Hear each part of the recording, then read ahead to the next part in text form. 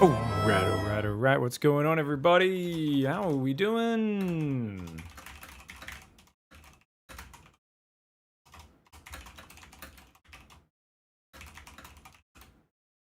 Sorry, guys, we've got so much going on this morning. How are you all doing, everybody?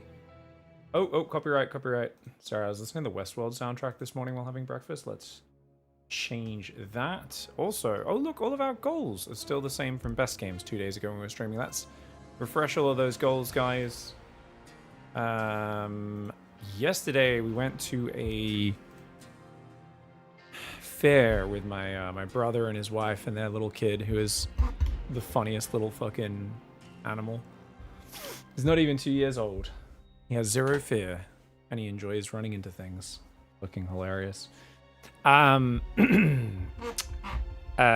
little ogre just runs around fucking eating things, smashing into things, falling over. Hilarious, hilarious child. So that was fun. We actually skipped our running challenge day yesterday, guys, and that means, guess what? Today is the final day. So we are actually on day 30 out of 30. Let's update this in the top right.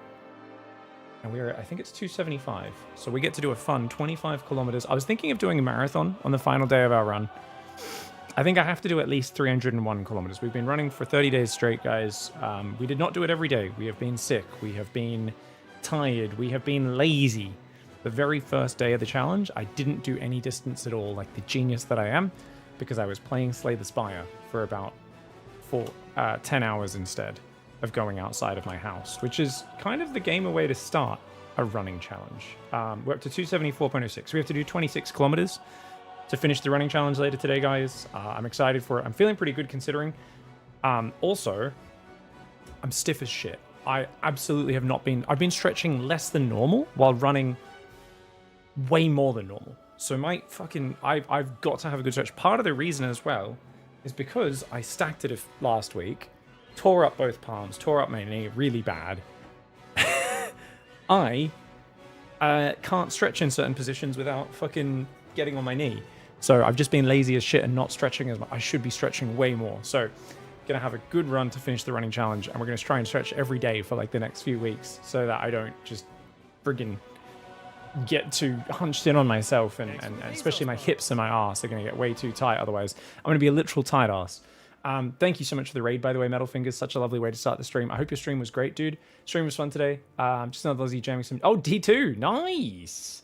Love your streams. What you about? What you do for the SC? Oh, dude, you're so kind. Thank you, dude. Are you a night streamer, Metal Fingers? Are you going to sleep now? Do you have a long stream or just an early morning stream?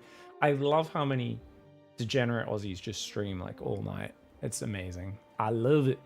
Attila the Misunderstood logging in says gstreak.app. Are you meant to be on an account called Attila Gstreak? Are you telling us your name's Attila? Either way, it's a good name. Attila the Hun. Antdog, thank you so much for the Prime sub as well. I appreciate you guys so much. What else were we saying? So anyways, running challenge is good. We've got a video my friend Eon Blue, our lovely moderator, linked us this morning, asked for our thoughts, which we're going to be reacting to start. It's just a 10-minute or 15-minute video. There are no hard multiplayer games. From a 500 subscriber guy. This actually got 18,000 views. Okay, not too bad. I think I thought it was 500 view video. I realize that's the subscriber count now. Point being, fun little thing talking about RTS and game design. I think it's got some great analysis and some what I would consider wrong or at least incomplete conclusions, which is cool. So I want to talk about that. I was already planning to talk about worker starts this morning. I've been putting this off for so long. People keep asking me about it, and I've talked about it a few times kind of willy-nilly on stream, but I just can't seem to make an organized, edited video about it. There's just too many different things to talk about, and I figured the best way to do it is what we'll do is after that, we're going to talk about, should we start with less workers, more workers in StarCraft? It's been a big thing up for discussion, and I think I'll commentate my finals against Boanan from the Green Earth modded tournament 2 weeks ago, where I think we had a banger match. And I think it was everything that was really fun in terms of my experience losing that finals, but having a good match.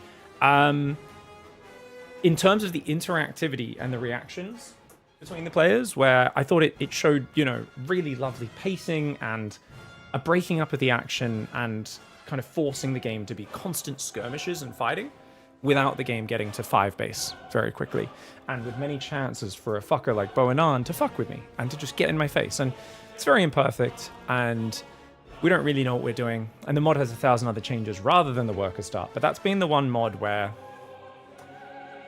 I've really enjoyed playing that mod so much over the last few months. It's my favorite StarCraft 2 experiences. Even when I'm getting my ass kicked, it feels a little less frustrating, which is nice. And there's a lot of reasons for that. Beyond just the worker start, things like the Queen changes are so cool in that patch. And I want to kind of just meander and talk about that and just kind of talk about some game design concepts. So I think that'll flow on really nicely from the other video, which is talking about basically how you should be happy to remove any sort of busy work in an RTS is kind of the conclusion of that video, because any mindless busy work that you remove allows players to focus more on strategy and making good decisions and that sort of stuff. And I think they're correct, but they also miss a big side effect of that in real-time games, which is becomes a micro war, and you take away people's macro choices to a certain extent. But there's a lot of complexity there, so we'll talk about it. Euro Night Site works out pretty good, though. It's not common for you to be lurking in the mornings when you wind down for bed. Nice! Dude, I've been on listening to Luton's Warhammer lore. Puts me to sleep so quickly. I put that on every night. Sometimes for 30 seconds, I swear, before I'm out. I'm just like... I love how everybody just has different stuff they sleep to these days. Full saturation starts as another clippy. Ayo, are you the first person on YouTube today, mate? Wait, why is my YouTube chat not work? It's working over there. It's not working here. Let's refresh. What's going on? Something went wrong. Well, okay, so I can only read my YouTube. Can you guys see each other in YouTube chat? I've got something wrong. I've got a monkey with a hammer over here. But I can see your messages on my dock, so it should be fine. It's just I might see them with a few seconds delay. So I think sometimes that Caster Labs app lags, so we'll just go off that. Yeah, Battle Aces is kind of the ultimate remove all the busy work, and it's like really fun, but it is like super micro focused, like super duper micro focused. Very, very, you know, if you take away people's macro tasks in a real time game that's fast paced, well, they're going to be trying to like surround each other and backstab each other 24/7. So it ends up just as mechanical and just as fast paced. It's just it's not as multitasking focused, and as well, like, and that's yeah, micro is just busy work, can start to be what people feel in those scenarios. And the thing is, I actually really like it because there is still obviously like part of the deck building aspect of Battle Aces was, and with their upcoming game, is going to be unit comps, decision making, how those units adapt and interact with each other. But it is kind of funny because unit control becomes so important. Yeah, becomes so important. And for some people, not having the option to be worse than their opponent on the unit control and just focus on the macro side, kind of optimizing their economy a little bit better, does take away from the choices.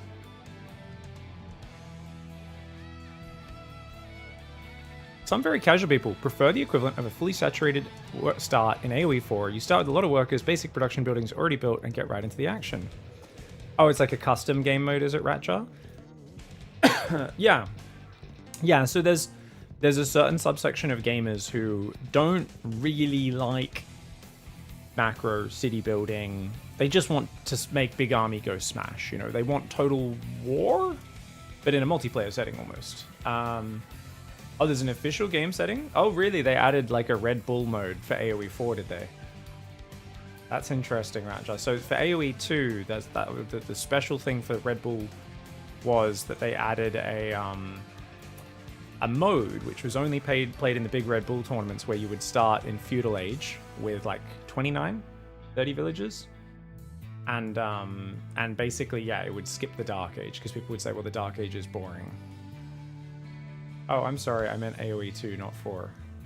Ah, okay. Yeah, the Red Bull mode. Yeah, the Red Bull mode's fun. Empire Wars is what it's called, Ratjar. Yeah.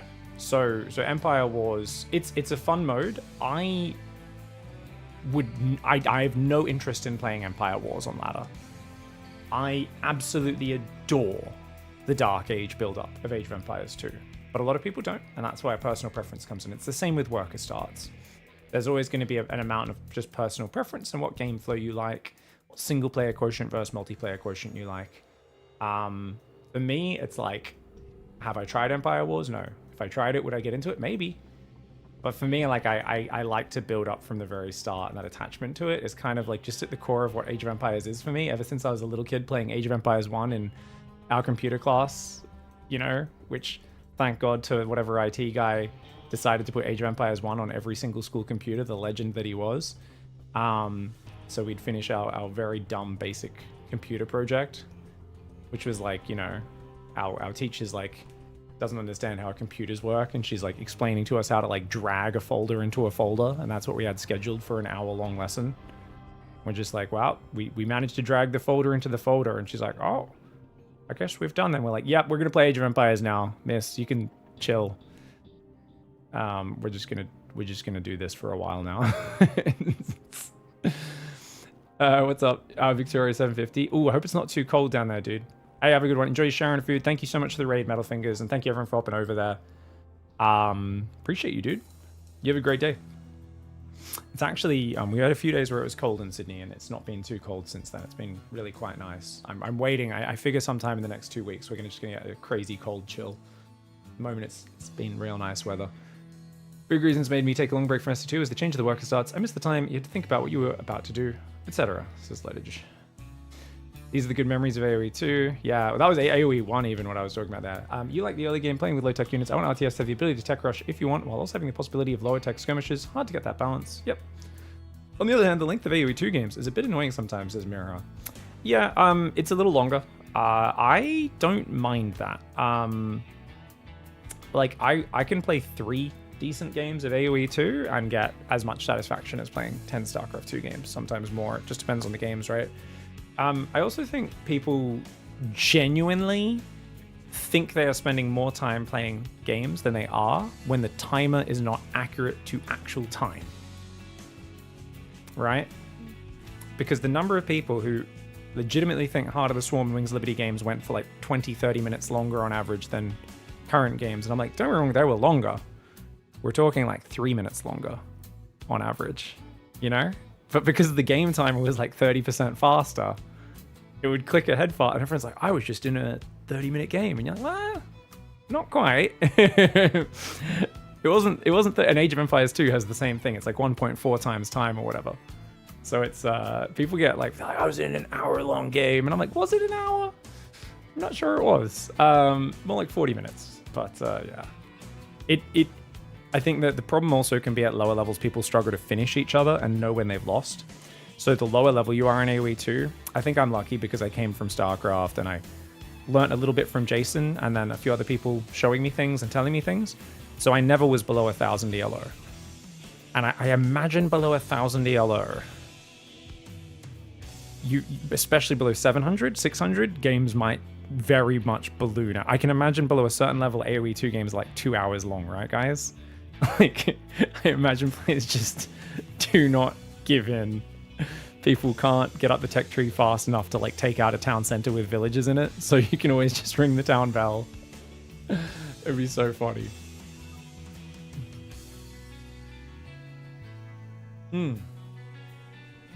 Empire Earth, I've heard good things about that. Yeah. Okay, guys, so let's do a quick reacts video here. As I said, the stream title is literally just this video I was watching this morning. And let's talk about it a little bit. I thought this was a really cool share from me on Blue. He linked it to me and he just said, hey, if you have the time, check out this video. I'd love to hear your opinion on it, was what he said. So let's go take a look. Let's go and take a look-see. Okay. So, let me just check you guys have sound.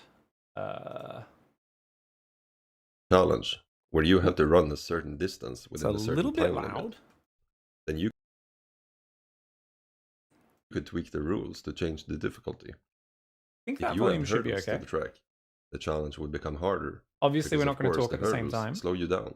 I think I can turn him up slightly. But if you're in a running competition where you're racing directly little against more. someone else, and the faster one wins, then you can't make the race harder by adding hurdles. Can you guys hear him? Okay? Like, tell me, give me some feedback on the volume. How's he sound? Because Thank you so assuming much. you both Jedi Master Wiggy and Dog for the subs. Appreciate you guys. play by the same rules, the hurdle. If you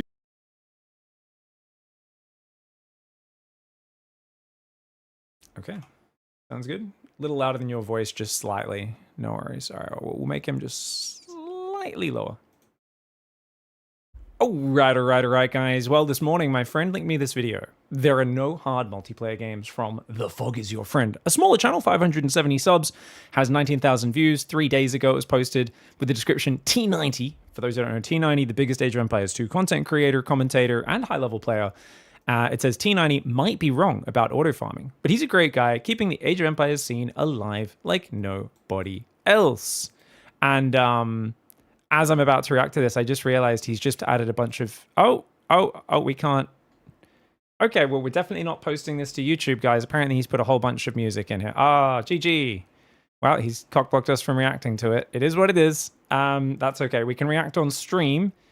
I apologize in advance for any muting or strikes we get during this. This is probably not going to be going over to YouTube then, but we'll see how we go. I think it was an interesting topic, so we can talk about it here on Twitch at least, and hopefully we don't get any copyright strikes. Just might demonetize today's stream video, which we don't care about at all.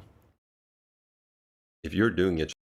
All right, guys. So anyway, let's talk about it. There are no hard multiplayer games, which I think on its face level is a very logical statement. It's something I've said many times before in the past, that how hard or easy a game is doesn't really make sense, but there's definitely finer gradations and ways you can talk about difficulty.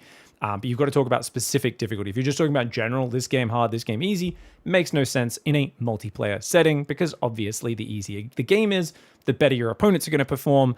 And if it's multiplayer, it's purely about winning or losing against your opponent. So it's always going to be as hard as your opponent rather than the game itself. But I think there's a lot more finer detail, and we'll see if The Fog Is Your Friend gets into that. If you're doing a challenge where you have to run a certain distance within a certain time limit, then you could tweak the rules to change the difficulty. If you add hurdles to the track, the challenge would become harder, because of course the hurdles slow you down. But if you're in a running competition, where you're racing directly against someone else, and the faster one wins, then you can't make the race harder by adding hurdles, because assuming you both play by the same rules, the hurdles also slow your opponent down. Aside from any personal preferences, the difficulty stays the same, regardless of how many obstacles you have to overcome. If your result is relative to your opponent, then the difficulty isn't the competition, but the opponent. Winning a race could be the easiest thing in the world, or the hardest, entirely depending on who you're competing against. In a multiplayer competition, strategic depth are up to overcome. If your result is relative to your opponent, then the difficulty isn't the competition, but the opponent. And I think this is the main point, right? On that basic level, he's absolutely correct. And like I said, on a basic level, if you're saying it's hard or easy, like already we've said, this is clickbait, Pig, this is clickbait, StarCraft 2, Age of Empires are both hard games, says dude. And yeah, in terms of beating your opponent, no, they're not, right? What's hard about them? And what we really mean is they're complex. There's a lot of different things to do in the game.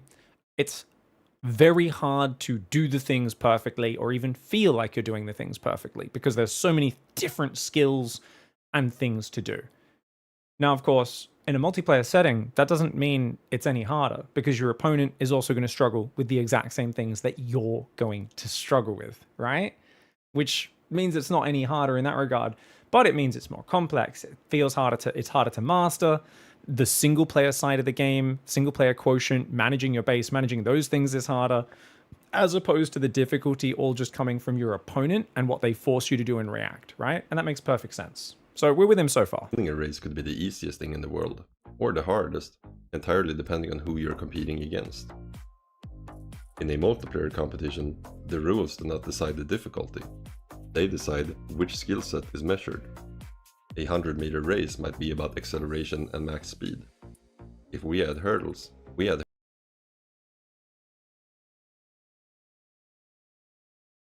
hurdle technique to the skill set, while reducing the value of the other skills. If we increase the distance to 1,000 meters, endurance will now... Sorry guys, I was just saying that, yeah, if you play Protoss, it is actually easier for you, as Vicious Squirrel says. Big Brain Man knows how to unmute. If we increase the distance to 1,000 meters, endurance will now be the measured skill instead. Which skill is being measured is decided by the rules of the competition. How much of that skill you need to win is decided by the skill level of the opponent. Some of this might sound obvious, but I don't think it always is. In discussions about multiplayer video games, a common viewpoint is that game developers should make the multiplayer component as hard as possible, even though that's not up to them. Sometimes players even want more game obstacles they themselves don't like, because they believe that more obstacles make the game more difficult.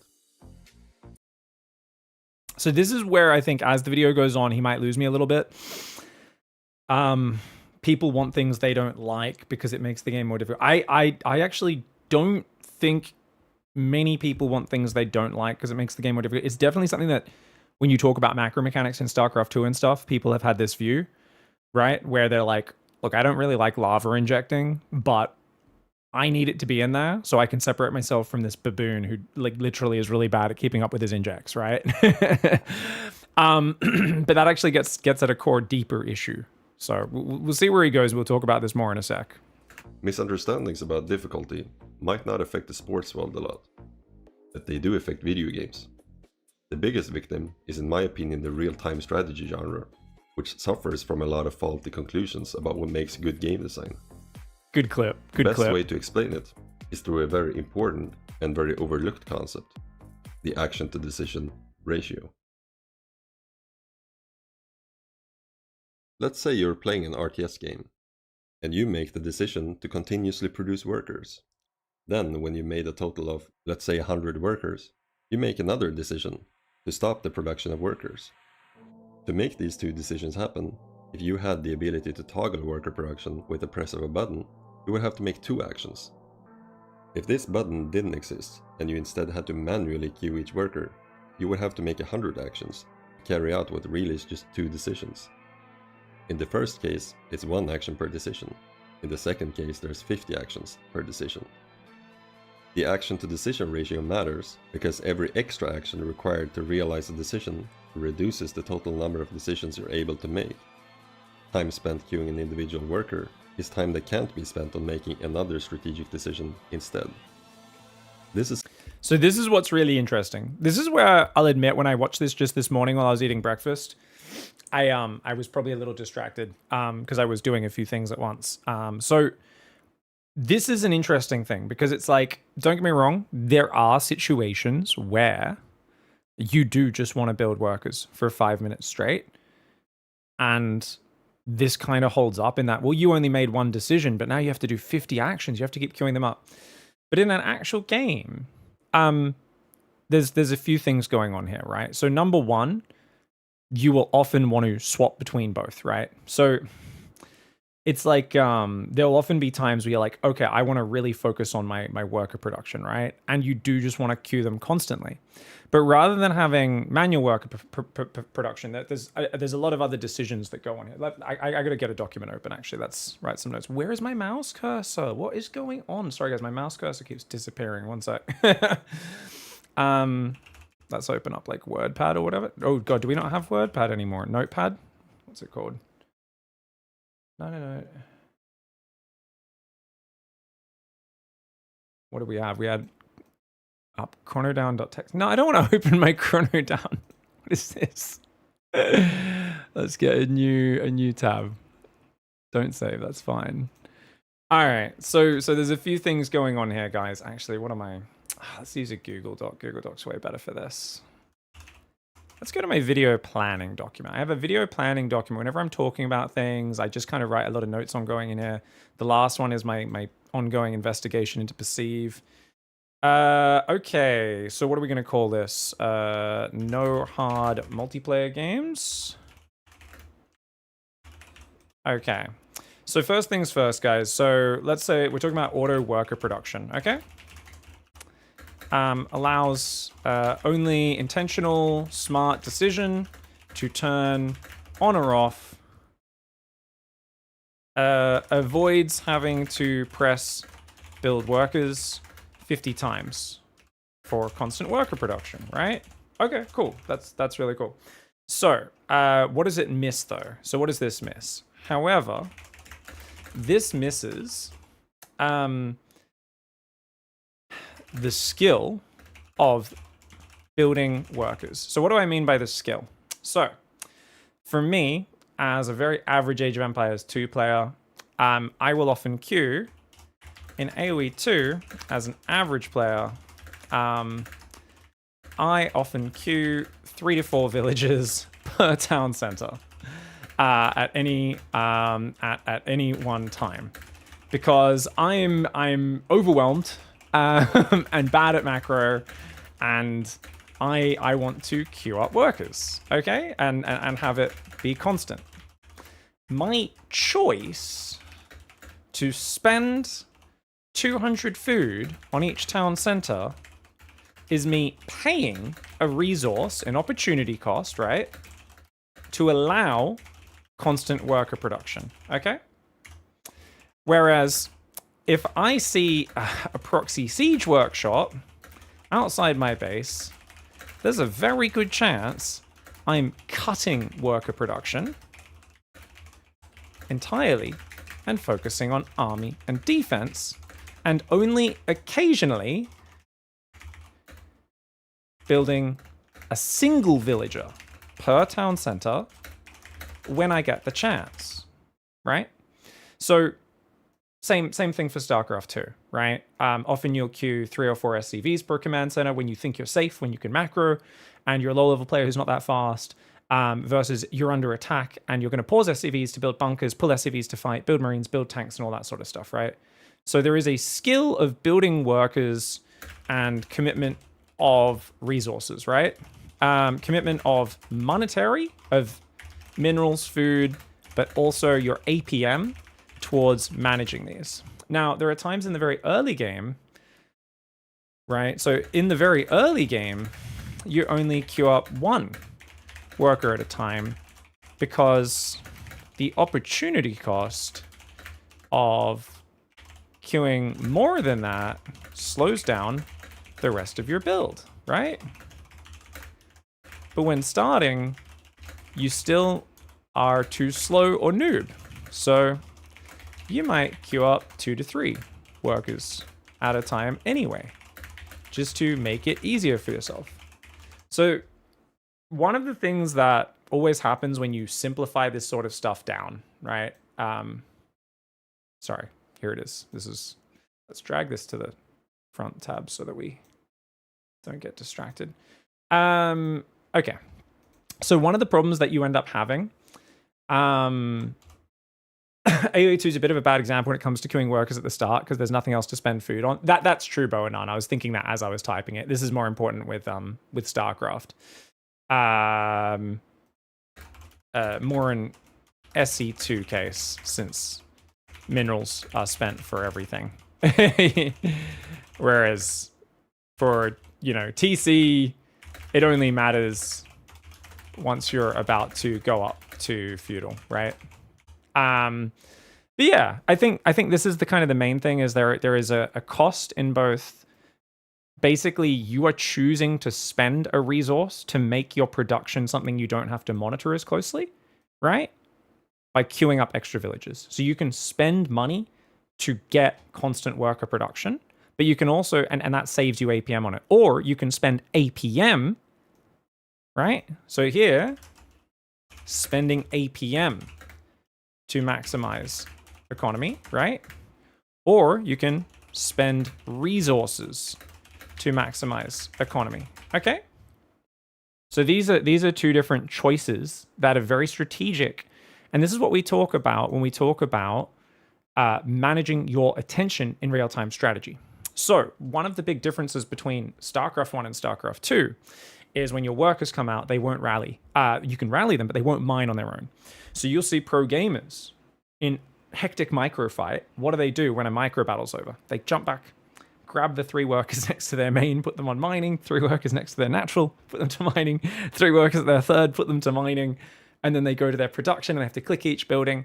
And there is a lot of busy work, and it's not a particularly attractive thing for a player who's not used to it to do, because it feels like, well, you've got so much busy work. But the interesting thing is it gives you a lot of freedom in terms of where you put your actions towards. And this is something which I'll probably talk about more later in the video, but it's what I fell in love with about strategy, real-time strategy games, is your decision-making choice about, do I put my focus on just trying to get my doom drop in the back of my opponent's base and win with a cheesy doom drop? Do I just want to build towers behind their wood lines and my proxy siege workshop and just try and cheese the heck out of them and have no worker production and no economy management behind it? Or if I'm on the other side of things, do I go, this guy's a cheesy bastard. If I just hang on, don't die, I'm putting my workers on mining correctly. I'm doubling them up correctly. I'm never getting supply blocked or housed. That's like there's always this asymmetry of, I can beat your skill in this area by being really good in this other area. And if you remove this, if you remove all those tasks and you say, well, it's just a toggle auto worker button, the guy who is just staring at his army trying to cheese the shit out of you is not paying as high a cost for that. You're both auto-producing workers. And in fact, what you can sometimes do with this is you change. There's like a natural inherent balancing act in classic RTS, your StarCraft 1s, your AoE 2s, your StarCraft 2s, where if you're constantly trying to kill your opponent, usually you're paying a cost in terms of your build-up and your economy being in a much worse situation, right? It's hard for you to manage everything at once. And that difficulty of you can't do everything perfectly at once creates really interesting differentiation in choice. Pressure Tested, thank you so much for the 142 month 3 sub, dude. Really appreciate it. Is time that can't And please weigh in with all your thoughts, guys, in the chat. I think this is really interesting. be spent on making another strategic. Time spent queuing an individual worker is time that can't be spent on making another strategic decision instead. This is important because the number of available decisions basically decides the strategic depth of the game. For example, if a game has only one type of unit, then there's no strategic depth in deciding which unit to produce. But if there are many different units and many ways to combine them, then there's a lot of strategic depth in choosing your army composition. because there's many meaningful choices you can make. Absolutely. So he's totally correct. I think a lot of people fall into the trap of thinking the only meaningful decisions are what units you choose, right? Strategy in RTS, they think, well, it's I need to counter your army, right? They're like, how do I counter your army? How do I counter your army?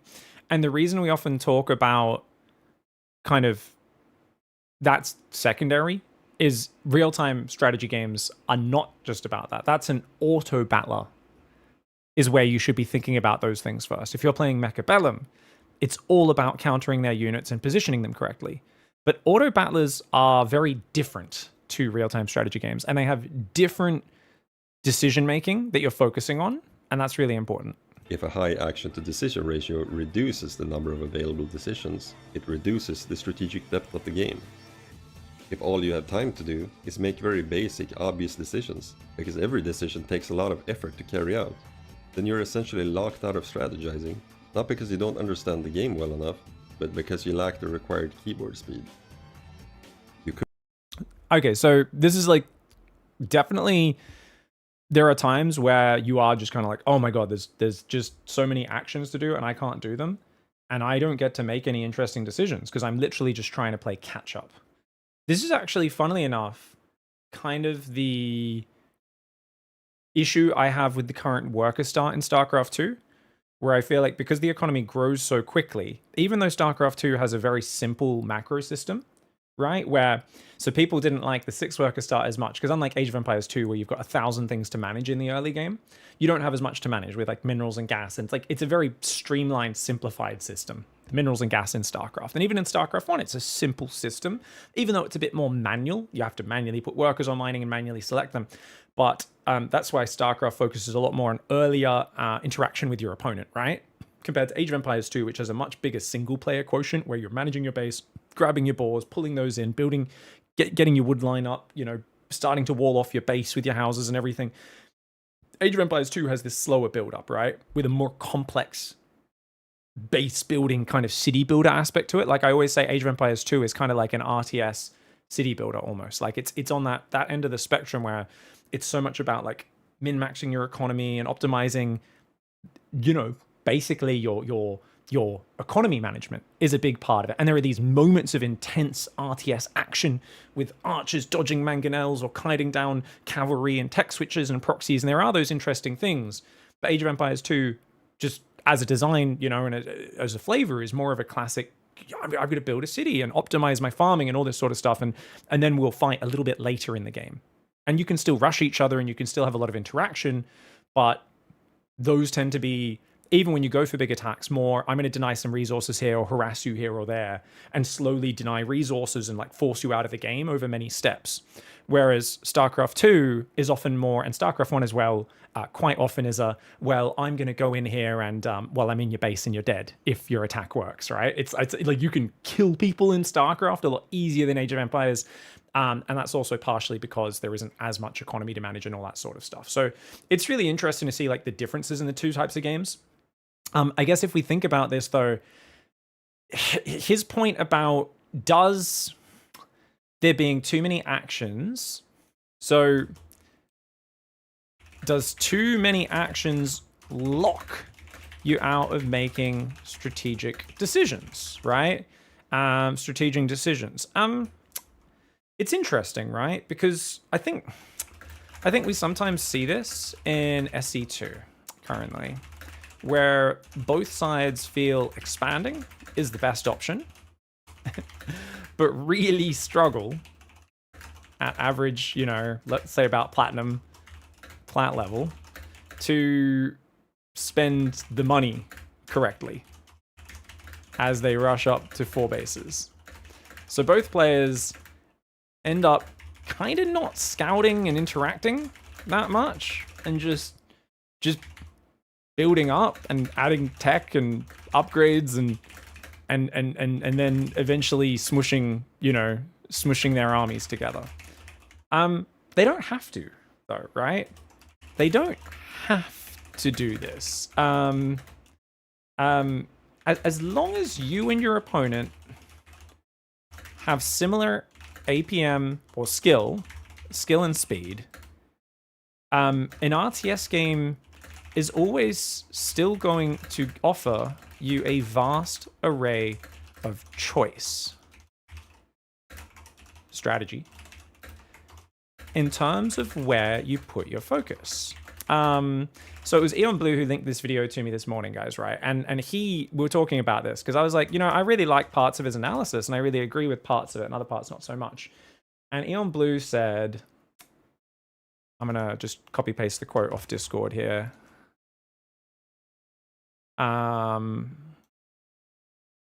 So basically I was talking to Eon Blue and he kind of just said, oh, I love Day9's take on it. I've repeated this many times when this topic comes up. RTS is real-time first, strategy second. When you have someone on the other side that has the same ability as you in the real-time aspect, the strategy comes massively into play. And the better you get at StarCraft 2, the more often you have games where that's the case. So he's kind of saying, look, don't get me wrong. If someone's way faster than you, yes, you don't get to do as much strategy because they can out-click you and build way more stuff or out-multitask you. But when you're the same speed, So when you're the same speed or skill roughly, there's a lot, and the thing is, it's not always the same speed, right? Sometimes someone's way faster or slower than the other, but like there's really fast players who make terrible decisions constantly. There's really slow players who make really good decisions constantly, right? So like you can just put all your actions into cheesing and disrupting your opponent's macro, off 1 or 2 bases. You don't have to just macro up, right? And play that game. Likewise, the player who macros but then turns it into a sharp timing attack is often favored over the directionless macro player that just builds things without any plan or point to what they're doing, right? We also see very low APM players who make smart decisions around their capabilities constantly outperform the high APM players who are disorganized and make poor decisions, right? The Diamond 2 350 APM, there's a lot of Diamond 2 or 3 350 APM spammers who constantly impale themselves, right? It's like impale themselves, they on their opponents. 100 APM efficient play, right? This is very common at that Diamond 3 range, Diamond 2 range, where the guys who are spamming mindlessly, and they're often constantly in these very inefficient APM cycles where they're repeating the same actions over and over again. And there's the 100 APM guy who's like, you know what? I'm not going to try and micro marine drops in 3 places at once, or I'm not going to open Reaper. I'm going to go marine first or reactor first. So, because I know I'm going to mess up my macro. Whereas the other guy is like, well, I have 350 APM, but I'm floating 700 minerals while microing my Reaper. And even though I killed 2 SCVs, I'm still way behind because my macros, I'm just like, I'm just clicking buttons randomly, So this sort of stuff does happen. And it's really interesting to see. Chess has fewer decision points than StarCraft. Chess has no strategic depth, says Background knows. Wait, what? Yeah. Turning off the auto build is also a decision. It's not just a one-off, says Background knows. You're absolutely correct on that. Yeah. I think this is conflating pushing a button with making a decision, says Background knows. Turning off auto build is also a decision. It's not just a one-off. Yeah. I mean, definitely turning it on and off is a decision, for sure. Absolutely. Yeah, there's multiple decisions in a toggle.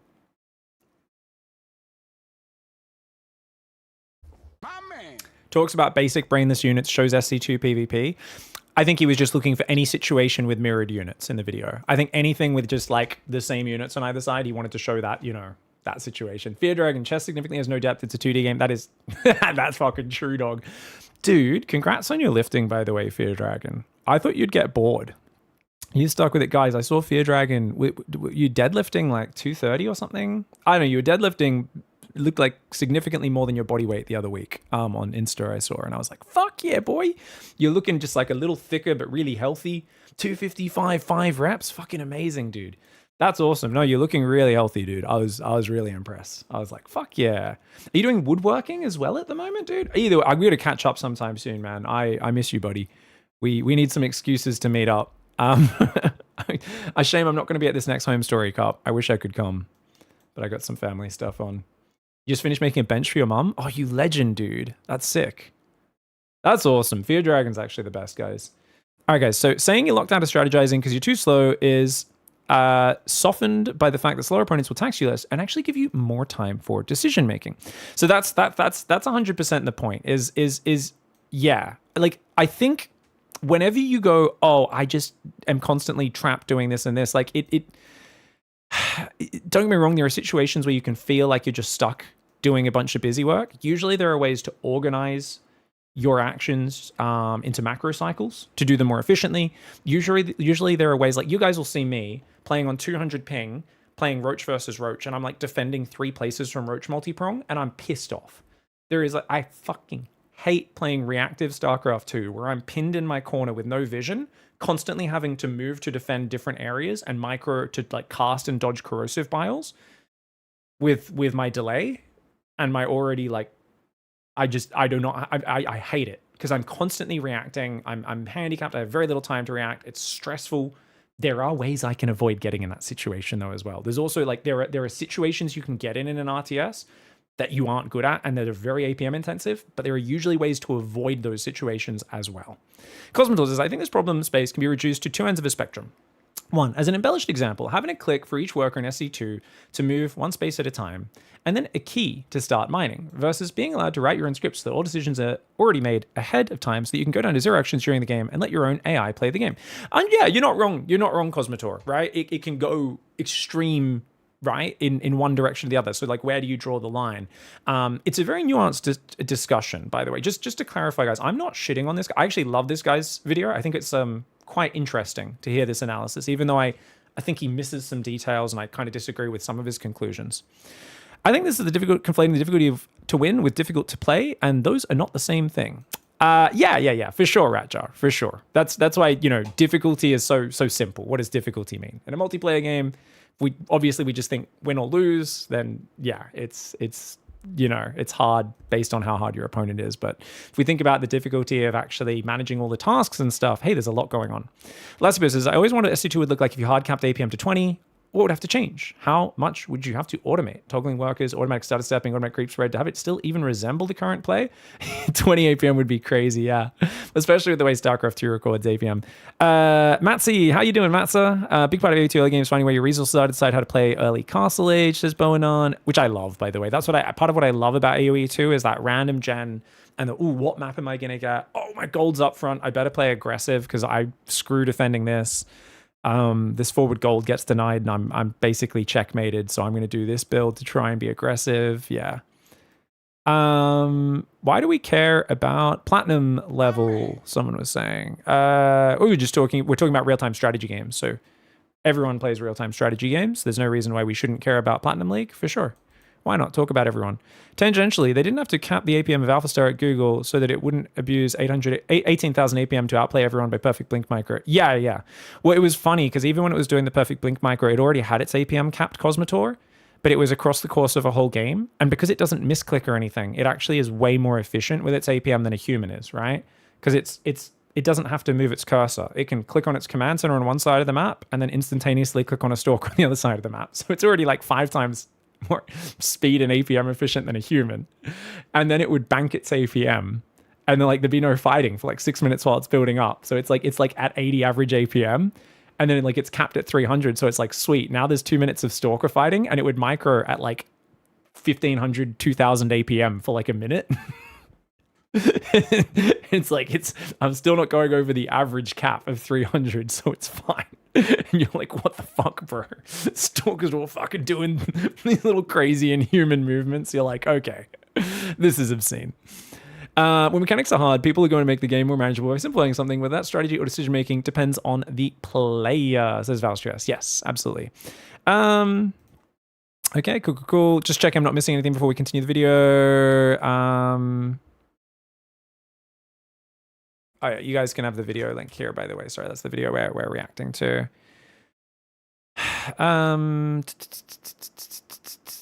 That post needed the video clip context. I was criticizing the video for crudely equating number of decision points with depth. If you made genius choices, I bet you would never need more than like 60 APM once a second. Lots of it is spam, but like no one could do that. Machine maybe, yeah. Perfect micro can do a lot when done by AI. Yes. Hey Dave, thank you so much for the raid, dude.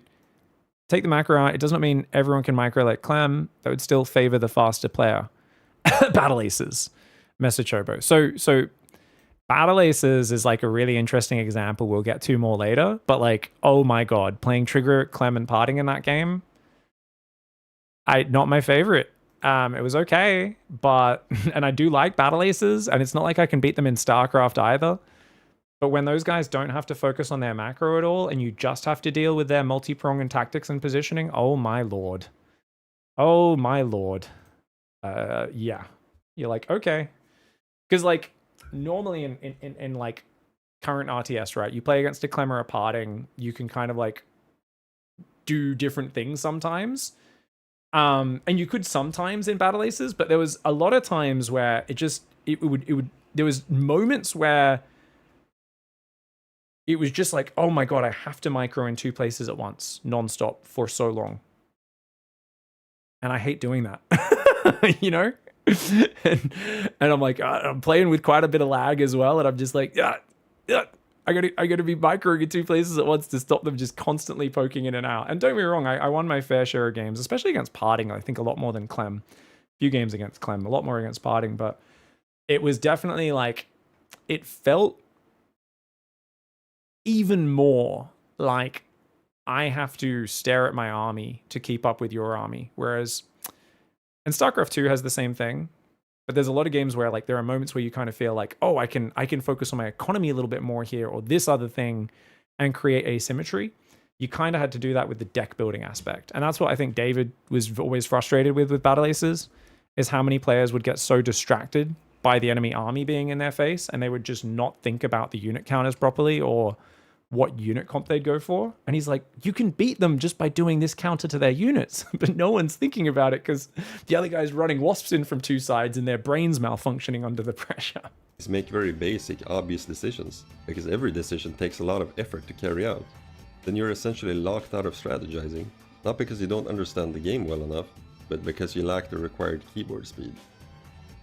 You could say that a high action to decision ratio rewards fast players with the ability to execute complex strategies. But it's really the opposite. The game becomes strategically dumbed down for anybody who isn't playing fast enough.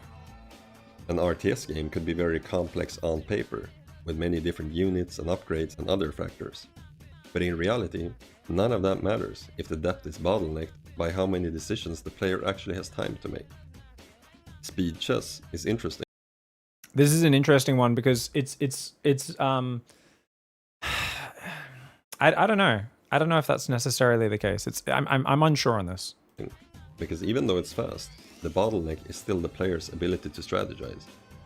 Moving a chess piece is so easy that the only limiting factor is the player's decision making. If moving a piece instead required a lot of effort, chess would become less strategic. The end result of a high action to decision ratio is that players... He's saying it would have less strategic depth. It would be a different sort of strategic depth. It's the mechanical side of the game. Like, there are still decisions in how you play the mechanical side of the game. So this is the lens of, okay, so this is where this gets so convoluted. So it's like more complicated action, right? More complicated moving of chess piece would reduce strategy. I think that's incorrect. Okay, so let me think this through out loud with you guys. It would reduce the focus on the strategy of the moves. It would move that strategy onto how you move the pieces as well, right? Then you have two different strategic lenses interacting. And how you focus on one, the other, or both of these will all interact. So if one player is just focusing on making the best moves, but they're really shit at moving their queen around, you know what I mean? If someone's really shit at moving their queen, but they've got better moves, so they're running out of time, that's a problem for them, right? And then there's also the guy who's really good at moving his pieces, but he's slowly getting a negative in terms of the board state. And it's what I mean is that, like, a lot of real-time strategy games, a lot of the strategic interactions, the interesting interactions, is where are you going to put that attention? And that is strategy. It just doesn't feel like strategy. Okay, so I think the problem is, to most players, this doesn't feel like strategy. Why? Right? Strategy is what units counter what. It's, you know, it's a pincer maneuver. You know, it's tricking my opponent and that sort of stuff. But like the thing is, like there is strategy to focusing all your efforts on maximizing perfect economy for 2 minutes with a safe bunker and tank, versus a guy who you've scouted is going to harass you non-stop and try to distract you, and then do a big all-in. You block his ability to do that and focus hard on your economy, and then you're ahead and can shut down his all-in, right? Shut down his all-in and win the game. That was like, this is a strategic, like, it's a decision to focus on these little details that will give you an advantage in some way. Anytime you're focusing on something that gives you an advantage, that's some sort of strategic understanding, if that makes sense. If you want, this is what real-time strategy is. And this is what we talk about when we say, like, so much of real-time strategy is about where your attention goes, if that makes sense.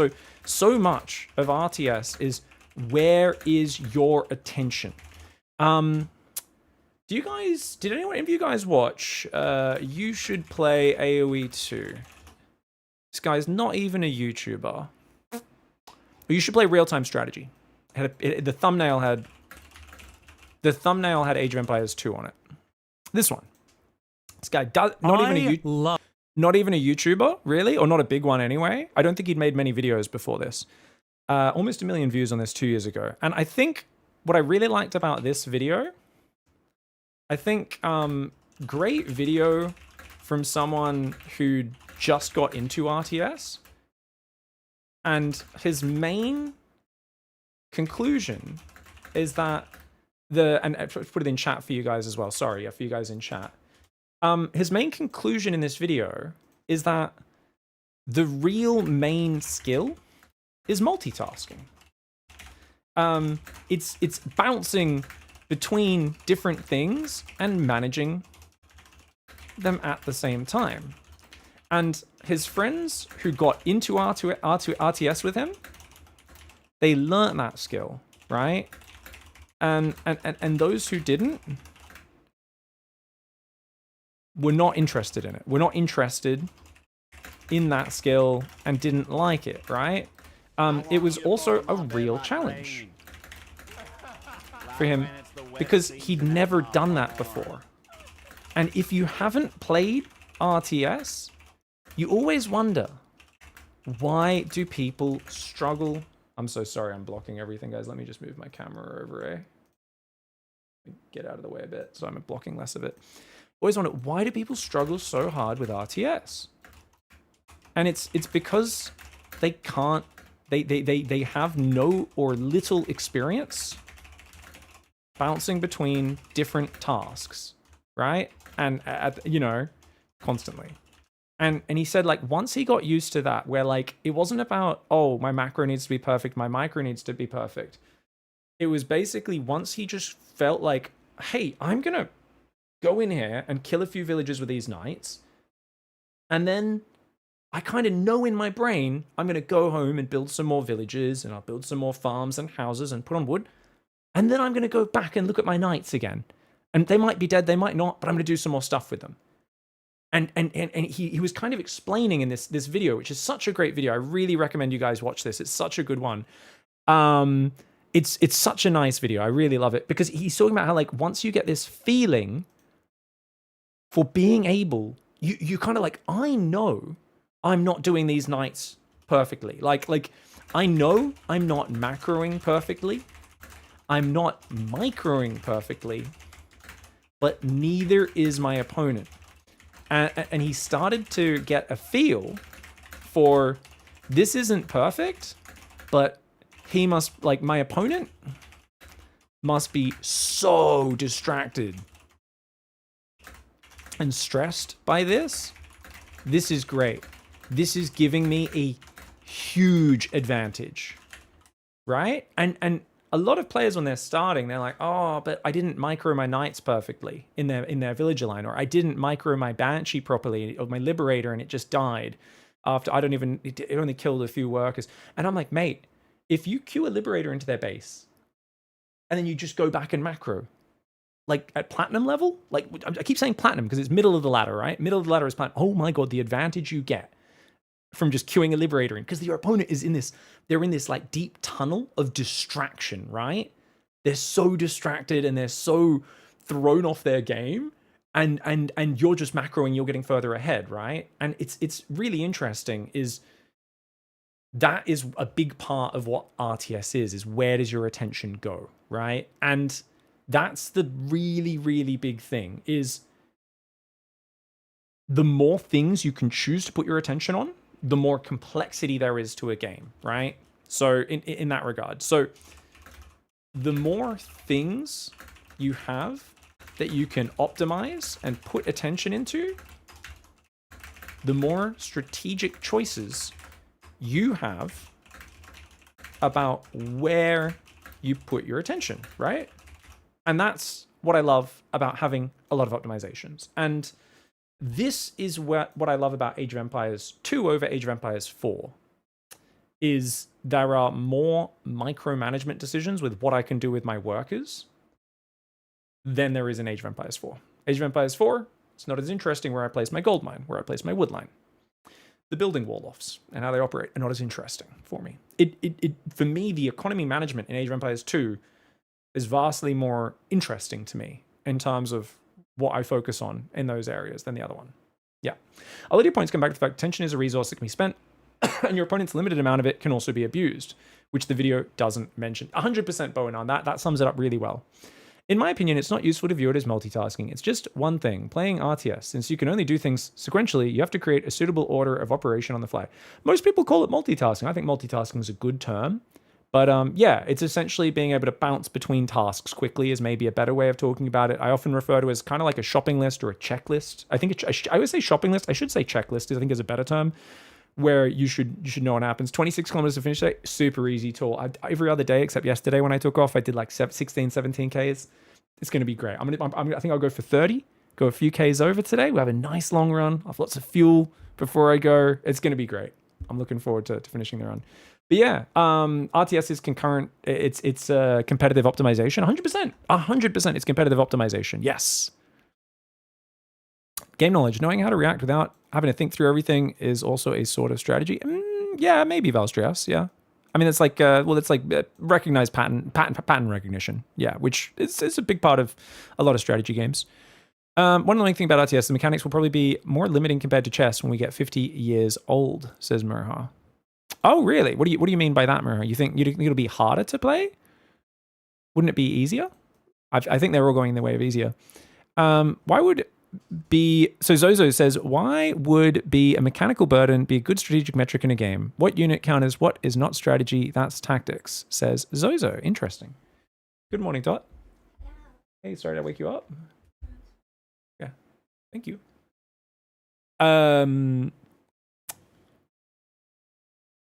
Mechanical burden be a good strategic metric, and the point is just anything that takes decisions and how that all interacts is all part of the kind of strategic fabric. Yeah. Day9 has a really good video. Can you link it up for us, Grimace? I hate my opponent distracts me from something I was focusing on. It's incredibly frustrating. Yeah, it's a big part of what RTS is trying to stay focused on the correct things. You know, we often talk about RTS is playing piano, but the other guy's got a hammer and he's trying to hit your hands. So you're both sitting. This is what RTS is, right? RTS is I'm sitting here, I'm playing piano. You're sitting there, you're playing piano, and occasionally one of us picks up a hammer and tries to hit the other one on the fingers. That's like, this is what real-time strategy is at its core, right? And it's fucking fantastic. When people talk about it being like hard or difficult, it's like it's 100. Like, you're trying to play piano, the other guy's trying to break your fingers, you're occasionally trying to break his fingers, you're trying to like dodge his hammer strikes and then keep playing the song. It's mechanical, it's fast, it's real time. There's a lot of shit going on. It is what it's a lot. All right, so we're gonna take a very quick break. We'll finish the video in a sec. I think we've already talked about a lot of interesting things. This is why I wanted to talk about this, because I'm just like, it's so. I think it's such an interesting thing, real-time strategy, and I absolutely love the way it plays out. Anyways, we'll be back in 3 minutes. Sorry, the ad break's gonna autoplay. We'll be back in 3 minutes, and we'll continue with this video. Be right back.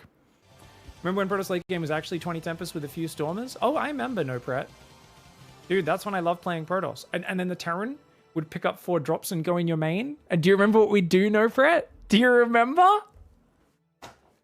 You select your mothership hotkey, you double tap it, and you fucking turn on 8 pylons and turn them into cannons, and all 4 medevacs get shot down, and you go, ooh, how's it feel, Terran player? Eat my fucking balls, you idiot. My 2 supply hero unit just killed 40 supply. Eat a dick.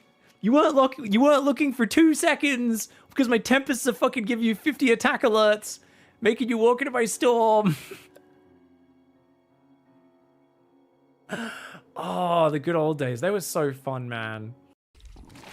Dude, you could not micro any more virgin than this. There's like literally so little sex that has been had by someone who micros a probe this hard. Like, I understand. Like, somebody like, what? So what? Like, how can it be less than me? I don't get laid. I play games all day.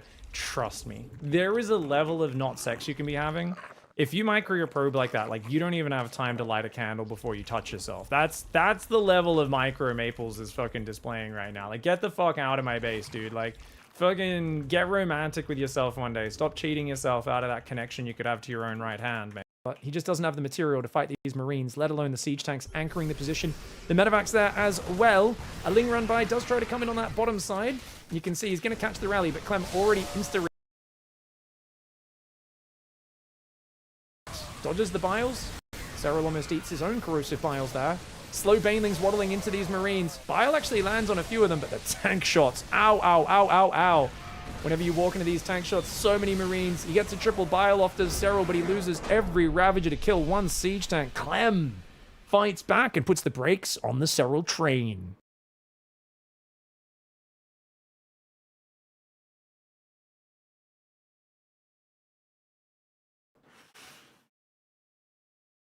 Oh my god. Oh my god, ladies and gentlemen. Oh my god. Dude, he's fighting back, bro. Holy crap. The U.S. Air Force. Brought to you by the U.S. Air Force. Bombing harder than Maru in an international land. Yeah, there could be some good opportunities for promo if there are. That was a very committed blink timing. I did not find Shin is way up in supply. Max needs to make a heroic effort to survive to Colossus. And the first step is give up the 4th base, pull back, and look for extreme late game efficiency. Which is going to be very hard to do. Banelings do get blocked. Wait, do they? Do they? Do they?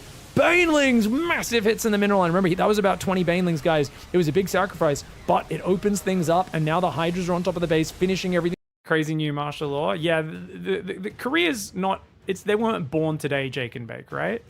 I can't believe that donkey of a Korean prime minister thought they could 6-pool literally a country that grew up on StarCraft. Did you guys see how quick they reacted? The moment they scouted the 6-pool, they fucking instantly went in and they're like, oh no, we're gonna wall you off from your fucking natural. And I'm like, you can't hatch block them from... They literally just boosted over the wall. Once 1-1 finishes, it's going to be even upgrades for a long time. Finally done. What's up, guys? All right, guys, let's continue. Dude, what's going on with our viewer count today? It's jumping up and down wildly. That's weird. Anyway, guys, if you're just tuning in, welcome. Guys, today we are reacting right now just to this video. Let me link that over to everybody. Our YouTube chat is still dead on that side, but it's fine. I can see it over there, so it's all good. I don't know how I can get this to refresh. Reload. That's just going to reload the whole page, isn't it? And that's just not going to work. That's fine. It is what it is. As long as the stream's working and I can see the chat. On the other thing, we are good. Getting old is killing you at RTS. Oh, what was Murha saying? I missed this one. Murha was saying that getting old in RTS kills you. Oh, you mean like, ow. Oh, you meant like as we age, it'll get harder. Knowing about it is, mechanics will probably be more limiting compared to chess when we get to 50 years old. Oh, for sure. I mean, reaction speed matters. You're just going to have to, I always give the example of people always compare StarCraft to chess. StarCraft is not chess. RTS is not chess, guys. It's football. It's soccer. And I don't know if you guys have seen this. A lot of 50-year-olds play soccer on the weekend. They've got a gut hanging out. They can't run very far. And it's not the level they played at when they were 20. Or 15. They still play against other people with guts, and it's fucking fun. The trick is, we just have to accept as we get slower, or as we don't have as much time to practice, focusing on other things, you could still have fun with it. But you got to just, it's competition. You still got to play against people who are at your same level, and then there's still a lot of fun decisions you can make. Like, because you know, much like any, there's a lot of strategy in football, but it is to a certain extent gated behind what you can do physically and what your opponent can do physically, right? And then the strategy works within that space. And that's kind of the same with RTS as well. Yeah. Counterpoint, there's a fair number of world-class fighting game players that are actually in their mid-40s. That's actually really awesome. I guess it's not as reaction speed based necessarily. Too nice, yeah. I guess it's also not like a super professional scene, which is cool. So I guess like experience matters a lot when a scene's not as professional. Like there's not as many young guns getting full-time coached to just beat you with their raw speed and that sort of thing. And in gaming, yeah, reaction speed isn't always the biggest. A lot of it is experience and stuff. Yeah. You gotta lean into that experience. Yeah, it was fun watching Federer just continue to prolong his career for so many years where people thought he was done, right? People were like, nah, he's got to retire. And he just kept finding ways to win. Just lean into certain advantages, changed up his play style completely to work with old man elbows and stuff. Yeah, it was good. At every second, there's lots of decisions need to be taken, starting from the beginning. Many RTS games like that. There's lots of waiting without many options in different times, says Oguzaba. Well, that's what I really like about StarCraft 1 and AoE 2 as well. And it's why I get really annoyed that people seem to be so anti all those little decisions that go on in AoE 2 and SC1, because they make out like they're just busy work, and they're not just busy work. Like that's what it grinds my gears a little bit, because don't get me wrong, yes, it can feel like difficult and stuff, but like I actually really like what AoE 2's done with Definitive Edition. I think it's a lot more modern than SC1 is. SC1, no multi-building select, all that sort of stuff. AoE 2 is an example of a remaster where they've brought it into the modern age.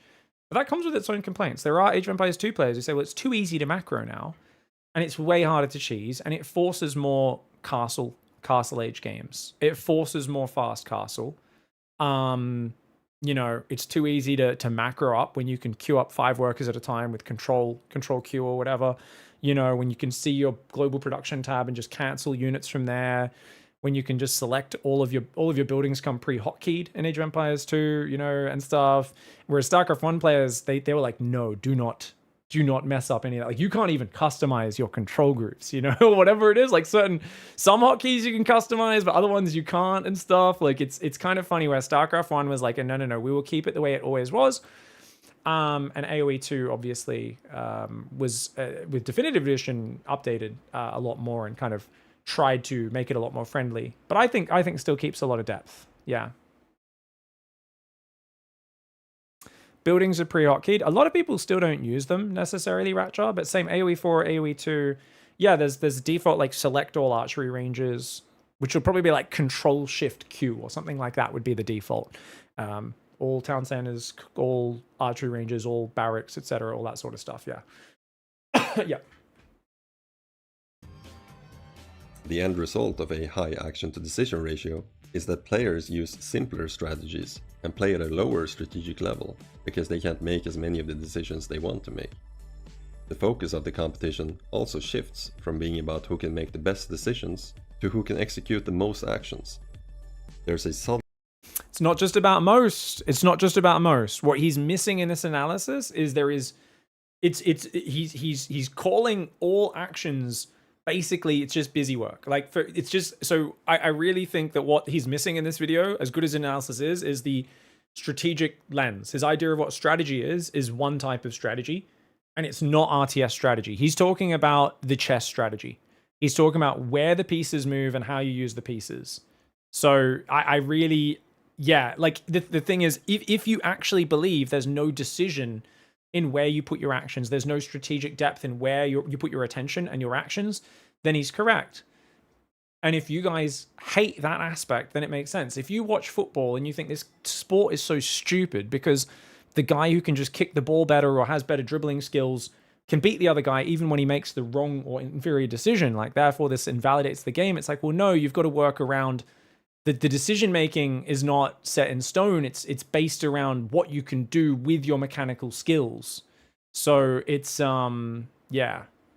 Sports are not skill based. It's genetics, says Young Pokey. It's absolutely both. Both of those things apply. What are you talking about? I've seen a lot of people making comments in chat. I'm always like, I mean, don't get me wrong, genetics is hugely important, of course, but it's both. Yeah. Like I don't think we need to make that. Anyway, I'll get distracted. Why AoE 2, not AoE 4? AoE 4 simplified a lot of the things from AoE 2.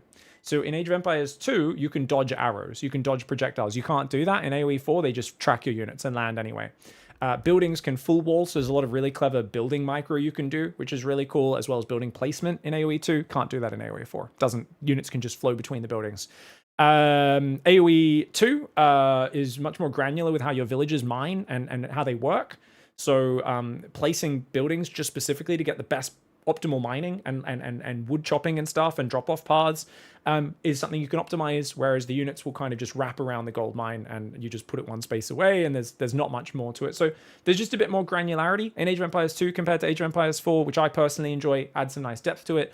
I think the biggest thing, though, for a lot of just competitive gamers is obviously AoE 2 is much more responsive as a game. The units react much quicker and are much crisper to micro. A lot of people who go from StarCraft don't recognize that because the way units formation move and behave feels very different and it feels clunkier than StarCraft 2. StarCraft 2 is like units smoothly flow and react instantaneously. But if you compare AoE 4, AoE 2 side by side, the units are much more responsive. So that's what people really like about the micro in Age of Empires 2. Dodging mangonel shots with like you're attacking ground to try and predict where their units are going to move. You can use formations to like dodge and group up really well. AoE 4 is a very good game. It really is a good RTS, and I quite enjoy it. It's just lacking some of the things that I love about Age of Empires 2. That's all. Cool, but important difference between these 2 points. A high action to decision ratio not only divides the measured skill set between strategic ability and keyboard speed, it also bottlenecks your strategic ability behind your keyboard speed, effectively lowering your strategic skill. A high action. What he's saying, 100% correct, as long as we're talking about his definition of strategy in terms of the non-mechanical side. If it's just the other choices, sure, he's totally correct. But as I said, we've got a big blind spot in this video is all. The decision ratio leads to less possible counterplay as well, because instead of players strategizing and microing against each other, the gameplay revolves more around each player overcoming single-player style obstacles, separately from the opponent. An analogy would be playing Mario Kart against someone else, but instead of racing each other on split screen, you take turns doing time trials to see who gets the best time, without much interactivity with your opponent. Fewer available decisions also lead to less strategic variety between players. And when watching tournaments, instead of seeing high-level players show creativity and complex strategies that you couldn't have thought of yourself, they execute pretty simple strategies instead, because most of their skill is in overcoming the game UI, something that's generally invisible to the spectator. Okay, so this is interesting. Less strategic variety, less visible skill. Showing some StarCraft examples here. There's less counterplay and more single player. So single player quotient is a big part of certain games. Age of Empires 2 has a massive single player quotient. Warcraft 3 has a decent amount. Stormgate has the lowest amount. If you guys really want to talk about that, Grubby single player quotient is a really good video you guys should watch. What's the name of his video where he talks about that? Grubby, why is RTS different or something? What was it? Yeah, this is it. Why is some RTS not fun? If you guys want to watch that, you can look at that as well. So, basically, single player quotient is higher. If you guys want to hear about that, that's Grubby's video, which I think is really good. Talking about the range of this in different RTS. And he's specifically talking about how Stormgate, the way the dog would be in your base 12 seconds into the game, like when you're just getting acclimated with what the buildings and units do, is like the most anti-RTS thing ever, and people hate it. Yeah, you do not want someone in your base, and they changed it. I know they changed it. But basically, people need time in RTS to like look at their base and figure out what things do, especially when they're getting into it. And that's why you'll hear a lot of players who maybe like an Age of Empires 2 with a slow build up and a long single player quotient, and they go and play StarCraft and they go, what the fudge? 3 minutes in and the guy's cannon rushing me, or he's in my base, and like they just go, this game is stupid. This is for idiots who just want to cheese the other guy without actually doing any strategy, right? And that's why you have this big like, and then StarCraft players play Age of Empires like, nothing's happening. 20 minutes before anything happens, there's nothing to do. It's so boring. While like terribly mismacroing and fucking up their opening like really, really badly. You know, like this is like kind of the classic Age of Empires player that doesn't understand StarCraft player that doesn't understand Age of Empires. And like you know, I always like, people always go, oh, Age of Empires, I was really bored, there's nothing happening. And I'm like, my brain, when I'm doing an Age of Empires 2 opening, is fucking firing on all cylinders. I'm like, I've got so much shit to manage, and I'm scouting constantly. I'm trying to pull in sheep at the boar, and I'm fucking doing so many different things. You're getting your wood line up, you're getting your berries. There's so much going on, and there's so many things to optimize while you're adapting the map, and it's just so funny. Bonan says, to be fair, there's nothing happening at the start of an AoE2 game. With your opponent, yeah? Until you scout them, yes. But there's a ton of shit going on. It's just once you've played enough games, obviously, I guess you're more natural with it, but like there's a massive amount of things to manage. I would say Age of Empires 2 openings are the most frenetic and hectic out of every RTS. I don't know if there's an RTS that's as complicated in the opening stage as AoE 2. Like I'm thinking of the games I don't think I've ever played a game where the opening is as challenging as Age of Empires 2 in terms of the number of different things you need to manage simultaneously. I don't think so. And this is why even pro gamers will get their villager killed by the boar, right? Yeah. Yeah. Yep. Yeah. So to me, I would love to hear because you've played a lot of AoE 2, right, Boanan? So I'm really curious. Herding deer to your TC in AoE 2 is ridiculous. First 8 minutes of every match are ridiculous. Herding deer is entirely unnecessary. So this is actually the funny thing where I'm not sure what the spawns are like. I haven't played in a while, Metal Fingers, but last time I hopped back on AoE 2, the deer pushing had become more meta because they'd made it so the deer spawn closer on like Arabia, and it had become completely standard. Whereas when I was first playing AoE 2, 2021, 2022, whenever it was, I think around then, it wasn't standard. And the opening was like definitely difficult at the time, but way more chill. And I remember coming in and I was not used to the deer pushing, and I was like, what the fuck? I got a deer push as well as everything else I'm managing. It was definitely like 10, 15 games of like real struggle getting used to the deer pushing. I was like, what the fuck, man? This is like really hard, you know? I've been playing a lot the past year. Herding the deer is essential, so much so that half of Arabia gens have chickens, so the gameplay is different. That's interesting. Are there aggressive animals in AoE 2? Yeah. Yeah, so yes, yeah. Empire Earth just copied AoE 2, I'm pretty sure, fully ninja. So the boars are the main thing you have to get early. It could be a boar, could be an elephant, could be a rhino. You have to attack it with a villager and then kite it backwards, like throw a spear at it.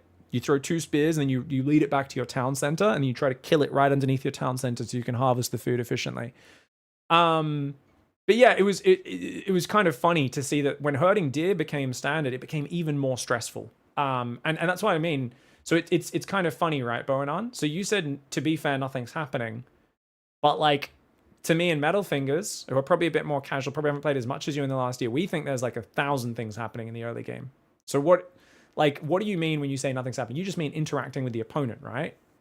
Prior to the last patch, there would actually be neutral deer on Chicken Arabia. Sometimes you get a huge advantage by having the neutral deer spawn close to your base. Oh, really? Yeah, that would be massive. So they removed the neutral deer spawn. That makes sense. Yeah, the balancing with how they adjust the spawn gen is so fascinating. Like in AoE 2, I love it. The Arabia meta, looking at like all the little adjustments and how the map spawn is fascinating. Yeah. I just mean that often there's little interaction. Yeah. But that's the thing, is because it's a single player quotient. It's one of the most frenetic early games ever in terms of the amount of things you have to manage, AoE 2, and yet so many people will drop that, well, nothing's happening. And I'm like, the early game feels monotonous to you? Yeah, I think because you're a very interactive, cheeky fucker, right, Boanan? So your style of gamer, I'm shocked that you play as much AoE 2 as you do. Do you just like do a lot of proxy siege workshops or what? Because I imagine you would not be playing like the defensive normie game. And you veto arena, right? Because if Boanan doesn't veto arena, I'm gonna vomit. I hate arena. I think arena is garbage. You're a macro monster? Oh god. What is this? This is how I know you're schizophrenic. I veto every closed map. They're terrible. They are. I don't like closed maps. To be fair, I've never learned water either. And I think that makes a lot of sense unless you're putting a massive amount of time into the game. Because that's a very different part of it. Something that's generally invisible to the spectator. All right, guys. So less strategic variety and less visible skill. Single player quotient is higher. Okay, so less strategic variety and less visible to viewer, like mechanical skill, right? So here's the problem. If we think about it, so let's test this. SC1 equals way more manual. What did he call it? He called it like basically the simple, like, you know, there's more way more actions per decision, right? Compared to SC2. So it should follow that SC2 has more variety strategically, right? And is more visible to the viewer in terms of strategic variety and skill. Right? I think, am I fair? Based off of his consensus, I think that's what he's saying, yeah? A good real-world example of what happens when you lower the action-to-decision ratio can be seen in the difference between StarCraft 1 and StarCraft 2. In StarCraft 2, some mechanics without strategic depth are automated, unlike in StarCraft 1. The result of this is that in StarCraft 2, players differentiate themselves mostly through their choice of strategy and on-the-fly decision-making, rather than through mouse and keyboard speed. Going from StarCraft 1 I don't know if that's true. to StarCraft 2 almost feels like going from a single-player game to a multiplayer game, where instead of fighting your own base and the clunky UI, you're strategizing and microing directly against your opponents. So that's so interesting. Because I feel like when I'm playing StarCraft 1, I'm wrestling with my opponent constantly. And in StarCraft 2, I feel like there's less of that. So this is where you've lost me, right? So what's his name? No Fog? Fog is your friend. So Fog claims that SC2 is directly playing the opponent, right? Whereas SC1 feels like wrestling the UI. Okay, so when you start, yes, he's correct. Because SC1 is so archaic and different that it takes longer to learn, right? No multiple building selection. Units are a bit funky with pathing and how they all behave. Wall offs have unique rules.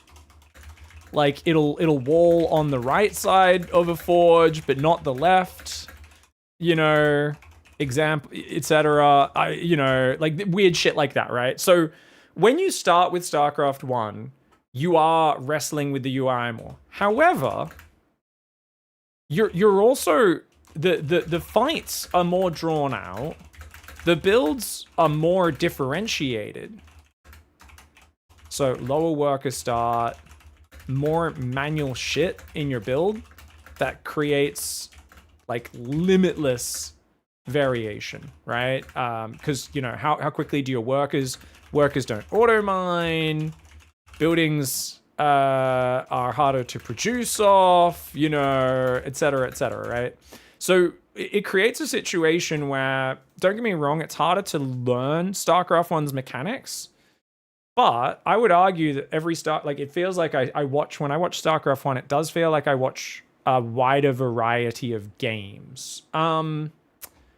So subjectively, it feels like a wider variety of SC1 strategies that I see. However, if I just labeled like the builds, the builds or the openings, I wonder if that actually holds up. I don't know. It could just be basically that because the unit interactions are so unique and the fight's so drawn out and based off of the terrain, poorer pathing, 12 unit selection max means fights are more drawn out and broken into separate chunks rather than sudden and brutal like in SC2. Because the pathing's smoother, unlimited building selection. So it's one of these things where, like, for me, I guess I don't have evidence. I have feelings. I'm gonna bring feelings, not facts. And my feeling is that SC1 actually has more strategic variety, visible skill. And what was the other one that he had on his checklist?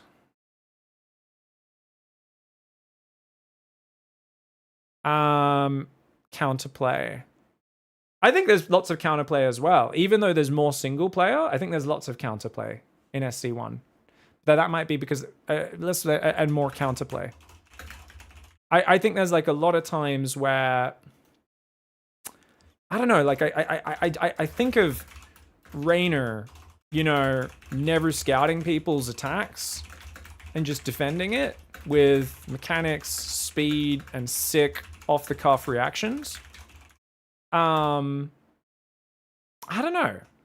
I guess I feel like the players are trying to scout each other's builds a little bit more and react to each other. Yeah, I don't know. First, the slower build interactions and counter plays constantly going on in an SC1 game. But like I really need an Artosis who knows both games deeply to really have a more educated viewpoint on this. But my feeling is that, like, I think he's incorrect in his assertion that StarCraft 2 hits these points, but I actually think it's the opposite, personally. What do you guys think? Water is pretty bad. Hybrid maps are fun. Oh, I don't mind hybrid, actually. Hybrid's pretty hectic. Yeah. Hybrid gets chaotic. Balance plays a huge role here. What strats are viable? Decisions should be more impactful. If impacts are small, decisions won't matter as much. June 2 was so cool. Concrete foundations, so your buildings don't get... yeah, that's fun. Broodroar has a shit ton of nuance and build order choice, most certainly not less than SC2. It's not true at the pro level, but he's talking Platinum League, maybe? I think he underestimates how much variety minor mistakes add to the gameplay, says Mirahar. Yeah. I think that's... So I think that's a good little comment there. I think that's Twitch chat, Mirahar. I think that's definitely something. SC1 feels like a Mexican standoff between two players and their keyboard, says Valstress. Really? That's so funny.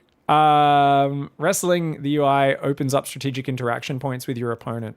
Yeah, I mean, I that's what I get the feeling of when I'm watching StarCraft 1. It's not one or the other. Both these can be true. You can wrestle UI and have more interaction. So one is wrestling the UI, but also more direct interaction with the opponent over longer parts of the game. Yeah, in the extreme cases, I feel like if it were completely turn-based, both players would play 2 mirror builds and end up fighting 10 versus 10 stalkers each game. Well, that's kind of part of the problem, right? I love some of these comments, guys. That's from Didas.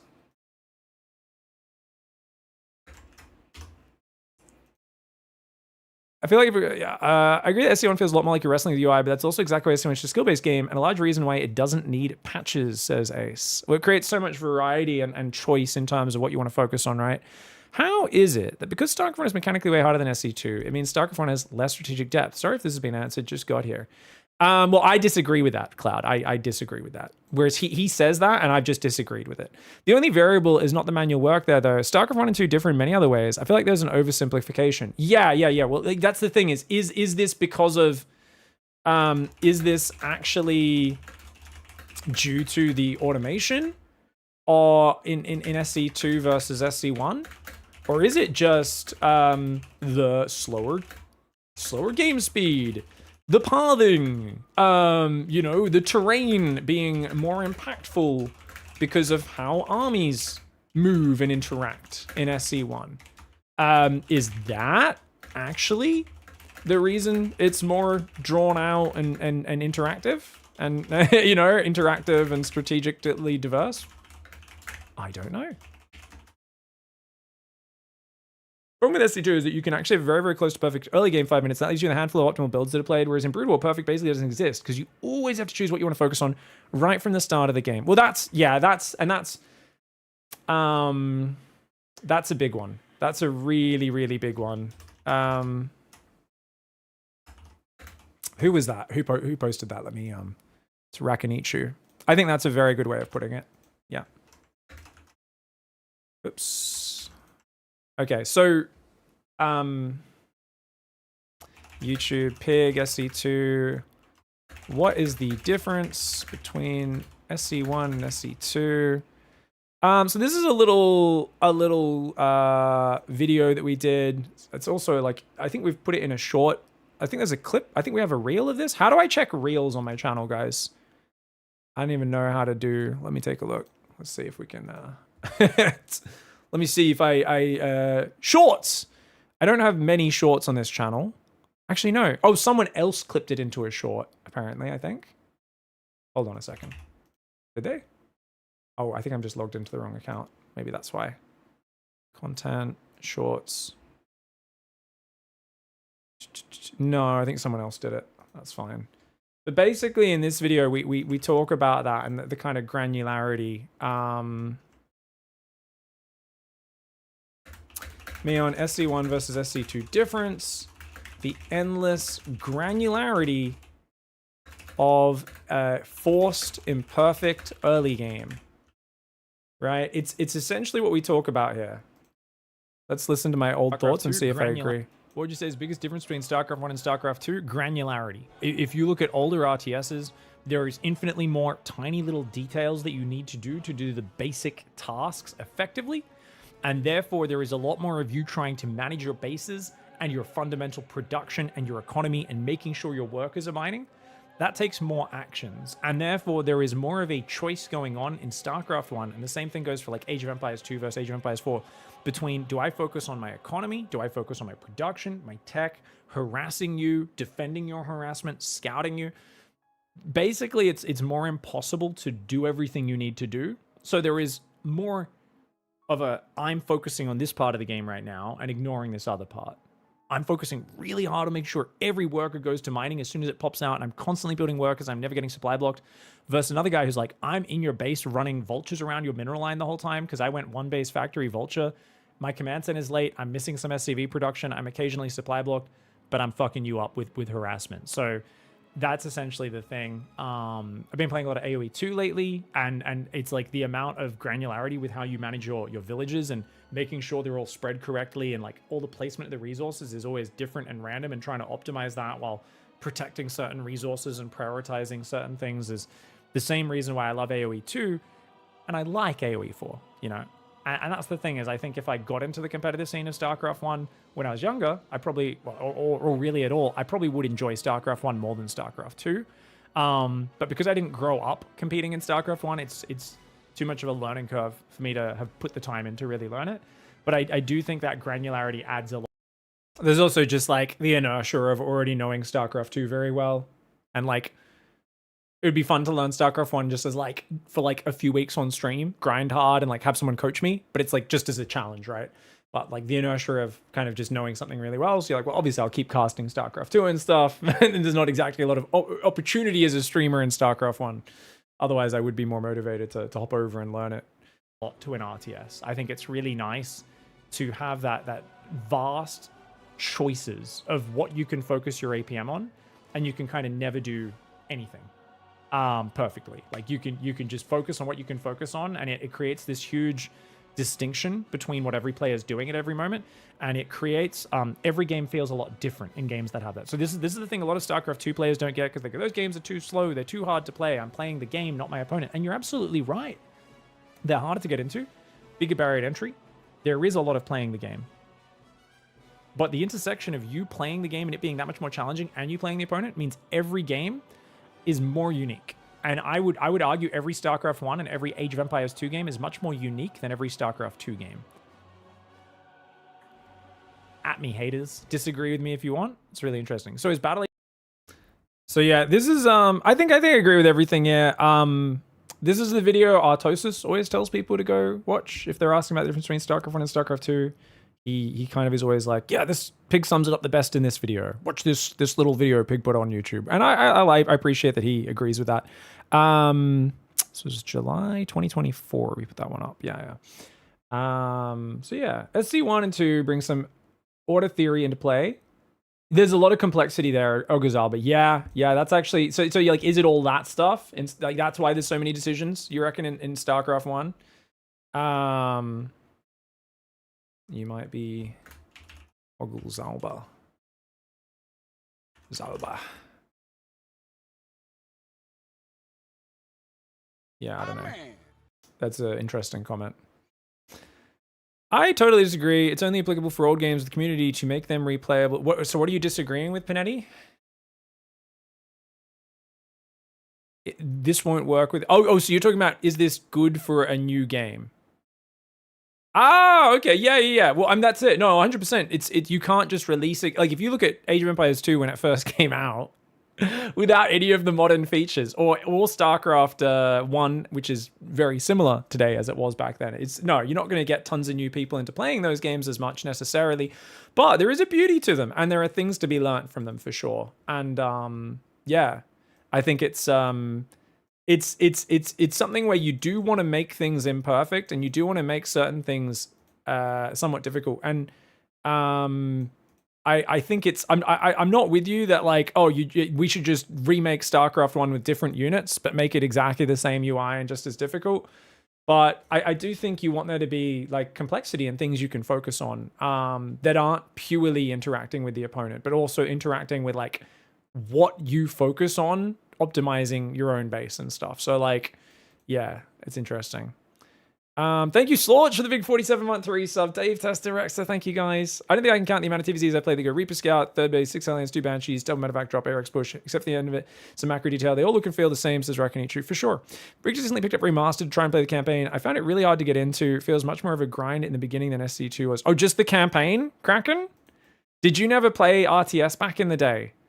Dude, those old RTS campaigns are built different. They are much slower. It's more of a time commitment, and it's much more chill.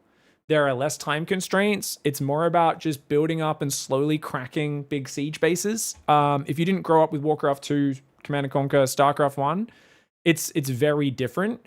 It's not for everybody. I still enjoy going back and playing them. For me, I like that slower pace. I love just the basic kind of simplicity and tension of getting your expansion up, defending the first 2 attack waves well, and then breaking this giant base that has a ton of defenses on it. Yeah, SC Evo, there is oh, you guys are doing a campaign as well, Avex. No, I haven't checked it out. I haven't even played Mass Recall. How are you guys doing something different to Mass Recall? I guess is what I would ask, to be critical. Mass Recall already exists, which puts the StarCraft 1 campaigns into StarCraft 2. Why would you... What are you guys doing different, or why should they play that rather than that? I haven't played Mass Recall. I've heard it's really good. But, yeah, I'm curious. You played Command & Conquer as your... Generals as your first RTS. Okay, nice. Nice. You're probably a bit younger, I think, than me, Kraken. I would imagine. I'm 37, so I think maybe variety between Generals was a bit older by that time. Instead of fighting your own base, on-the-fly decision-making through their choice of strategy and on-the-fly decision-making, rather than through mouse and keyboard speed.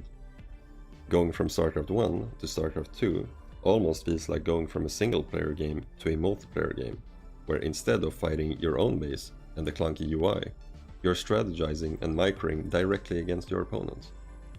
On paper, StarCraft 2 should not be more strategic than the first game, but in reality, that's what happened when Blizzard simply removed some of the obstacles from StarCraft 1. Artosis, the StarCraft caster, came to the same conclusion. A good way to say it as well. Like, StarCraft 2 is more strategic, not because it has more strategy, but because it has less mechanics.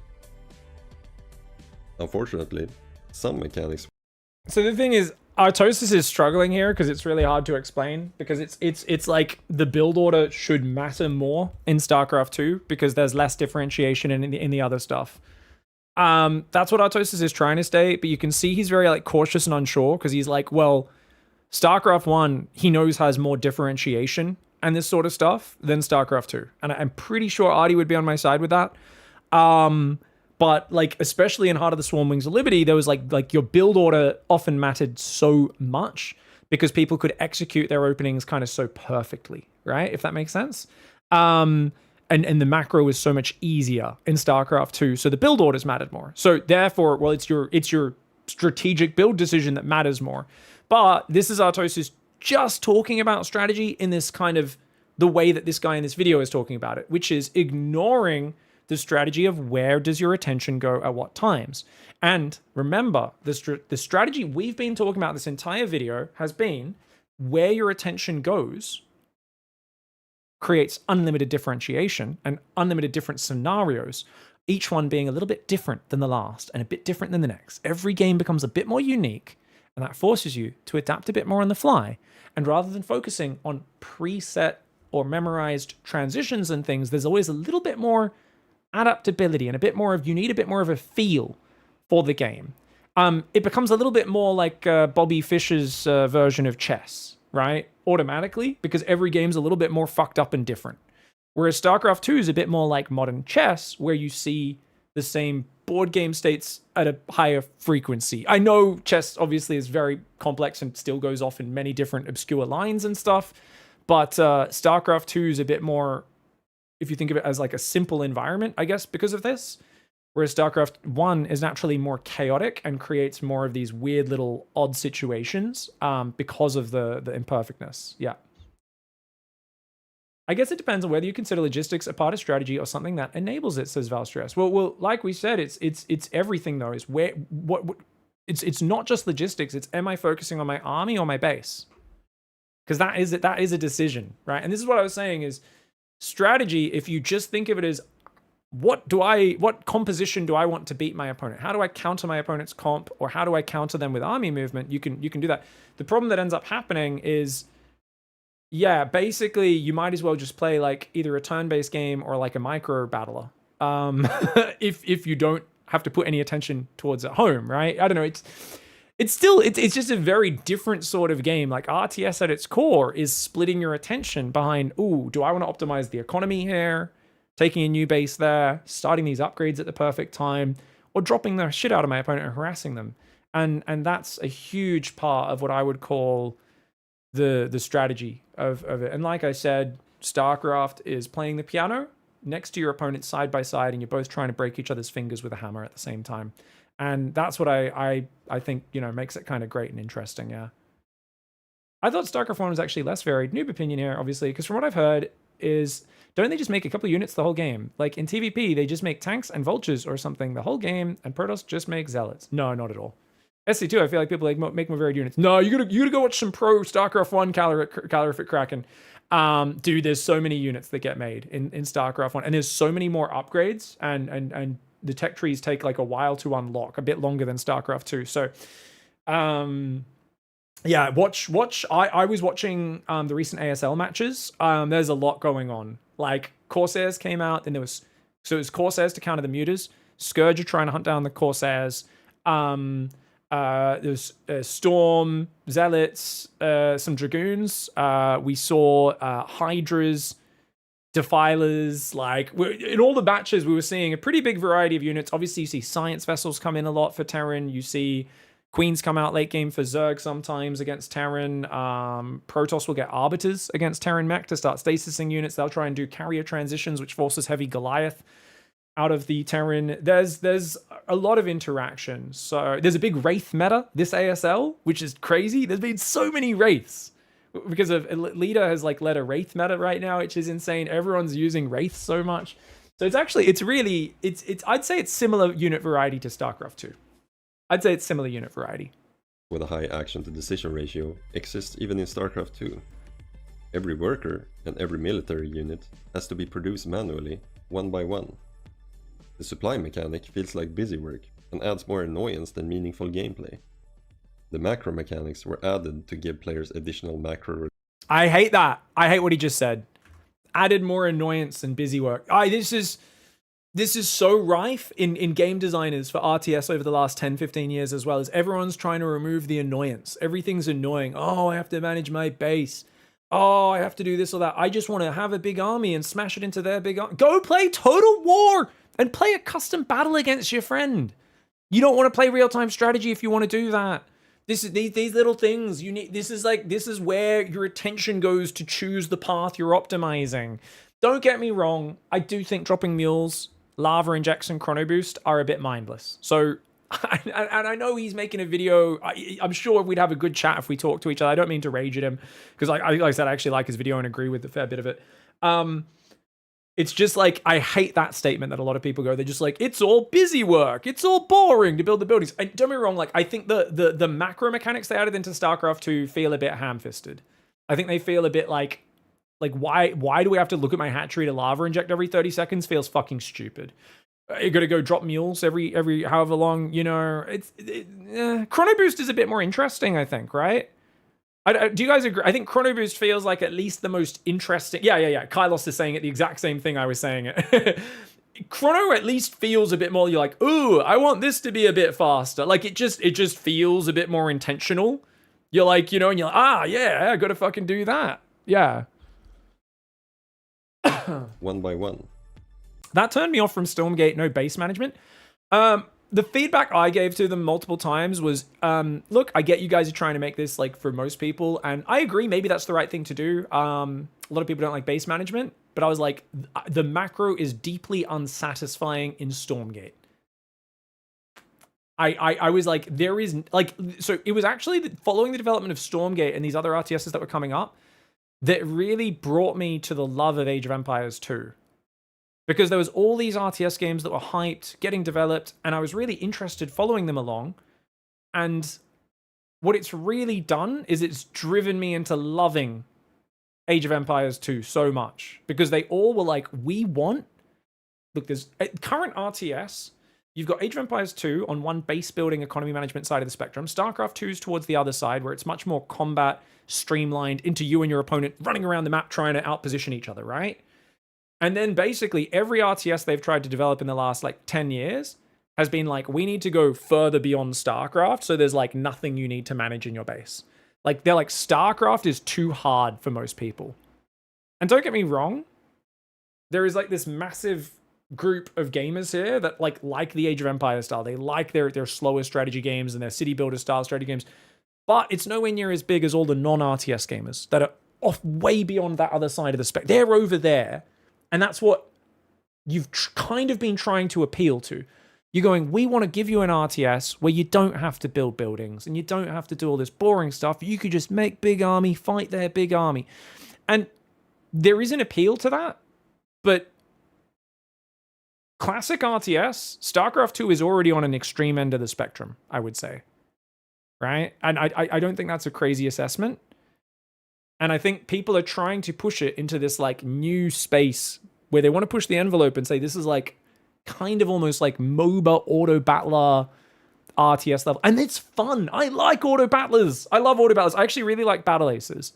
But Battle Aces is not a classic RTS, not even close to a classic RTS. It is so far beyond the StarCraft 2 level in terms of in Project Marionette that they're working on now that it is not going to give you the satisfaction of building and managing a base. It's going to give you, and what I like about it is it's honest and pure about it. So what's really cool about Battle Aces is they're like, we want you to feel the running around, countering your opponent's army and smashing armies into each other. And it's going to happen in 5 minutes because you're going to skip the whole early game. It's just about when do I expand? It's pure decision making. When do I expand? What units do I make? And then how do my units interact with their units? And it's beautiful. Battle Aces is one of the most pure representations of that style of we're going to take the boring macro tasks out of RTS. On the other hand, every time I would play Battle Aces for like a week, I would literally be like, I need to go play some Age of Empires 2 now. Since Battle Aces got cancelled, I haven't played as much Age of Empires 2. But when I would play like a week of Battle Aces, I'm like, I need to play a few days of AoE 2 because I want to fucking do some farm simulator. I would like to right now fucking actually have some single player quotient in my game where I'm pulling boars in and stuff. Like, I'd like to build a city, you know, like, I'm like, I miss that. Like, you know, so there's this very extreme spectrum.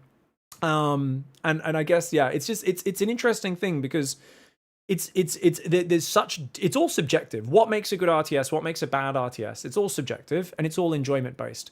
But I do hate that it has become so popular, especially amongst, dare I say, American game devs, but game devs in general, but especially American ones and studios to go, look, when we grab mum and pop off the street who don't play RTS games, and we try to get them to play an RTS, everything is a barrier to entry and they don't like it. I'm like, these are the people, if you put them in fucking Mario Kart, they don't know what buttons to press. And like, I just wish RTS would a little bit more cater towards the 1 or 2 million gamers in the world of 8 billion, 9 billion people that just love RTS games and are happy to play single player. There's a single player quotient and there's some base management and there's a balance of all those things. And obviously it can fit anywhere on that spectrum. But I do dislike that so many games are like, no. Like, this whole spectrum is for losers. We're never going to make $10 billion making a game in this spectrum. And I'm like, can we just do smaller projects and make like a few $100 million from like a really popular game? Can we do that instead? Like, do we have to make hundreds of billions of dollars off it? Like, does it have to appeal to the Fortnite crowd? And that's what I get frustrated by is sometimes when you're chasing appeal, like, it's like you can't make good art if you try to appeal to everybody. Like, you're going to appeal to nobody kind of thing. And the thing is, like, that's not the case. Like, people watch the Rock movies. Fuck me, I don't know why. Like, I'll absolutely I'll be like, this is like a class of human that I guess I just don't interact with on a daily basis, where I'm like, you enjoy watching a movie with The Rock in it? And I was like, I don't know, man. I'd rather fucking sit in a pile of my own shit for 2 hours, as long as I get to actually watch a video on YouTube or play some Slay the Spire or something. I would rather sit in my own feces for 2 hours than sit through a movie with The Rock in it, you know? Like, I know it's going to be the most bland drivel I've ever seen. I'm like, I just want indie games that cater to like a hardcore niche of people. I just don't want you to try and appeal to everybody with your strategy games. You know, I'm like, no, stop it.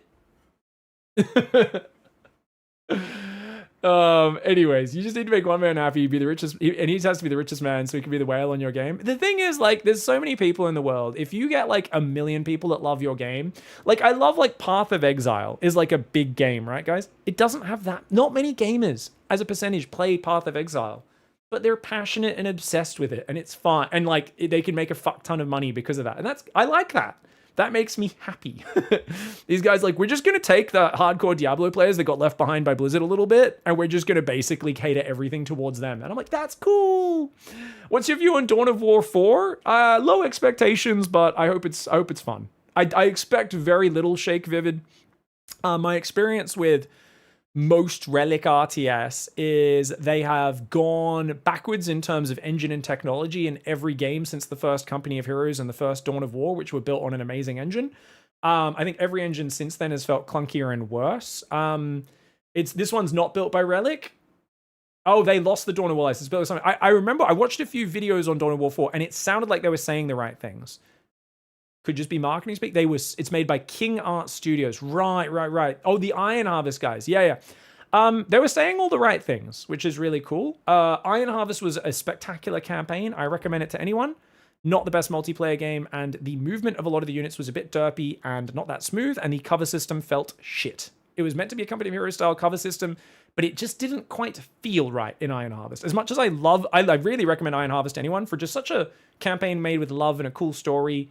If they can build upon that, I think it'll be great. I will probably buy Dawn of War 4. I will support it. I will check it out. I expect very little, but hopefully it's good. We'll see what happens. The few statements they've made in videos talking about it, they've been pretty like, I think they've been saying kind of the right things about being true to Dawn of War, loving Dawn of War 1 and, you know, and trying to go back to certain things and not try to reinvent everything necessarily, but we'll see what happens. Anyways, guys, let's The supply mechanic feels like busy work and adds more annoyance than meaningful gameplay. The macro mechanics were added to give players additional macro-related choices, but because of a very high action to decision ratio, they mostly had the opposite effect. StarCraft 2 was released 16 years ago, and he's correct. I think Lava Inject and Mules are shitty mechanics in terms of interestingness. Chrono Boost is kind of interesting, but they were strapped on, and David Kim himself has said, when we were talking about Battle Aces and Project Marionette in the past, he said in interviews with me, yeah, we kind of added, there was pressure because all the StarCraft 1 fans are like, we're going to have nothing to do if we've got multiple building selection and the workers are auto mining, like this is not StarCraft, there's going to be no skill differentiation. So then they added these mechanics in to try and make up for it. And he actually regrets that. He says, yeah, I think we kind of missed the mark. They end up just feeling like pointless busy work that were like strapped on the game. And he doesn't really like that the macro mechanics got added into StarCraft 2 in hindsight. And he feels like it was, you know, an understandable mistake they made with the pressures that were on them. But he's kind of like, yeah, you know, it doesn't, as a games designer, I don't think he's happy with that decision. these problems still exist. Other RTS games like Age of Empires 2 have similar problems. And even new games like Stormgate or Age of Empires 4 use supply mechanics and manual unit queuing. Much of the gameplay in RTS games still comes down to repeating chores instead of making strategic decisions. But why? These problems... You know what's crazy is like, I actually feel like Age of Empires 4, the macro feels not as interesting and more like a chore to me. AoE 2, it doesn't. You know why? Because AoE 2, the building placement matters a lot more. AoE 4, look at this fucking fugly building right now. Drongo has the fuggliest base I've ever seen. Why? Because the building placement doesn't matter in AoE 4 as much as AoE 2. So it doesn't matter, you know, and likewise your placement on your buildings is so much more basic. I'm obviously exaggerating. Obviously, it still does matter a bit, but like, I think it's a simplified economic system, and this is like, so there's a point he's touching on where like if you dumb the system down, like you've still got busy work, but now there's less reward. Right? You don't have to think about like where you put your mining camp because it's not like an interestingly randomly genned shape where you've got to like try to optimize your camp a little bit and try to get units in there. It's just always a square and you just build your thing, your square one space away from their square. And it's like not particularly exciting, right? And you're like, okay, that's all that. Yeah, I don't know, man. It's one of these things where like, I feel like every time you simplify it, you basically take away the satisfaction of doing it correctly, number one. And then you're like, well, why not remove the task entirely? But if you remove the task entirely, then you end up with Battle Aces, which doesn't have any of the base building satisfaction and that sort of stuff. And I guess this comes back to me of this idea of why are we doing all these chores? Because the chores are literally the build order and the decision you make. Do you just want to press a button that just executes a flowchart? Like someone said earlier, what we're really talking about is like, Well, I mean, should you make it so every time you have to click to make your villager take one step? Right? You have to go right click, left, just to get one villager to walk towards the wood line, and you have to spam left click to make him chop wood, and then right click, left click back to the wood camp. That sounds like a chore to me, right? That sounds like a chore. But on the other end of the spectrum, do you just want to press a button and your build order executes up to 5 minutes? You know what I mean? This is where there's like this very complex spectrum. It's going to be relatively subjective what you want. I personally don't want to have to right click and left click for every step every villager takes, but I do want to line up a depot finishing exactly as I'm supply blocked for 10 seconds, but it's not actually blocking any unit building. And then exactly as an SCV finishes building, my depot finishes, and the next one's able to start with 0 downtime. That feels so fucking good. It feels so good. That's literally what makes when you get a build order down and your overlord pops exactly when it needs to. Oh, it feels so good. When you get housed, but it doesn't matter because you're going up to feudal. You just hit 500 food. It feels so good.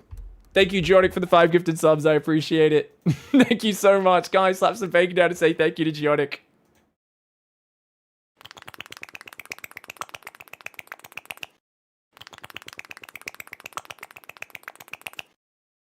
My man, that actually doesn't sound too awful. Build order F2ing unless you get interrupted, says Loud Taser. Yeah, I mean, that's the thing, is it would be fun to play like an RTS where you just pick your build order off of like a pop-up menu or whatever, and then it does it for you. It'd be interesting. Thank you so much, Yonic. How are you doing, mate? Hope you're doing well. Is there an Age of Empires-like game, not historic, but sci-fi or fantasy? I hate historical settings. It cripples unit variety and combat depth, says Rigel. Oh, I mean, there's a lot of fantasy going on in modern Age of Empires. There is 1,000 unique units going on. So ready. Strategic decisions. I feel you, though. Why? I'm not sure. These problems came from technical limitations in the 1990s, but that was a pretty long time ago. So why do we still have them? I'll show you an example that I think explains it.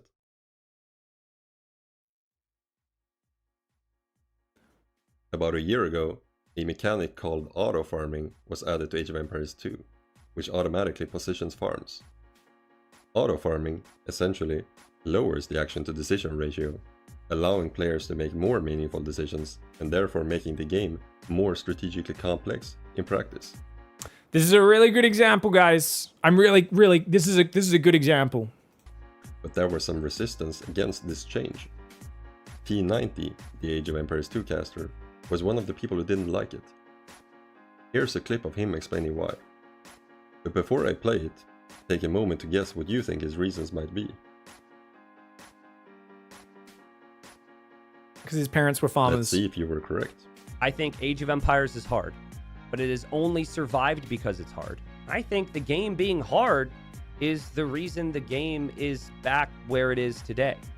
Now, I continue to argue that the fact that it's difficult is actually what makes it timeless, and I think it is really important that it remains difficult in many ways. Did you guess correctly? While the Age of Empires... T90 is stupid, says chat. No, he's not. I like T90. T90's awesome. Don't be shit talking my friends / other streamers in my chat.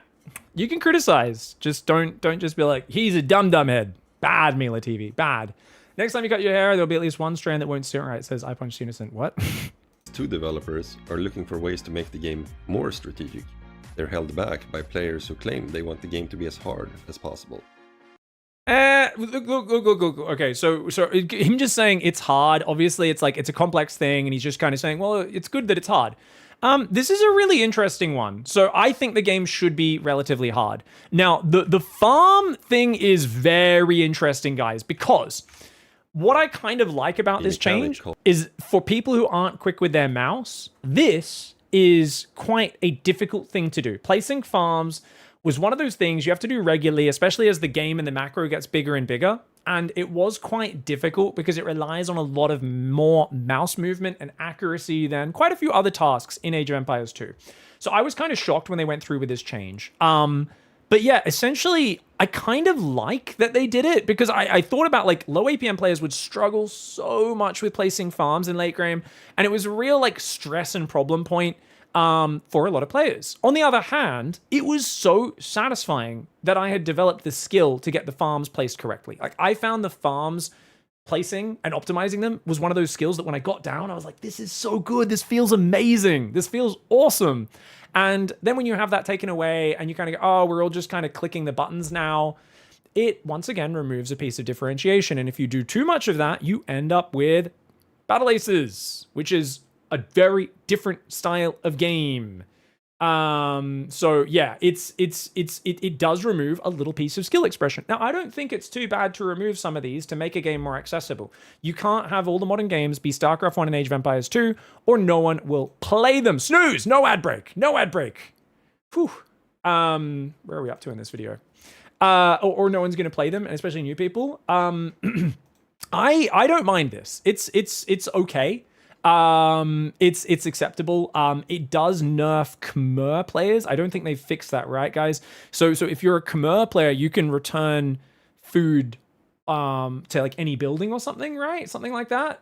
I think it's like you can return to how is it Khmer? I'm trying to remember one of the civs, but basically with them, they're always putting farms around like houses and shit, right? But they actually, or them, they just instant drop off, but they can garrison in houses, I think, something like that. So yeah, you'll just have them like around a farm. Yeah, it's fixed. So you'll often place them around like a house or something, which they can hop into if they get harassed, right? They can garrison inside like a house or some other building or whatever. So with them, they can't use the auto farming. They have to place them manually. But other than that, it's obviously very, very sad. Anyways, point being, I don't think in of its own one change like this is bad, but I think it's good that there's resistance to it, because I think if you do too much of this, you know, it's like, oh, well, we want players to have more strategic decision making. Well, guess what happens when you make changes like this? Every single guy in Silver League now is way better at getting 70 farms up and getting to late game. And now, even the guys who haven't worked on their macro at all are still sending 30 stable Hussar into their opponent's backline. And like what you create is not strategic variety. You take away mechanical load and you create consistency on the macro side by doing changes like this. What changes like this do is they allow you to macro more consistently and easier, so you can then focus on other things. That kind of reduces the variety you're going to see in any game. Now, don't get me wrong, you could argue it makes the game more fun. It allows you to, it takes away some of the overwhelm, but it does also take away a little bit of the choice in terms of where you put your attention. And that's what this entire video and discussion has been lacking so far. So I think that's really, really what matters the most. Yeah, I think it's really interesting. I don't think this change in of itself is the worst. I'm like totally, I don't even care. But it's just like an interesting point where you kind of go, cool, this change on its own is totally fine. There's 1,000 things to manage in Age of Empires 2 either way. But on the other hand, I've already come across multiple people in the AoE 2 community, especially older gamers, who when they play they go, I don't like Definitive Edition. I go, oh, what? It's great. Like, you can multi-building select, queue up multiple units at a time. You can use control and shift on queuing units. You've got a production tab visible at all times. Like, it's you know, it's so nice. And they're like, yeah, well, now it used to be, they're like, my games used to be a cheesy shit show, like where both players struggle to get past 20 villages. And they're like, even at my shitty 600 ELO now, people are getting to like 60, 70, 80, 100 villages and trying to go, and people are like walling off way more consistently and stuff. And obviously this is more of a complaint depending on the Arabia map gen, if it's too easy to wall off. But they're kind of like, oh, and then they're just like, it's too easy for low-level players to macro now. And that was like a really interesting thing that I heard, where people were going, I've been a low-level player playing Age of Empires 2 for 20 years. No one used to be able to macro. Our games used to be messier and scrappier. And now it's like, oh, well, I've just got a macro to Castle Age before I do things. And I was like, oh. And don't get me wrong, there's still aggression you can do up to that point, but that's the feeling they were getting because of these changes that have made the game easier to play. And I'm like, well, that's so interesting, right? Because it's kind of similar in StarCraft 2, where, especially with the advanced worker start, but all the changes, you would see people like kind of speed run through the early game, and then we all kind of get to 3 base, 4 base versus 4 base, and it can feel like every game is relatively similar in that regard. Even though there's still obviously unlimited variation, the economy being easy to build and quicker just kind of like, it does to some extent simplify things. So it's really interesting how any change you make is going to really change the flow of the game in many ways. And it's not always just, I think what I vehemently disagree with in this video and the overall discussion that I hear people say is anytime you have to manage something in your base, it takes away from strategy. Because that is, in my opinion, it takes away from strategy, it takes away from variety, it's not interesting, it's not visible, and all the games will end up being the same. And I actually think it's the opposite of that. I think the more things you have to manage at home, the more of those differentiations, but you have to balance it against the frustration of there being too much single player quotient, too much managing your base, and not enough interacting with your opponent. People are playing multiplayer games often to play with other people, and finding the balance right for your subjective audience's tastes is going to be very unique. Very quick ad break. We'll be back in 3 minutes. Love you guys. Run by. If you can get up the ramp, that could be very powerful. Hydra Bane tries to run forward, but Clem's on point. That tank positioning is real nice as well. Ling Run By comes in. Dead Fourth Command Center, no cancel. 400 mineral snipe. Really juicy there for Dark. Banelings connect with a few Marines, just can't go too deep. There we go. Oh my gosh, the Marines go a little bit too deep. The Medivacs as well. And he gets flanked. Dark shutting this army down. Let's get Burrow, guys. Wait, I already have Burrow? When did I make Burrow this game? Oh, I'm making it in the main. It was a misclick. Okay, awesome. I'll take it.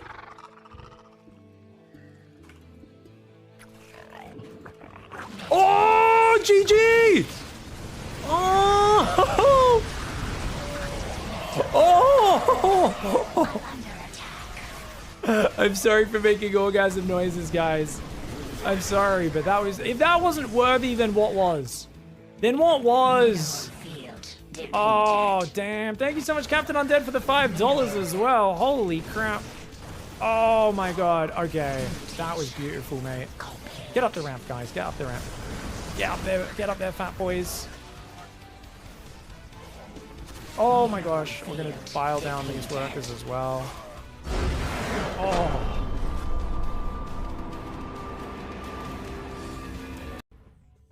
With that depot timing? Oh my god. Okay, guys. 3,800. He's almost 4K, guys. I just want to remind you, this player is 4K. Activillain literally has the mechanics of a drunk lemur. The build orders of a mentally impinged doorknob. That's right. Not a regular doorknob. That's too much smarter than Activillain. That's not a fair comparison to the fucking doorknob. I'm telling you, the way this man plays games is he just takes the fucking dumbest idea ever from like a pro match, but then he does it 10 times worse than the pro could ever fathom.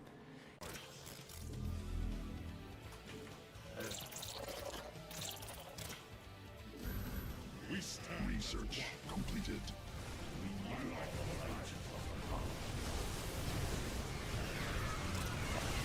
Oh my god.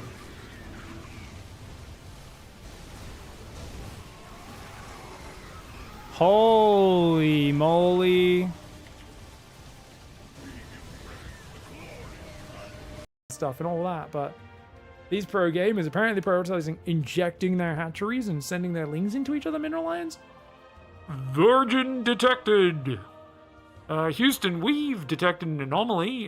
There appears to be a lack of sexual encounters for the professional gamers going on, and because of that, they're optimizing their lava injects and actually winning the video game. Yeah, I don't know, man. I think probably they're just lava injecting. They're probably just producing units a little bit. Talk to me, boss. I'm going in. Not a problem.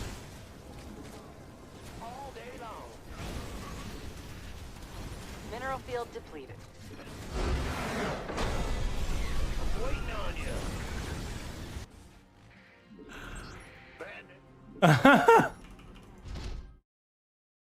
What's up, guys?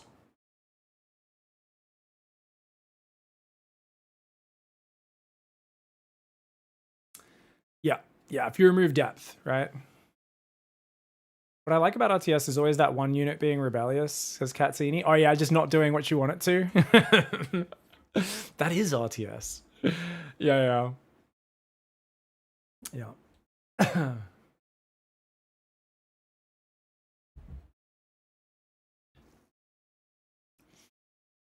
I think simplification mechanical skill is fine as long as strategic options are plentiful and skill can be differentiated more through choices made rather than skill of implementation. I'd rather the genre lean more into the strategy and less into the heavy APM mechanics. Yeah, I think it's kind of interesting though because like games I think need to do that far harder if they're going to do it, Yuki. I think what happens at the moment is people like they're like we're going to make chopping wood a little bit like easier and more reliable, but like it's also not satisfying now. And you're just like, okay, well, why do we have to do this at all then? Like you've taken away the fun part of it, like the satisfying part of it, but I still have to spend some time managing my wood lines. It's just not fun anymore. So like there's a fine line, but it's like either like if you're going to take away the satisfaction of a mechanic and the difficulty of it, which kind of go hand in hand, you better friggin' move that satisfaction to some other strategic choice and decision making and that sort of stuff, Yuki. JSL, have I watched Grant's RTS? What you mean, like the next RTS will fail or whatever? Next big RTS will fail? You mean that one? The classic Grant video. Next major RTS will fail. It's almost at 1 million views on it. Yeah, I watched this a long time ago. It's okay. I don't really agree with everything in it. I think he talks about basically the blueprint of StarCraft 2 and StarCraft 1 and Warcraft 3 and kind of like what makes them so satisfying. And I think he hits some really important points. I personally think the Age of Empires 4 campaign was total ass. I thoroughly disliked the Age of Empires 4 campaign. I played through it all. Played through the whole thing. I thought it was not made by RTS players or for RTS players. No offense, I'm so sorry to anyone who worked on it. If you're watching, I'm sorry. I just don't like. There was so few missions where I had to build up and secure resources and then like build my army up and infrastructure from scratch. Like Age of Empires is a game about like base building and getting your upgrades and your tech and like they took all that out of the Age of Empires 4 campaign. And some people love it and they go, oh, I loved it. And it was historical. And I'm like, dude, tell me, I like this. I like that it's historical. I like that they added some little documentaries and stuff. But I'm like, the gameplay just lacked. It was like, here, you start with a fortress and an army inside it. Put your guys on the walls and defend their army. And I'm like, well, this is not fun. Can I fucking build the walls? Like, they're like, well, but then it wouldn't be historically accurate. It's not like the French saw the English army coming and then built the walls. And I'm like, oh, I'm sorry. Oh, we're just doing a battle. We're doing a battle simulator. We're not playing a real-time strategy. We just want to watch a battle happen. Like I got really pissed off at the AoE 4 campaign. It made me I was like, this is not what I come to RTS campaigns for, man. But yeah, no, it is an interesting video. He talks about a bunch of different things. He talks about the demographics and basically how campaign and custom and mod content is like way more important than people give it credit for. PvP is not as important as those things. It can still matter. But basically, he kind of goes through different pillars. I would not say, I don't think you need to hit all of these pillars, right? I do think, oh yeah, he kind of shits on Iron Harvest. Iron Harvest is such a good game, but the engine does feel clunky as shit, doesn't it? Yeah. And like all your units, they just don't take cut. They always look like they're just in a jumbled mass. Like they'll like run up in point blank and start shooting each other and stuff. Yeah, he goes spectacle dev tools for mod content, player generated content, and he kind of talks about these being the pillars so that an RTS scene can kind of self-propel itself. And I think it's if you've got the budget for all that, that's great. On the other hand, I would say that any project making all of those things in one game is highly, highly ambitious and is going to cost a ton of money. So I think generally you might want to just focus on one or two of those pillars and try to do that well, rather than like Stormgate tried to focus on everything at once, you know? Yeah. Every studio listens to content creators and pro gamers who are a very small percentage of players. That's kind of average gamer. I don't know, maybe. Yeah. Yeah, I'm not sure. Probably. Decisions, and therefore making the game more strategically complex in practice. But there was some resistance against this change. T90, the Age of Empires 2 caster, was one of the people who didn't like it. Here's a clip of him explaining why. But before I play it, take a moment to guess what you think his reasons might be. Sorry, I think the game being hard is the reason the game is back where it is today. Now, I continue to argue that the fact that it's difficult is actually what makes it timeless, and I think it is really important that it remains difficult in many ways. Did you guess correctly? While the Age of Empires 2 developers are looking for ways to make the game more strategic, they're held back by players who claim they want the game to be as hard as possible. I was glad to see that most people seem to disagree with T90, but the resistance against removing obstacles because of a fear of games becoming easier is in my view the reason we still have an abundance of obstacles in RTS games today. This mindset also exists in the StarCraft community. When StarCraft Remastered added the ability to rebind hotkeys, some players were upset because they thought this made the game too easy, and the winning tournaments wouldn't be as hard as before. I mean, StarCraft 1's definitely like the ultimate example he should be using here. StarCraft 1 community is like, stay away, get off my lawn. Some people are stuck in this way of thinking because they don't understand that the difficulty isn't decided by the game, it's decided by the opponent.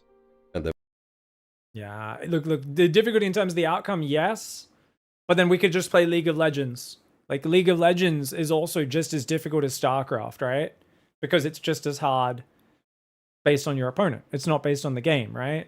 But if you talk about the difficulty and the satisfaction of just playing the game, go play a single-player League of Legends or Dota game and just sit in a lane with no opponent, last-hitting creeps. It's nowhere near as satisfying or as complex or as hard, which is what a lot of people mean, as playing an RTS, building your base up, building your economy, in managing all those resources and all that sort of stuff, right? more obstacles doesn't make the game harder, it just changes the measured skill set. But to be fair, some of these people might just use the words easy and hard not as descriptions of difficulty, but as catch-all terms for other factors, like complexity, accessibility, or depth. And usually, this makes sense.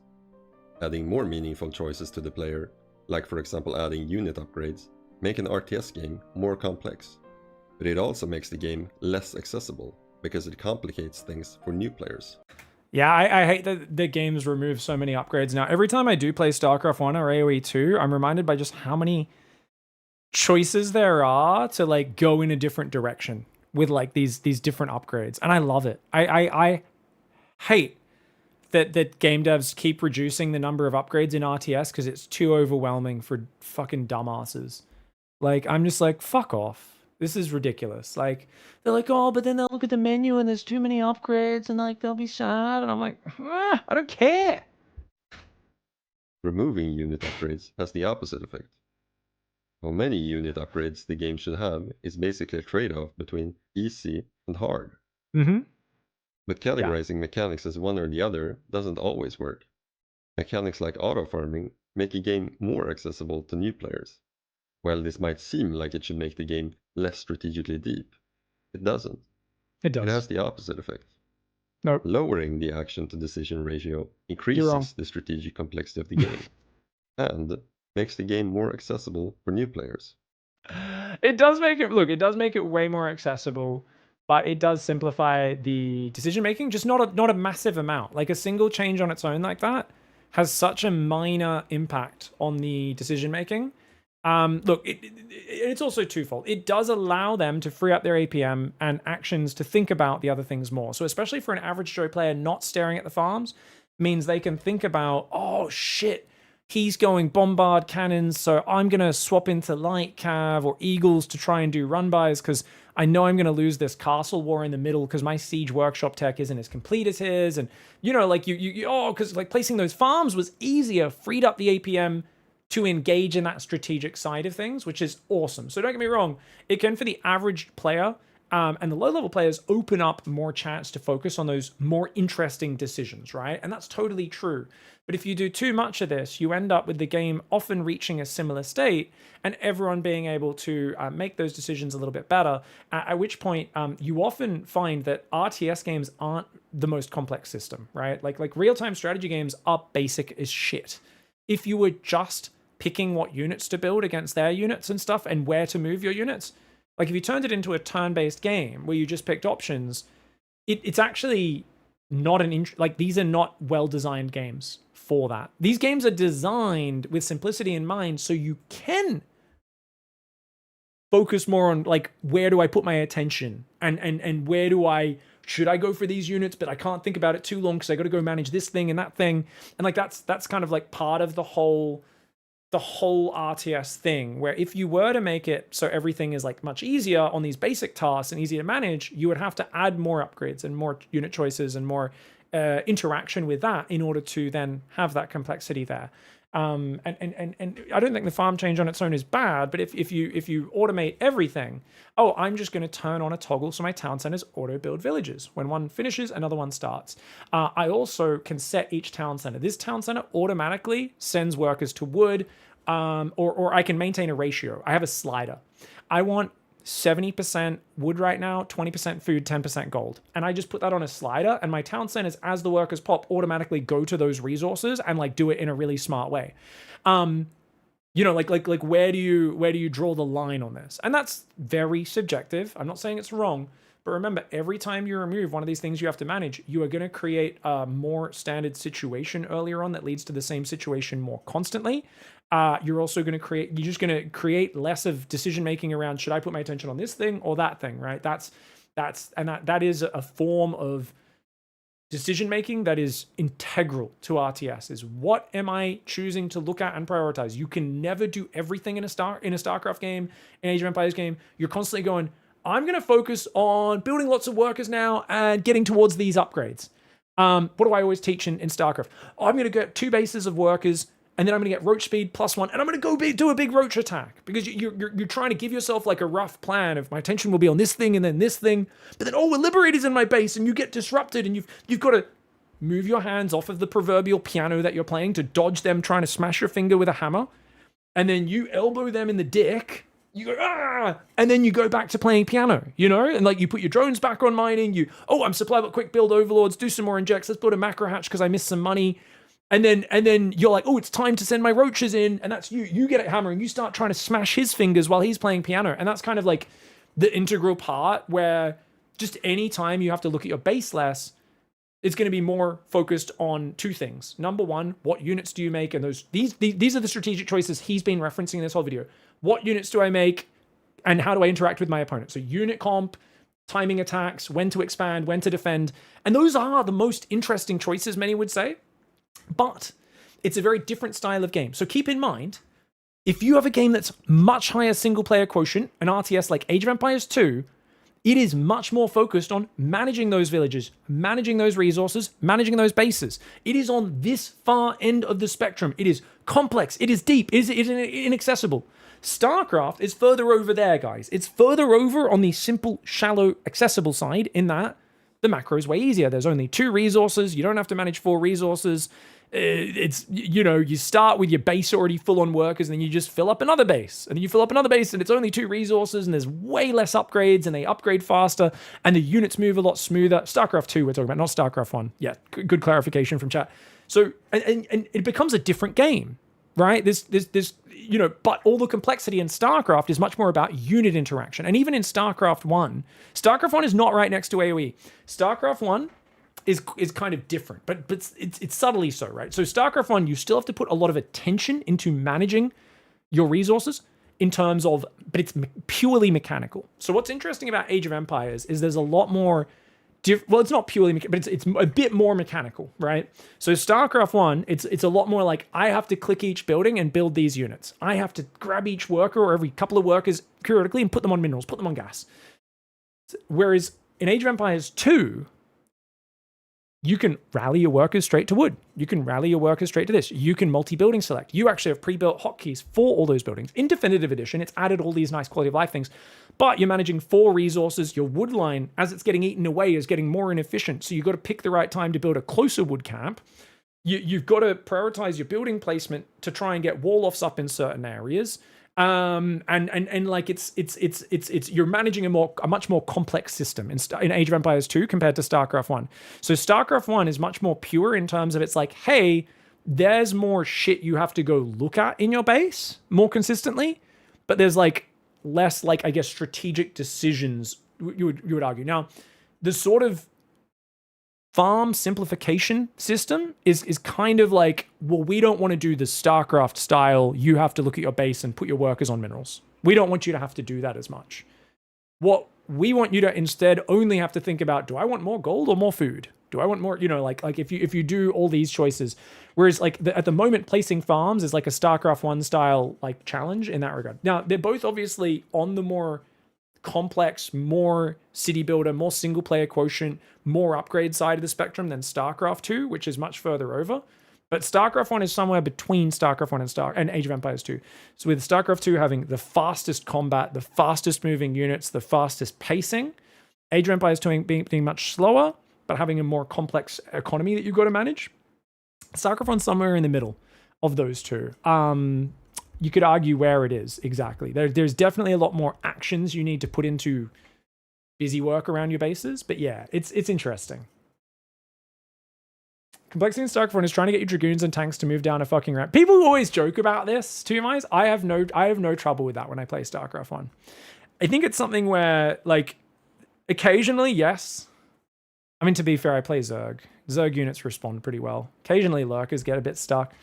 I guess I'm just used to it. I don't know. When I play StarCraft 1, I really don't mind the pathing and the micromanagement. I guess I just accept it. I'm like, yeah, this is fine. I know these units don't surround as well and stuff, but yeah, I'm like, yeah, I'm just like, this is how the units move in this game, you know? It's also constant manage of rallying as the game progresses. Certain matchups you have to just, as in AoE 2, maintain newer wall-offs or create forward structures, because target priority is different in StarCraft 1 than it is in StarCraft 2.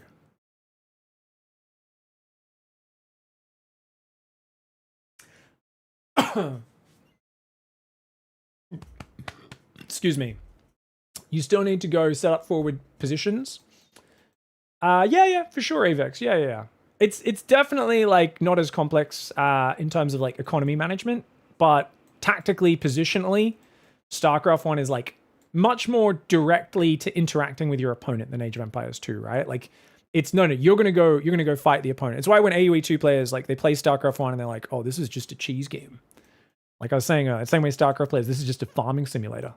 When they play Age of Empires and StarCraft, you know, and that vice versa. Which RTS and UI has problems? They all have problems. They all have strengths, problems. Depends on your subjective viewpoint. Yeah. This is not a trade-off, it's just free depth. Being against anything that makes the game more accessible to new players, because you want the game to be hard, means that you will sometimes be against more complexity as well. I call this the inaccessibility fallacy, the belief that any kind of inaccessibility automatically leads to other positive outcomes, when that's not always true. Gatekeeping new players has no value in itself. I mean, it's one of those things. Like look, I don't get me wrong, and this is why I would not die on the hill of the auto farm placement. I really don't think is the hill to die on with this.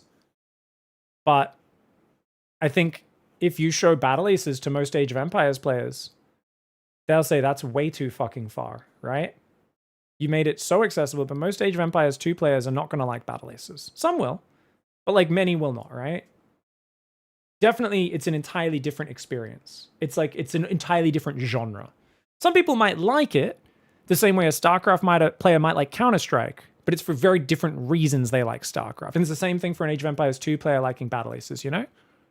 In a multiplayer RTS, if you have the chance to reduce the number of actions that a decision requires, you should always do it. No matter if you... See, he's saying, if you can reduce the number of actions for any decision, you should always do it. That's where things get so murky, because it's like, it's just the whole kind of, I would say, fallacy this video is working within is that we're just ignoring the decision-making of where and when your attention goes. This is what makes RTS great. It is where the complexity comes from. It is people missing that, and it is them seeing every action they have to do as a chore, as something that gets in between them and making a fun, interesting decision that will lead you to be frustrated playing RTS. Whereas RTS is just a very imperfect managing of a city and a base and your micro and your macro. And it's meant to be imperfect. And too many people say, well, but I can't spend my money. I have to just stare at my farms all day. And I go, well, yeah, if you really want to get to fast castle age, and then once you get there, you can even cut villages and go 3 stable knight and focus on killing them, or go forward siege workshop. And that's you choosing a build order and where to put your focus. Or you could get way more aggressive in feudal. And there's that splitting of the attention is so integral, and I just wish he touched on it more, because I think he has quite a nice analytical mind here. But I just think you've got to at least admit and talk about that as being integral to what RTS is. And then you can talk about, okay, where is my subjective line of there's too much fucking random microing villages or drones. I don't want to have to manually put guys on minerals and gas, right? Most people don't want to do that like in StarCraft 1. But it does have some really cool positive flow-on effects in terms of how the games differentiate, which is also really interesting. So it's so fascinating as a topic. I just wish he talked about it. I want to add something. I just completely agree with Pig. We're not concerned. It's just such an interesting video, because it's such a, like, we've talked about so many interesting things, and he's pointed out so many interesting things, and it's just such a good launching off point for, like, we've talked about how, like, we agree with a lot of what he says, essentially. There's just like one big lens he's missing, and it's also something that most game devs seem to be missing at the moment. Like easy. Not most, but many. Or hard games. It's an absolute no-brainer, because you get the benefit of both. But there is one exception.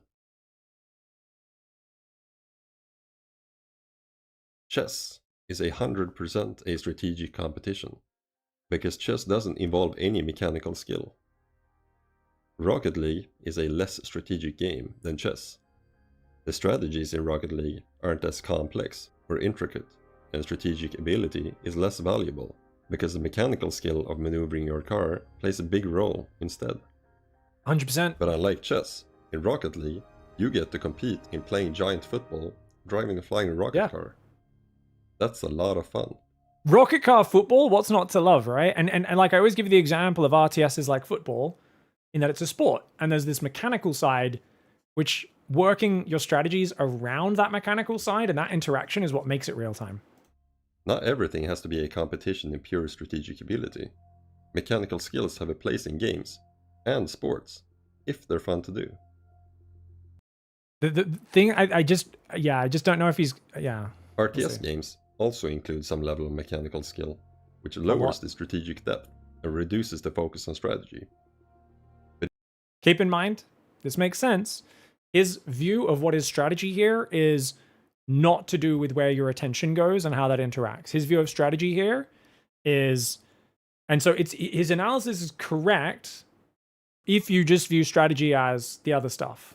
If you don't view part of the strategy as where and when you put your attention and how that interacts with the decision making and how it creates one pie. It all intermingles. if these mechanical skills are fun to do and fun to compete in, then they should of course be in the game. But with the exception of micro, mechanical skills in RTS games are about constantly repeating menial tasks. Lava inject? Dropping mules, yes. Name another one. You could say putting workers on minerals and gas for StarCraft 1 as well. But other than that, they're not just menial. Like it's not like, yes, there are times you have to build depots consistently, but like there's so much about like when you build those depots, do you build them earlier to make sure you never get supply blocked so you can put your attention elsewhere? That's a decision you make. And this is why we talked about this earlier. And this is the big thing we talked about earlier, right? We talked about I can queue up more workers now, pay an opportunity cost, and then my attention can go elsewhere. That's a decision. That's like what the decision is in RTS. But if you don't view this as an interesting decision, you're not really interacting with like what I think is the most fascinating part of RTS, which is where is your attention going at each time? That's such a fascinating part of the game. It's not like, oh, I just have to build, it's just a chore I have to do. Every 20 seconds, I just build a pilot. Well, no. And because then, you know what? I'm going to go in for an attack now. I know I'm going to lose a bunch of army. I'm going to stop building depots, hit a supply block on purpose just before my attack hits. Why? Because I know I'm about to lose my army. Hopefully in a good way, possibly in a bad way. Either way, I'm going to stop building depots now. because I know I don't need it. Or I'm purposely going to get slightly supply blocked here to get my command center started just a little bit earlier. These are the min-maxing options that actually help you improve in a game. The most obvious examples being queuing units and building supply buildings. Even the players defending these mechanics describe them as stressful chores or busy No, they don't. No, they don't. They are not stressful chores or busy work. work. The arguments for wanting these mechanics in the game are almost always based on the false belief that more clunkiness or more friction automatically leads to higher difficulty or more depth. I've never heard anybody defend manual worker production by just saying it's fun to queue workers. Probably because almost nobody thinks it is. In the RTS community, we don't sacrifice strategic complexity so we can shoot a huge ball with a flying car. We do it so we can repeat digital chores. We are not the same. I actually hate it when I play games where I can auto queue things. I get you can adapt to it and it could free up your APM, but I'm not a fan of my money just getting knocked down consistently without me consciously making a decision to click it. It actually, like, it fucks with my RTS brain so badly when I play a game with auto-toggling workers, where I'm like, oh, this is so weird. Like, my money's going down on someone else's schedule because, and don't get me wrong, you can adapt to it, but there are so many times where I want to suddenly not build workers and react because there's an incoming push. You know? I want to actually do it. So it's one of those things. It's like, don't get me wrong, you can toggle the workers off in that scenario and clear the queue or whatever.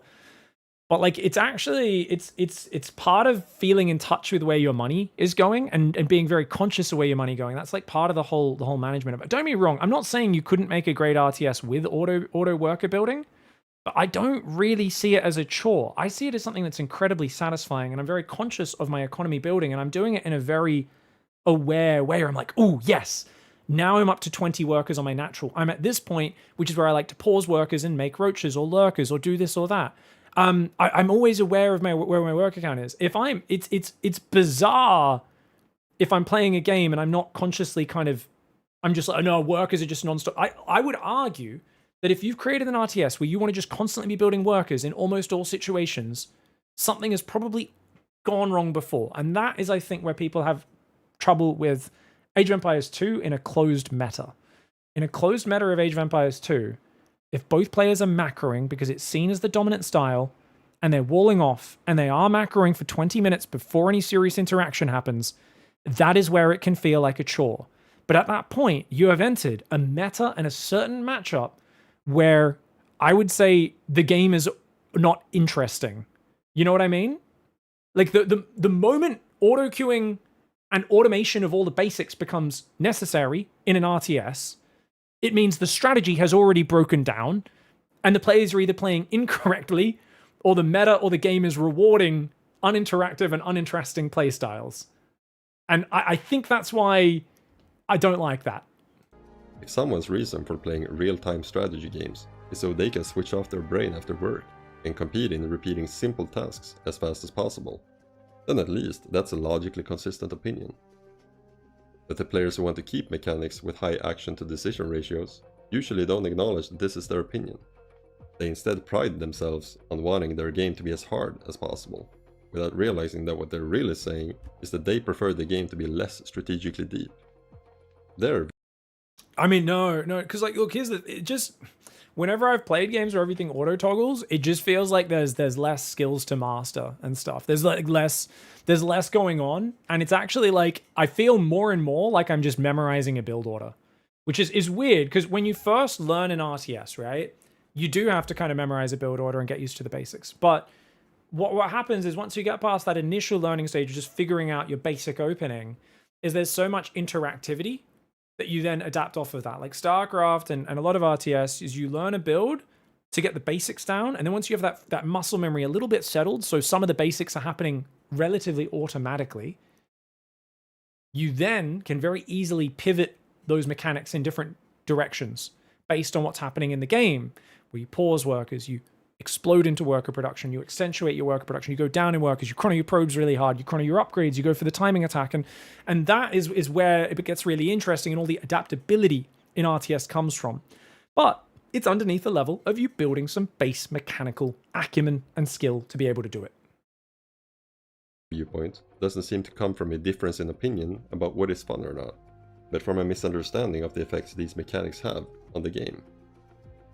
Some of you might have thought that elitism in the RTS community is about wanting games to be as advanced and complex as possible, at any price. But that's not the case.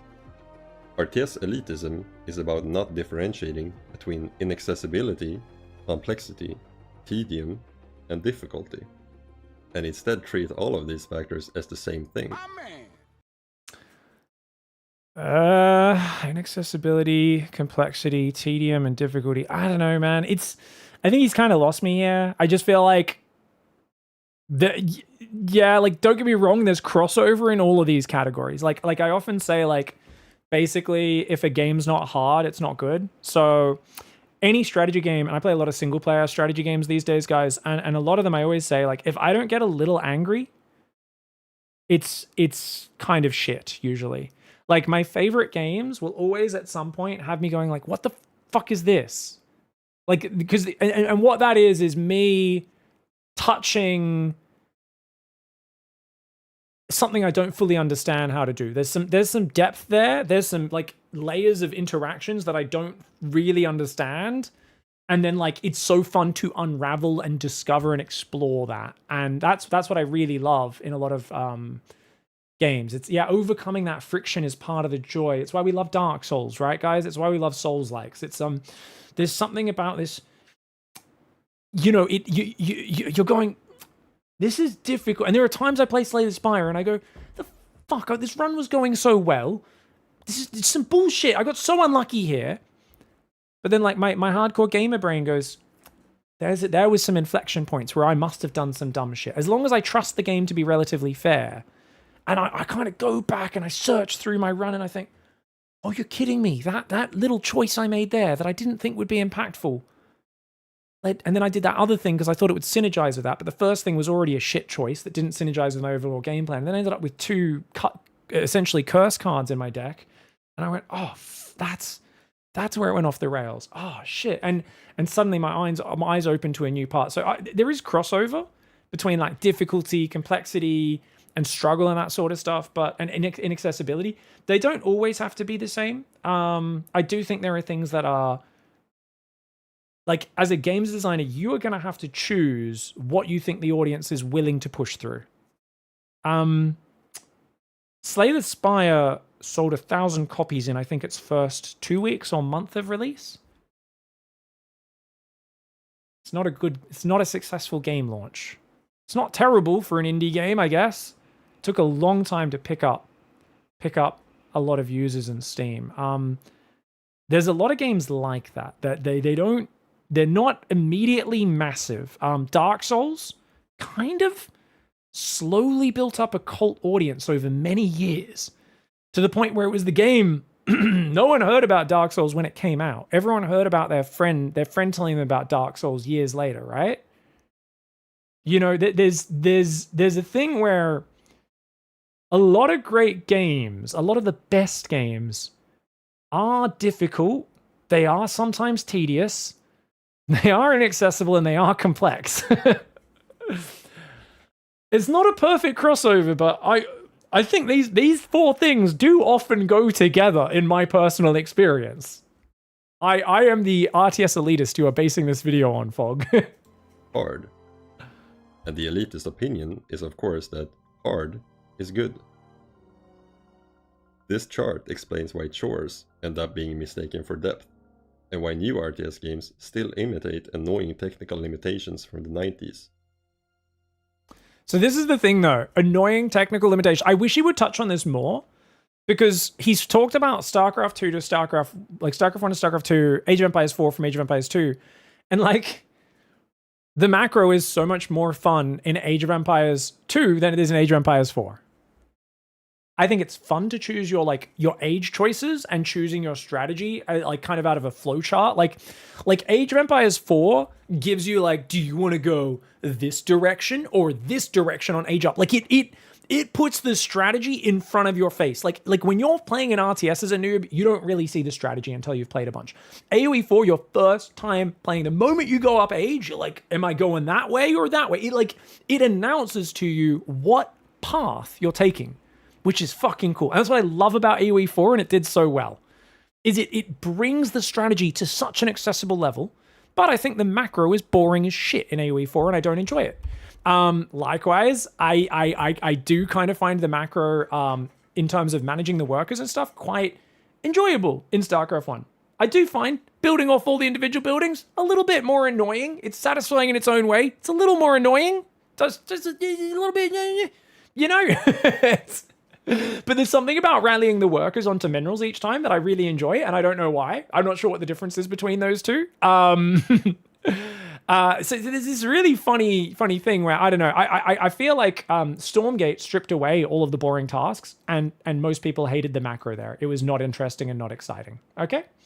I think there's a lot of games that have stripped away the macro tasks, and people have not been enamored because the early build-up is not exciting. And that's one of the problems as well, is if it's always good to lower the inaccessibility and you can still keep the complexity and the difficulty up there, we've just got so many examples where I feel like that's failed recently, and that's what I'm a bit iffy about. Do you find constantly avoiding nonstop storm from Protoss enjoyable as an RTS game? Avoiding nonstop storm? I don't know when I'm avoiding nonstop storm. I guess I've already lost the game at that point. Usually, Phil Mac. Usually, if I'm playing against Protoss, I'm trying to kill them before that point. No, I don't enjoy dodging storm. I play from Australia, often with like 150, 200 pings, so fuck that. Oh, I didn't watch GSL yet, Phil Mac. I can't prove this, but if RTS games had always allowed you to toggle unit production, then I think it's obvious that no one today would argue that they would rather have to manually produce each individual unit. Of course, yeah. Because nobody ever seems to want to introduce more clunkiness to RTS games. Only defend the very specific clunkiness. Well, I think sometimes it does kind of depend. It does kind of depend. Like, don't get me wrong, very few people, there will be some, but very few people are going to be like, let's make it so you have to do this thing. If you've lived with a quality of life feature, for sure, yeah. But I don't know. I just I need there to be some level of complexity. Like Warcraft 3 is a good example. I like Warcraft 3. Warcraft 3, where does the complexity come from? Where's the difficulty? Where is the skill? It's like, it's all about the creeps, right? It's you are competing over these neutral monsters that have an immense amount of knowledge on what abilities they use, how to avoid those abilities, how to not lose units, how to get items from your shop, your healing. And there's like sick details of build orders. Even though your macro is basic as shit in Warcraft 3, like it's still got a lot of complexity in the creeps. I think Warcraft 3 is a good example of a game that took away a lot of the boring macro base management and moved it into a different area. And I don't know if you guys have heard about that. That's this whole genre called MOBAs. That's like Warcraft 3 was the progenitor of MOBAs. Because they made an RTS that was almost a MOBA. If you played Reign of Chaos, you would have like literally 3 heroes, 2 raiders, and like a grunt. That was, or maybe 1 shaman with like bloodlust. You're like, this is my army 25 minutes into this Warcraft 3 match, was like 3 heroes and 3 units, you know? I've got 2 units to throw a net on their hero and try to kill it. That's like, you had almost no units, but you're just getting heroes and getting your items and leveling them up. And that's cool. And it's this cool thing, but it's very different to kind of the other RTS games. And it was cool. Like, I think Warcraft 3 did it in a really interesting and unique way. But if you enjoy base building and that whole city builder part of RTS, Warcraft 3 doesn't scratch that itch, not even slightly. It does not scratch that itch. Point to me an RTS that has removed and simplified these mechanics, these bits of busy work, and done it in a way that scratches the itch for me as much of Age of Empires 2, and I will go, I love you, please give me more of this game. I have not yet come across any RTS that simplifies things down from Age of Empires 2 and gives me the same of the base building and the economy optimization and the balancing the 4 resources, you know? I just haven't encountered that yet. If we can encounter that, I'll go, heck yeah, but that's the challenge for a game designer out there. More clunkiness to RTS games. Only defend the very specific clunkiness that already exists. I don't think that's a coincidence. I think that a fear of change is part of what causes this problem as well. When Blizzard announced that they were planning to remove macro mechanics from StarCraft 2, mechanics that generally had a very high action to decision ratio, many players reacted negatively at first. But when the same players tried it out, they quickly realized that now they can focus on the actual game instead. So the thing is, but then everyone was like, no, it's shit. And I honestly can't remember the no macro mechanics. I think it's because the builds were like relatively simple at the time. We tested it for like maybe a month on the beta, I believe, of Legacy of the Void. And then a lot of people said, no, this is shit. The games are crap. There's not enough skill differentiation. And there was kind of just a resistance to change. Yeah, I would have liked them to go through with it. Sorry, guys. My skin is almost healed on my palms, by the way, which is amazing. Dude, healing is crazy. Do you guys know you're meant to keep wounds, like, real moist now? I've been putting this, like, cooling gel over it. I've got, like, completely fresh skin on this palm. There's just, like, one bit that's not sealed over yet. My left palm's still catching up. Sorry, but Dot bought new bandages, and they're, like, the shittest bandages ever. They just keep coming off. I'm like, this is the worst Band-Aid ever. Anyways. But yeah, the macro boosters we're talking about is Lava Inject. It's Lava Inject, Chrono Boost, and Mules. Chrono Boost, we all have agreed earlier, we think is the most interesting of the macro mechanics. The others are like busy work, and they're not the funnest in StarCraft 2. The actual game instead. Yeah. This was a good video, though. I really think the it's... obsession with wanting games to be as hard as possible handicaps the entire RTS genre. Not because it doesn't cater enough to casual players, but because mechanical barriers make these games less interesting and less deep. It seems like we're the only crowd that doesn't understand that stacking as many obstacles as possible doesn't make a game better. What are you talking about? Japanese people are great. You're telling me this doesn't look fantastic? Fuck off, man. Dude, the only reason we don't have this as big as football is because white people are a bunch of fucking normies who are afraid of change. Your own argument is against you. This clearly should be peak sport. That should be Messi right there. Obstacles as possible doesn't make a game better. Come on. There's a flamethrower in the background. That's fucking badass, dude. Dude, you're so stupid. So stupid, Fog. I really like this guy's video. As much as I disagree with him, I really like him. The decision should ideally be as simple to carry out as moving a chess piece. The only exception is when a mechanic in itself is genuinely fun to do. That is actually, you know, it's genuinely fun to do. And that's the problem with what we've seen done in so many RTS that are trying to remove these boring tasks, is what they've done is they've simplified them. They've taken away the fun and satisfying payoff for hardcore gamers, but you still have to put some attention towards it, and it just feels so empty now. It feels very unfun. And I think if you guys out there want to simplify your macro in your upcoming RTSs, you have to find a way to make the base management fun. Make the whatever it is, you need to make it fun and satisfying in its own way. And yeah, I don't know, man. I just feel like it's one of those things where I don't know, man. I think a lot of the times when these games, newer RTSs have taken away the base management, I've gone, wow, managing the base is not enjoyable for me anymore. This is like not interesting. Like I want this to be interesting, you know? I want this to be more satisfying, and it's not. So I don't know. I think just making things accessible doesn't make things better. Overall, good video though. A shame probably all of our VOD's going to be muted because of this. If you guys want to check it out, I'm going to give him a sub. You guys should check out the video here that we've been reacting to. I think it was a really interesting discussion that I wanted to talk about today. And I think at the end of the day, let's kind of go through my thoughts here, guys. So, auto worker production. It allows the intentional smart decision to turn it on or off. It avoids you having to press build workers for 50 times for constant worker production, is what he kind of said at the start of the video. And I said, well, yeah, the skill of building workers and the commitment of minerals, food, whatever, but also your actions towards managing those is really big. It's not just, do I want to make workers? It's, do I want to make workers right now? Also, you know, do I want them now? How about now? Like real time and timing things perfectly is huge in RTS. It's so important. Anytime you've got anything on auto whatever, You're taking away that whole aspect of the real time, which is what real time strategy is about. So I've said, look, you can spend resources to maximize economy.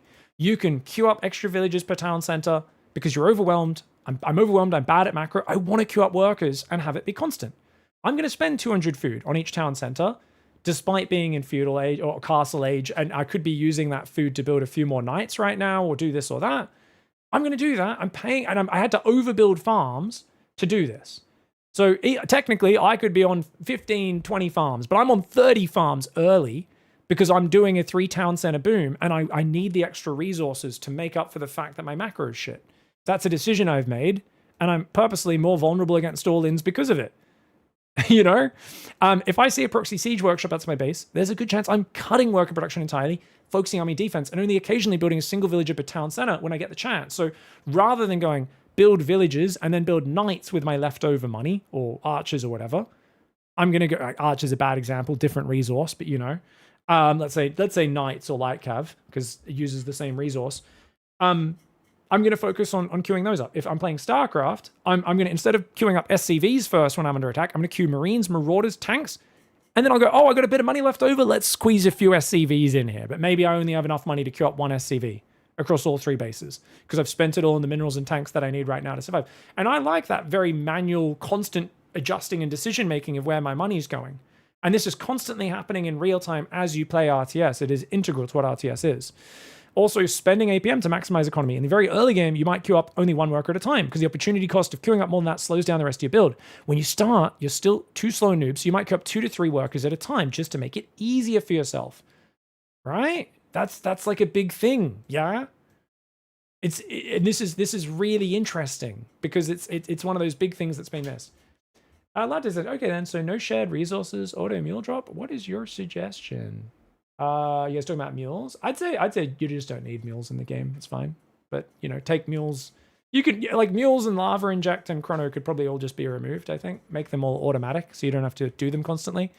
The chrono you just leave permanently on a building. Queens auto inject the hatcheries they're standing next to on their own with autocast. Mules automatically drop on the base that they're mining from or something like that. Or you set a mule point to a base you want them to drop on, you know? Yeah, just something. I think that would be fine. Yeah. I'd often queue up multiple units instead of being more efficient in my early RTS days. Yeah, and I still do it all the time, better thyself. And it's a decision you make. Yeah. Does too many actions lock you out of making strategic decisions? So I think we sometimes see this in SC2 currently. Both sides feel expanding is the best option, but really struggle to spend the money correctly as they rush to 4 bases. Both players end up kind of not scouting and interacting that much, just building up and adding tech and upgrades, and then eventually smushing their armies together. But I think they don't have to do this. As long as you and your opponent have similar skill and speed, an RTS game is always going to offer you a vast array of choices, strategy, in terms of where to put your focus. And this is where I like this quote from me on Blue summarizing Day 9's view. He said, I love Day 9's take on it. I've repeated it many times. RTS is real-time first, strategy second. When you have some on the other side that has the same ability as you in the real-time aspect, the strategy comes massively into play, and the better you get at SC2, the more often you have games where that is the case. So you can just put all your actions to cheesing, disrupting your opponent, macro off 1 or 2 bases. You don't have to just macro up and play that game. Likewise, player with macros then turns it into a sharp timing attack is often favored over the directionless macro player that just sees this as just an endless set of chores, just building things with no plan or point to what they're doing. We also see very low APM players who make smart decisions around those capabilities. Their low APM constantly outperform high APM players who are disorganized and make poor decisions. The Diamond 2 and 3 350 APM spammers are constantly impaling themselves on their opponents who are doing 100 APM but doing it efficiently and doing a very contained game plan rather than just trying to outclick their opponent. So I think it's really interesting, right? It's more complicated than just moving a chess piece, you know. He was saying in the video that it's, you know, his view, if you make it more complicated to move a chess piece, right? It would reduce strategy. And what I was saying is that's incorrect. It would reduce the focus on the strategy of the moves that we currently see as the chess strategy. It would move that strategy over onto how you move the pieces as well. So then you have 2 different strategic lenses interacting, and how you focus on one, the other, or both will interact. If someone's really good at moving their queen around the board, but they make some bad decisions. They might get an advantage over someone who makes better decisions, but is really bad at moving their pieces around.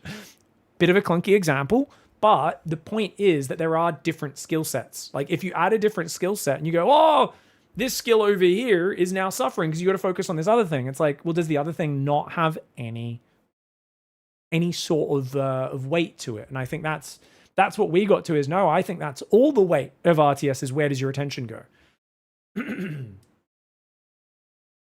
Problem is most players, to most players, this doesn't feel like strategy, right? Strategy is what units counter what? It's doing a pincer maneuver. It's tricking my opponent. But the thing is, like, there is strategy to focusing all your efforts on maximizing your economy perfectly for 2 minutes, getting a safe bunker and tank versus a guy you've scouted is going to harass you nonstop, trying to distract you, and then do a big all-in. You block his ability to do that. You focus hard on your economy, and you're ahead, and you can shut down his all-in and win the game. To some people, well, I was just doing busy work, building depots and SCVs, but no, you were consciously putting your effort on doing that part of the game perfectly to block your opponent's strategic focus. Like I'm going to put all my effort into this little basket because I think that's going to counter what he's doing. That makes sense, you know?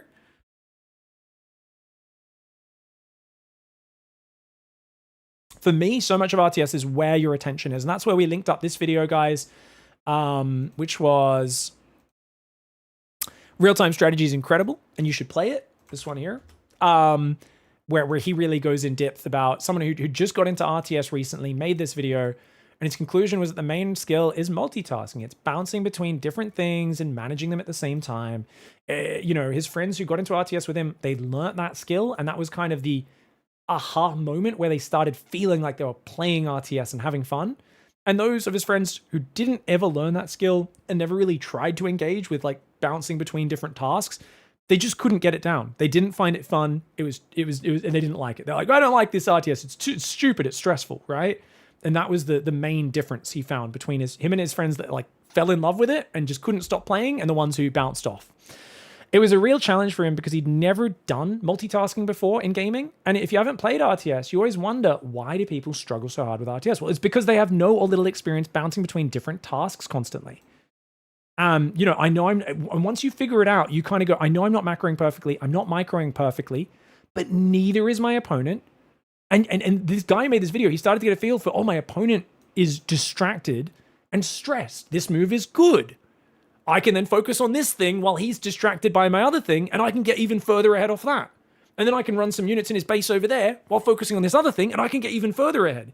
And he said, even at like the low level, just being able to like bounce between like their scout harassing or scouting, and then their economy management, it kind of like, it was really good Age of Empires 2 for like training that skill. And that was like a really cool moment for him. I love that video because it really spoke to me in that regard. I've tried to introduce a lot of RPG shooter players in RTS games. Most do not take to it well. Yeah, because they're not used to bouncing between tasks like that better thyself, and it's a bit too stressful for them. It's because it's a big jump. It's not something that people are naturally good at. The more things you have that you can optimize and put attention into, the more strategic choices you have about where you put your attention as well. The single player quotient is higher. Got Grubby's video talking about the range of this in different RTS as well. There's less strategic variety. So in StarCraft 1, there's way more actions per decision compared to StarCraft 2. So based on his kind of theory was therefore StarCraft 1 should have, it should follow that SC2 has more variety strategically and is more visible to the viewer in terms of strategy and variety and skill. And he said that's the case. And I was like, I totally disagree. I think StarCraft 1 has a bit more variety and it's a bit more visible to the viewers. But we also weren't really sure about that. I was saying, look, SC1 is wrestling the UI, but also more direct interaction with the opponent over long parts of the game, said D's. Someone else was saying, is it actually due to the automation in SC2 or SC1? Is it just the slower game speed, the pathing, the terrain is more impactful? Is that what changes it? Is that why you can feel the players wrestling? There's a lot of this, we had this whole interesting discussion about that because it's not 100% clear. But yeah, subjectively to me and a lot of us in chat, it does feel like there's a wider variety of SC1 strategies right now. But definitely when you first start, you really struggle to get through the mechanics in StarCraft 1. So it feels like it's just a game where you're like, what the fuck? This is so like hard to play. And I think for me, when I play Terran, I'm like, oh my God, I would really need to grind build orders and like study hard to get to the point where I feel like I'm playing this game. But Zerg, I hop on and I instantly feel like I'm playing an interactive, fun, real-time strategy, even while absolutely sucking ass in a lot of situations in StarCraft 1. Yeah. A lot of determination and practice for RTS. Yeah. Goes above other genres for sure. Might have to crack old AoE 2 Definitive Edition. It's a good game, man. It's a big commitment, though, getting over the early hurdle, because the single-player quotient is so difficult. So it's like really conquering AoE 2 is not about beating your opponents. It's about getting comfortable enough in the early game that you're able to then move into the actual part where you're interacting with your opponent without being too far behind, or even more importantly, too mentally stressed from the early game. Because it does take a while to get a handle on luring the boars in and stuff. People will tell you when you're getting into Age of Empires 2, you have to push deer. They are completely incorrect. If you're above a certain skill level, you do need to push deer. When I came back to the game, it was really funny because I lost a bunch of games while trying to remember the hotkeys, and everyone was pushing deer every game, and I was like, oh, do I need to do this? And I was like, nah. And I started beating people very quickly, very convincingly, without pushing a single deer. Was I lower than my previous MMR? Yes. To get back to my previous MMR, which is a lot more competitive, would I have needed to start doing it? Yes, and I did start doing that. But I was shocked at how low-level players were all doing this incredibly. It was like, it wasn't. It was like watching people try to shift-click their workers in StarCraft to get 5 extra minerals because they've seen Clem do it. Obviously, it gives a much bigger payoff than that. But in terms of the amount they would fuck up their build trying to push deer into their town center because they thought it was a thing you had to do, absolutely crazy. It was really funny to see people just make the game way harder than it needed to be for their skill level. I was like, no, this is a hard skill, man. If you're 100 APM Andy, you should not be pushing deer. All right, guys, have a quick break. Sorry about that. I think that sums up most of the video anyway. We had a bunch of other things. At the end of the day, I really appreciate the multitasking and the push and pull between do I manage my base or manage the other stuff. Managing your base has to be hard. There has to be some busy work to make that happen. And yeah, I really enjoyed going over this with you guys. Hope you guys did as well. I know it's a bit of a different content. We're not done with the stream, though. I'll be back in 3 minutes. And when we're back, let's talk about worker starts.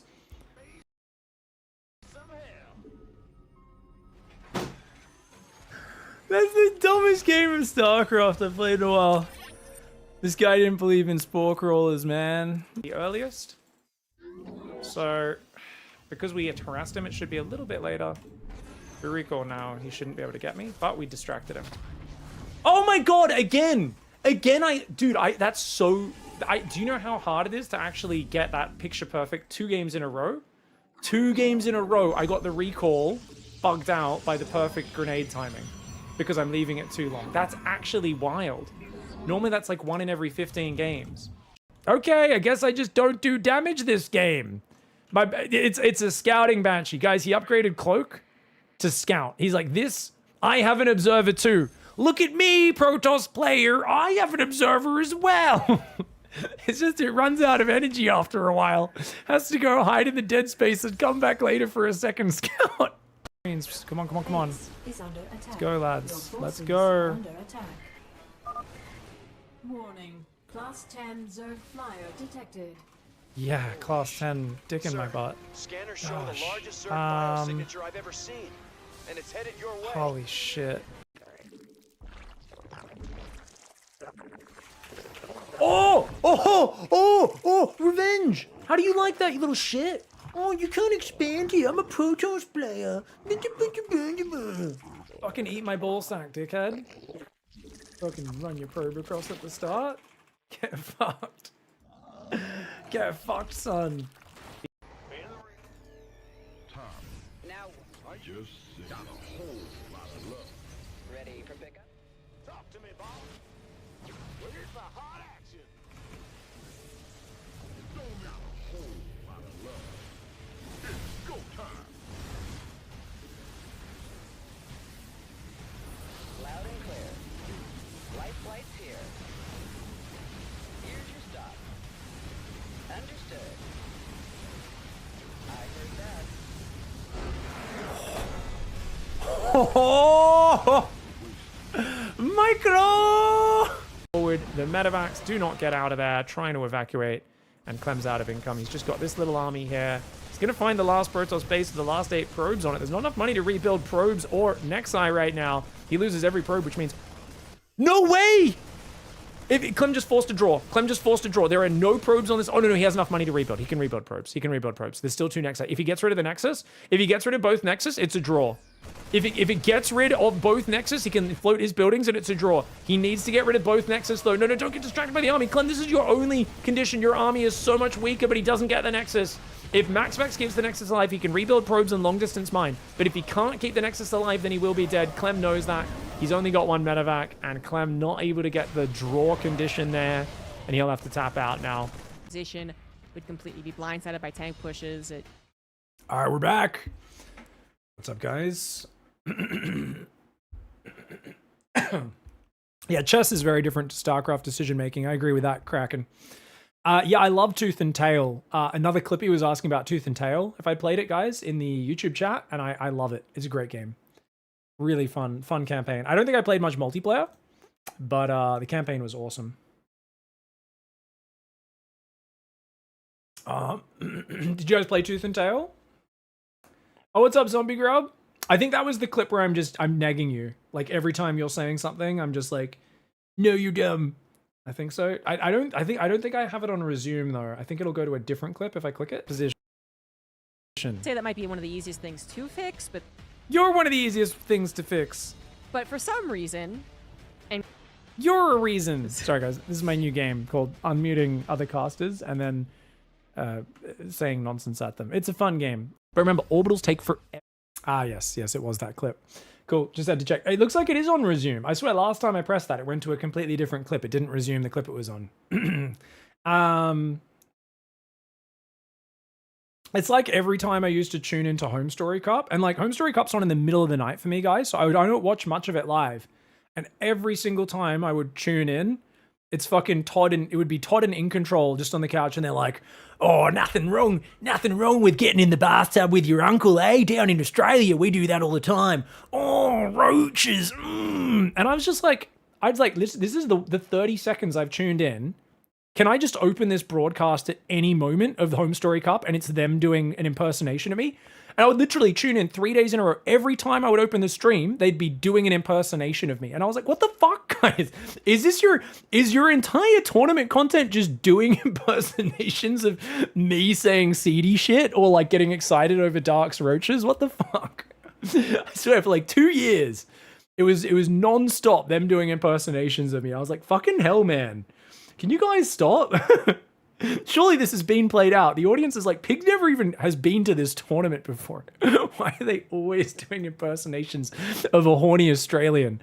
Anyways, fun stuff, guys. I think I might talk about worker starts now.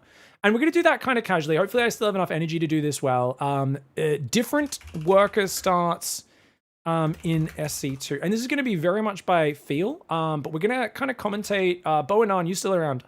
We're going to commentate, I think, just the games I played against Boa in the Greener tournament the other week, just because I thought those were some fun games. And I think it also just kind of goes to showing probably the best feature of crazy changes, like the 8 worker start, but not just the 8 worker start, also everything that kind of goes on in a patch that drastically changes many things about StarCraft. Cool. Oh, you are there. Just wondering because you were here earlier. So I'm just kind of because this is the most recent, really, I think, fun interactive match. And obviously we don't know what the fuck we're doing, so we're just clicking buttons randomly. It's not like it's a clear showcase of blah blah blah or anything. But just I thought it would be a good thing to have in the background as I talk about about worker starts, because people keep asking me about it and I keep being too lazy to do a video. And I was like, how can I fucking, like, what's an engaging way I can talk about this with you guys live in the audience and weigh up many of the different things and and kind of just try and explain to everyone all of the differences. So variable lower worker start in StarCraft. Let's make a new heading here, guys, in our document so we can write notes here as we go. in between the games. We'll try and write some notes and kind of go over those at the end. But I think the main things we're going to be looking at, so before we start, I think the main topics will be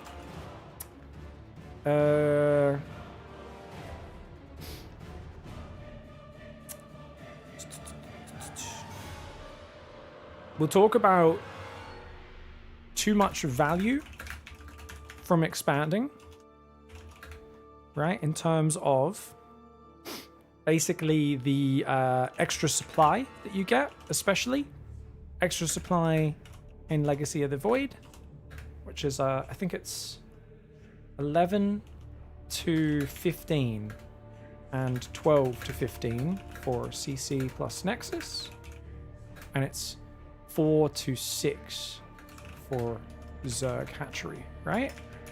I could have those numbers slightly wrong, but essentially Terran's getting 4 more supply per command center than they did in Heart of the Swarm. Protoss is getting 3 more per Nexus, and Zerg's getting more. So these are all cheaper than they used to be. Was it 10 to 11 maybe?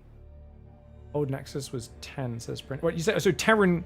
Oh, sorry. Terran got more supply. Was it? Was it 10 for Nexus, 11 for command center? Was it?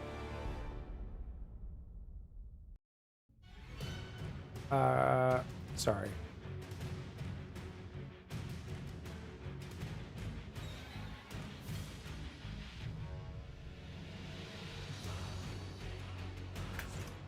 And 10 to 15 for Nexus. Write that. CC was 11. Okay, yeah. So you get more value. We can talk about 12 workers start. Limiting early options. You know, can't 6-pull. Gas first. You know, 6-pull, 8, 9, 10-pull, etc. Can't take gas as you know, as crazily fast. So in terms of those options, right, it does limit those. But also so much minerals. So basically that just creates, it removes some of the early options. Mineral and gas changes. So, okay, so what changed in Legacy? First of all, I guess is what we should talk about. Mineral and gas changes. It went down from 2,500 per gas to 2,250. And minerals went from 1,500 times 8 to 1,800 times 4 plus 900 times 4. Main base mines out 8 minutes 30, natural 11:30. Roughly in standard games. So, yeah. 12 worker start. What changed? So those are the main things that changed, I'm pretty sure. Essentially, the other things we're going to touch on here. Yeah, the only other changes were macro mechanics were nerfed. So, Mule, 270 minerals, down to 225. Lava, from 4 to 3. Lava Inject, I should say.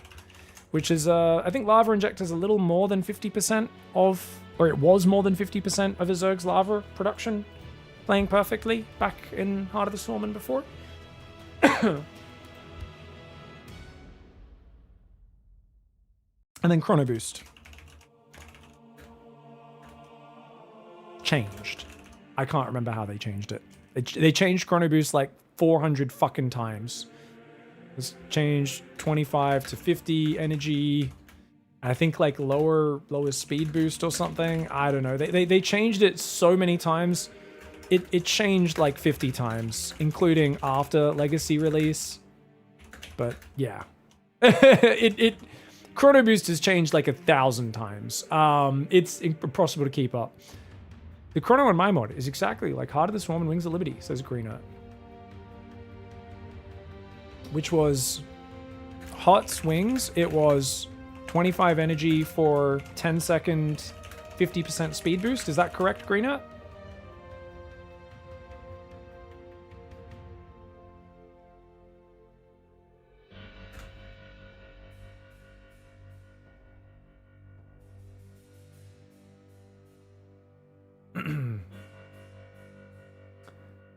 Yeah, I don't know. Anyways, it doesn't really matter. Okay, so point being, lower worker starts in StarCraft. Let me just check the stream title's good, guys. Lower / worker that starts in StarCraft. Let me just change my YouTube title as well. Okay, we should be good. Let's get after it. So, okay. Okay, so with lower worker starts, what changes? Basically, yeah. So, essentially, my conclusions after many experiments were I'd like to see 6 to 8 workers, probably 8 workers is best. Is best just from my own feel. And minerals go back to HOTS minerals in the main base, where it doesn't mine out as fast. It's also possible to do all bases, kind of, with more minerals. But then you can turtle on 3 base for very long, which is kind of, which is not as fun in SC2. This way it strikes a balance of allowing a bit more turtle play, but more importantly, the goal is to get bases to not mine out, right? To allow much heavier tech and aggro strats on 1 to 2 bases without the double whammy. Double whammy, the double whammy is in current LOTV when you do an aggro 1 to 2 base strat at 8.5 minutes, your opponent, if they've defended, gets a 3rd mineral line. That's a nice advantage. You're down a base, and maybe 8 workers on that 3rd base is a good advantage. But oh wait, your main is half mined out. You only have 1.5 mineral lines versus 2.5. Lol, get wrecked. You're so far behind on minerals. You better end the game, right? You're screwed. So that's what I call the double whammy in Legacy of the Void, is where in an RTS, if an opponent defends an aggressive play, normally they secure more resources than you. They defend their extra expansion, they get that advantage.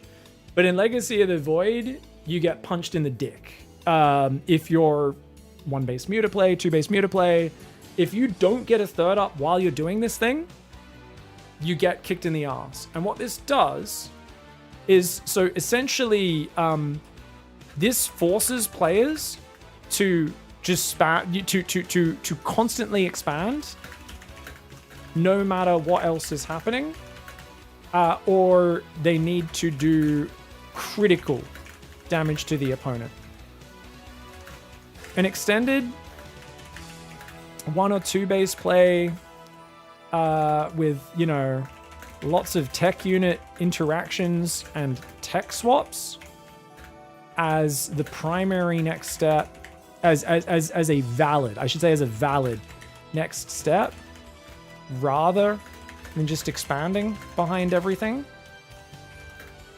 like in current SC2, is part of why the games are pushed in a certain linear direction. So there are still many ways you can play SC2, but one is rewarded a little more than the others. The path of continually, quickly expanding and getting 4 bases up as quickly as possible. Now, that in itself,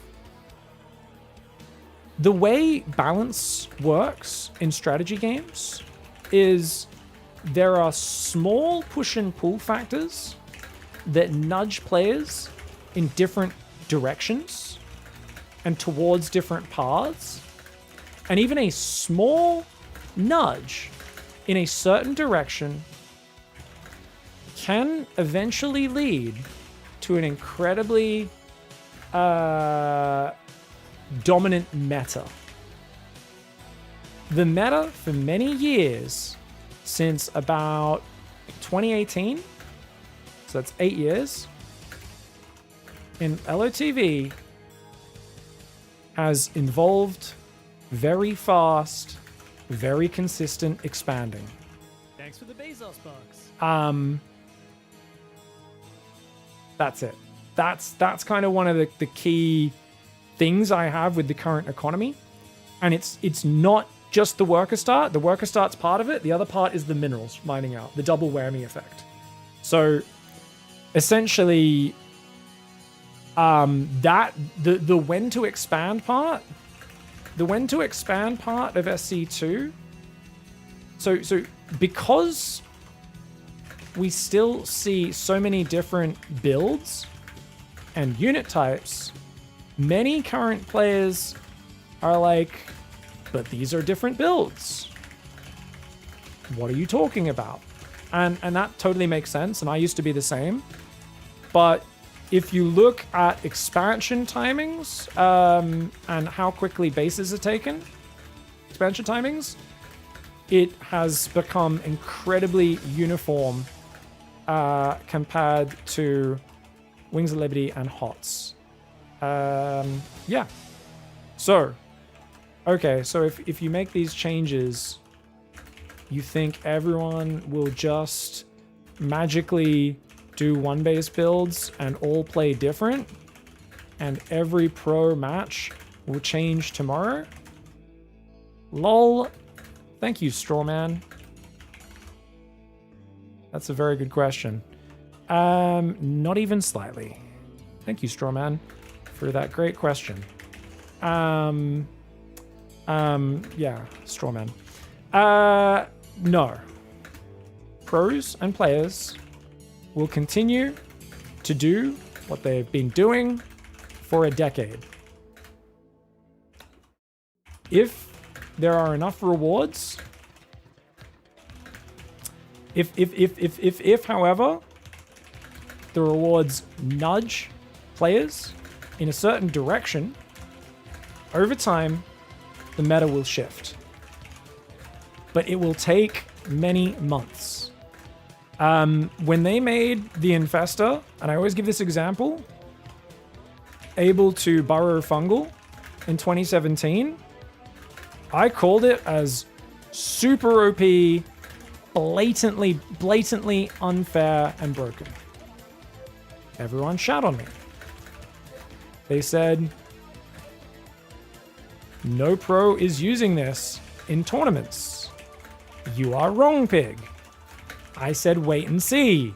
StarCraft is hard, and it takes time to figure things out.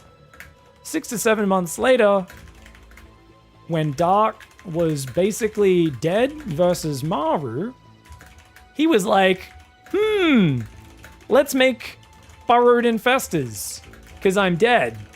I might as well fuck around. He fucking destroyed Maru from down 80 supply.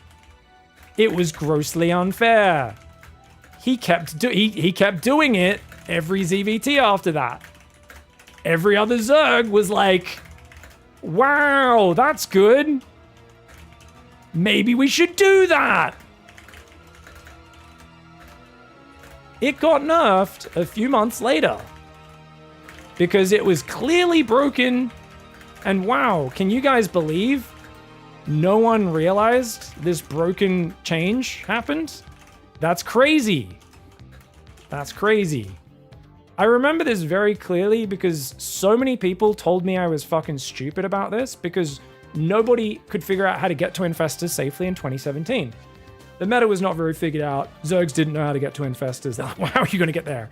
And I'm like, don't get me wrong. Yeah, it's hard to get there. But like any even late game scenario, there's Infestors running around the map burrowed, tracking the Terran army. Terran did not build Ravens at that time. They were much harder and more expensive to build. And then the Ling Bane would come to just out of vision and they'd be like, okay, And now I'm going to fungal you without having to pop out of the ground. The whole Terran army in a ball gets fungaled. This was on the Whirlwind map pool, I'm pretty sure. And like the Dream pool or whatever it was. And the fucking Bailey just rolled through and I'm like, what the fuck is this? This is so unfair. It was so funny, man. It was really, really OP. So anyways, jokes, analogies aside, basically metas take a long time to adjust and change. Any changes will not manifest in massive meta changes overnight. It'll take time, I guess, is the summary there. And that's really important. That's really important. Any change you make, people just do not do what you ask them. Like what you would think, like, surely you guys do this, especially pro players will not really adjust for a long time because they play at such an insane speed. It's hard to like build a new style or do a different muscle memory. And we are so conditioned to mass expand and to expand out of every situation that it's actually bizarre playing the game. So anyways, but yeah, end of the day. So I like basically higher minerals in main, so it doesn't mine out as fast, and lower workers. I guess the other big reason, right, which I should write here, is pacing. I think SC2 kicks off too fast, and it's hard to have a drawn-out skirmish phase in the current version. It's rare. It does happen, but it's rare.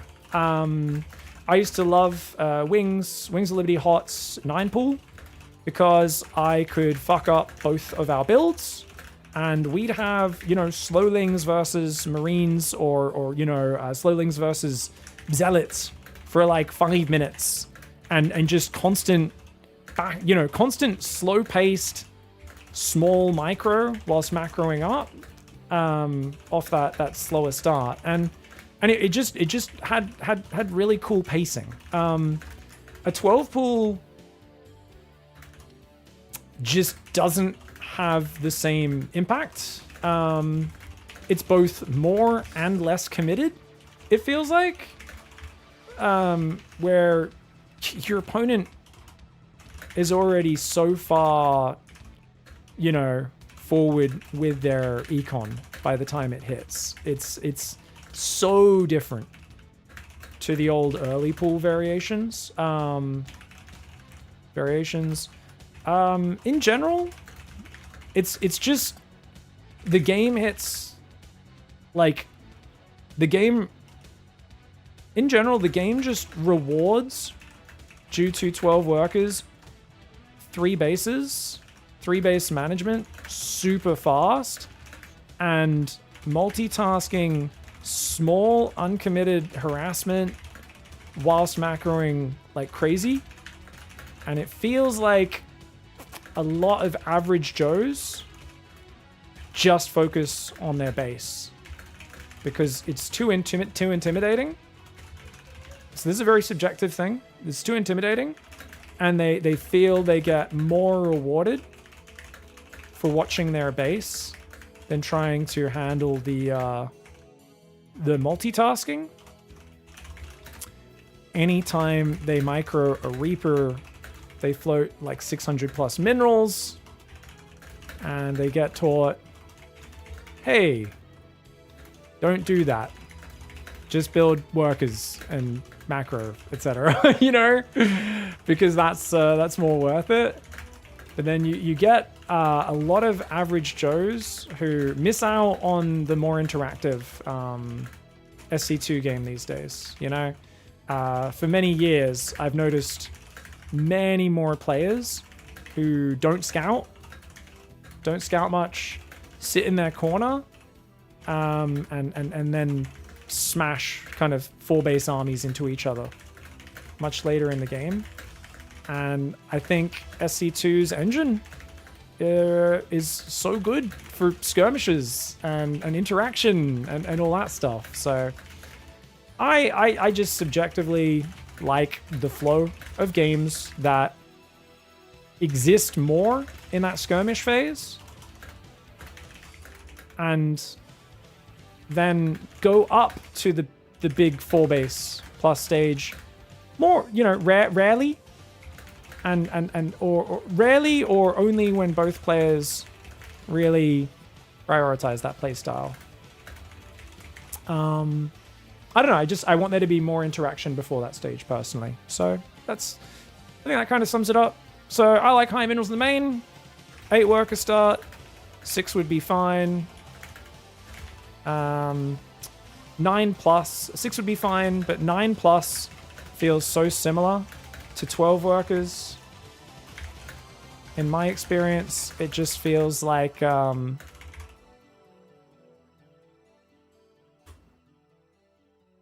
it just feels like you're breaking everyone's builds, you know, without getting that much payoff. I think going lower on workers is better. Yeah. No matter what, any change to workers, minerals, fucks people's builds and will hurt a lot of players who go, ah, shit, the thing changed. I wanted the old thing and stopped playing. My hope would be enough would learn the new timings, or enough players that left would come back because of the changes to overcome that loss of players who bounce off. But what do I know? I don't know. Yeah.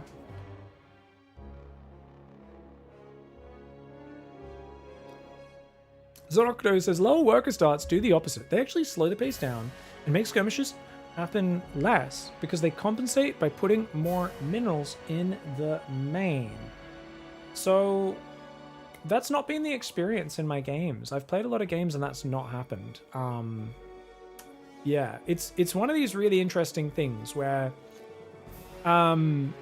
basically, like, yes, I think so. Here's the thing. I think at pro level, definitely, like, it's going to be a little slower to watch for sure. But I think for the average Joe, you're actually going to get rewarded a little bit more for going in and poking around with those units. And it doesn't slow the pace down too much, especially when you're at 8 workers. So there'll be a little bit more. And because the economy is lower, if you guys choose to commit to harassment and stuff, it's like if you go barracks gas as opposed to gasless command center, it massively slows down a command center, right? Massively. So it's a much bigger commitment to the Reaper, and it kind of gets you both locked in a lower economy game for a lot longer, which is where the skirmish phase can exist, where it's a few units versus a few units, and it builds up a bit slower. Likewise, if you both play kind of current legacy macro style, but like focus a bit more on like more mineral focus and getting the hatch first, you go for hatch first instead of pool first. I think pool first would probably be a bit better than like an 8 worker start in my opinion, but depends. If you go hatch first or if you go command center before gas, you can still get into the big 3 base macro game with like a 2-minute delay. If it's 8 workers, probably not even a 2-minute delay, maybe a minute and a half, maybe 2 minutes behind, something like that. It's hard to know the exact time changes, but yeah, but in the games where there is a lot of fighting, I feel like the whole game stretches out a lot more in that early game. And that's been an experience I've had like playing a lot of games on 8 worker starts over the last year, is the games drag out. Now, there's an argument that's just because we don't know what the fuck we're doing and our builds aren't good. And that's part of it, right? So, in my experience, 8 worker games have just felt amazing and so much fun, so interactive, and the pacing has felt more satisfying and fun for me subjectively.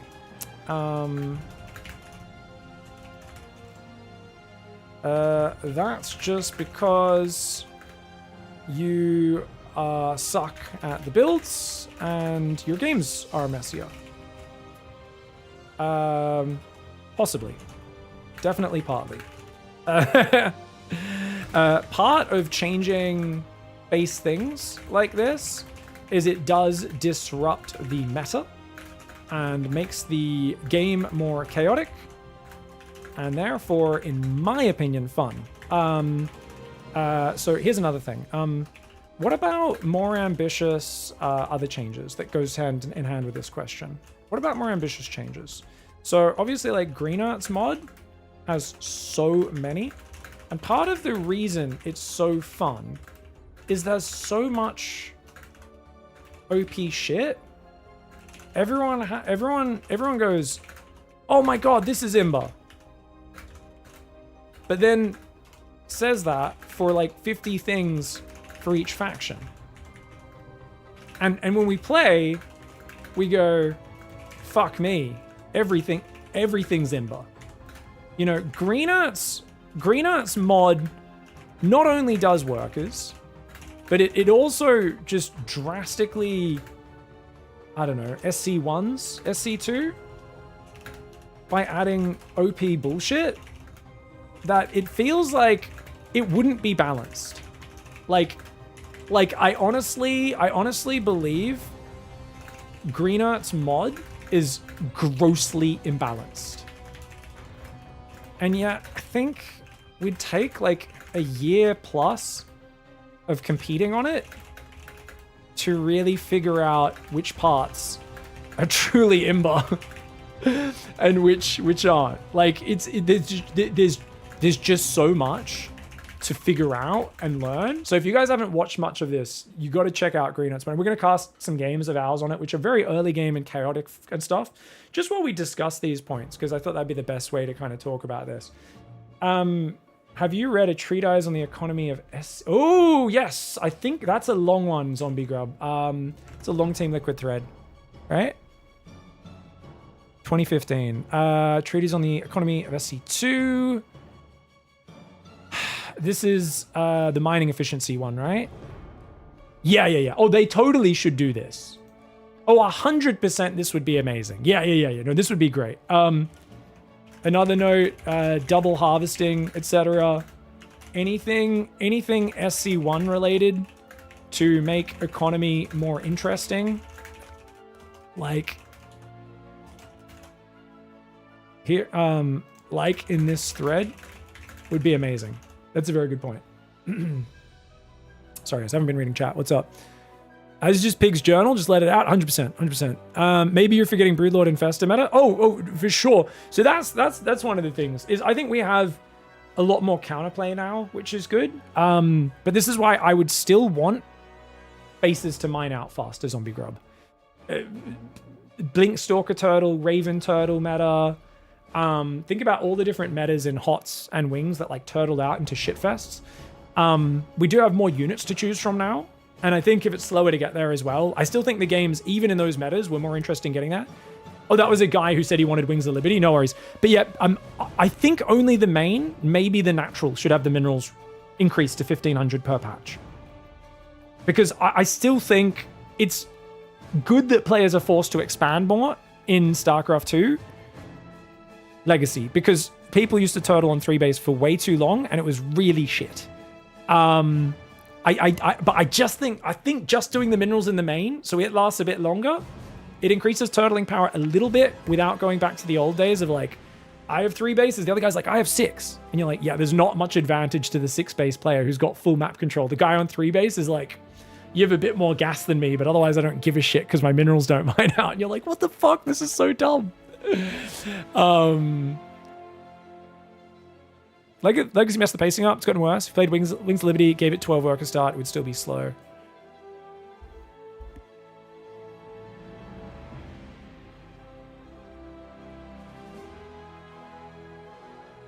I think what happened with SC2 is better for the player bases. If you already knew exactly what was going on and why it happened and why it was amazing in the last GSL, interesting. If you kill a drone with a Reaper in a normal game, the Reaper goes from 20 to 19 drones with 8 worker start. It's 14 to 13, which is a lot more impactful. Yeah, good point. Okay, so thank you. This is one of the things that we wanted to talk about. Thank you, Rakanichu. Okay. Yes. There are more game-ending cheeses and strategies, as well as more impactful harassment that costs more to execute. Taking gas early before CC for a Reaper wrecks your economy in 8 worker, but can have more payoff. In my games, it's not been apparent that the economy is drastically more fragile. But definitely it's a little. And as we're figuring out metas on it, we do have some sudden shit show games that just end. I think personally, there should be more game-ending strategies and gambles that are available. I describe the legacy changes as a smoothing effect on SC2. You can more reliably do the same build and more reliably get to the mid game, and then smash big armies with the opponent. The pros are rewarded more than ever for their speed and multitasking. And the games rarely end suddenly in 8 minutes with a surprise move. On the downside of that, there's no sudden game-ending strategies anymore. Used anymore. Or rarely. The game gets to the 4-base stage too consistently to be interesting. And regular players are smashing big armies with other players before even learning what their basic unit interactions look like.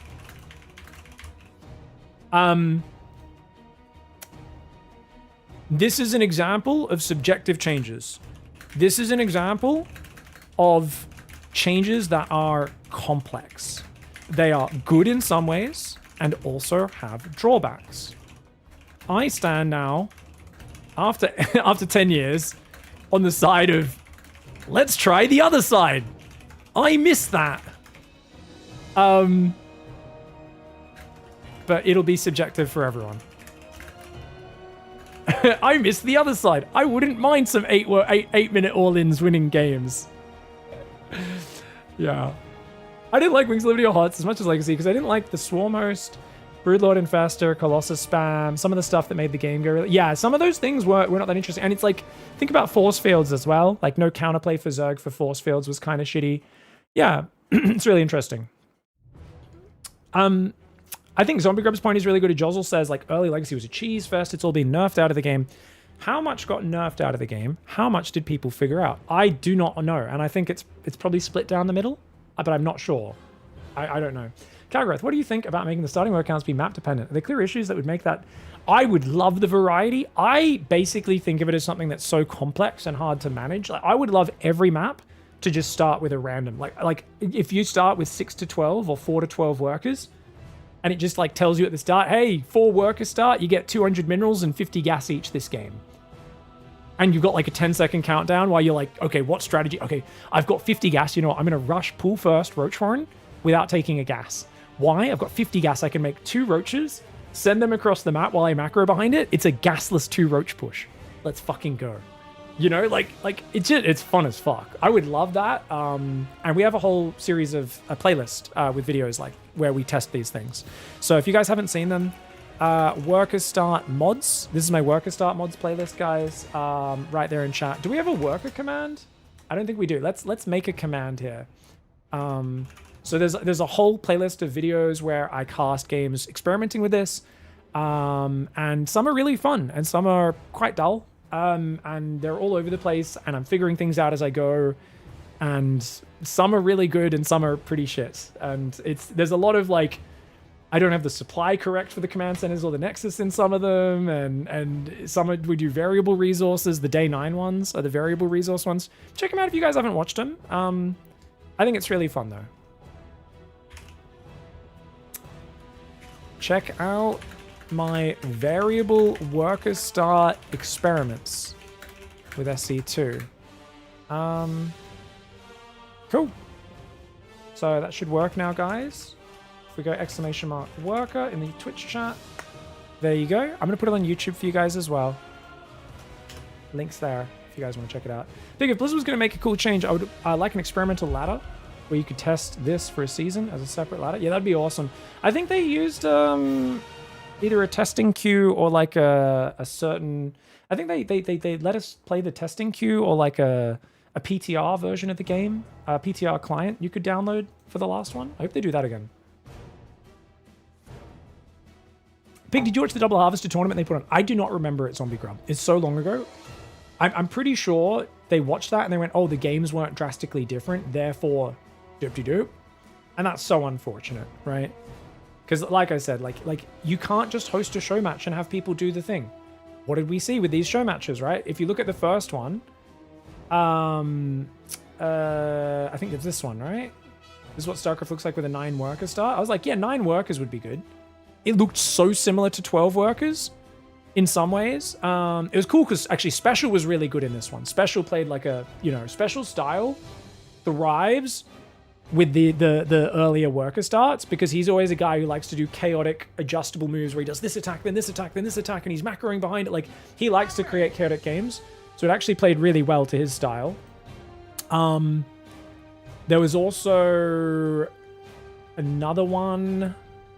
This one was, I think, Wayne? Was this Wayne and who was he playing? Milky Cow. YouTube, hello?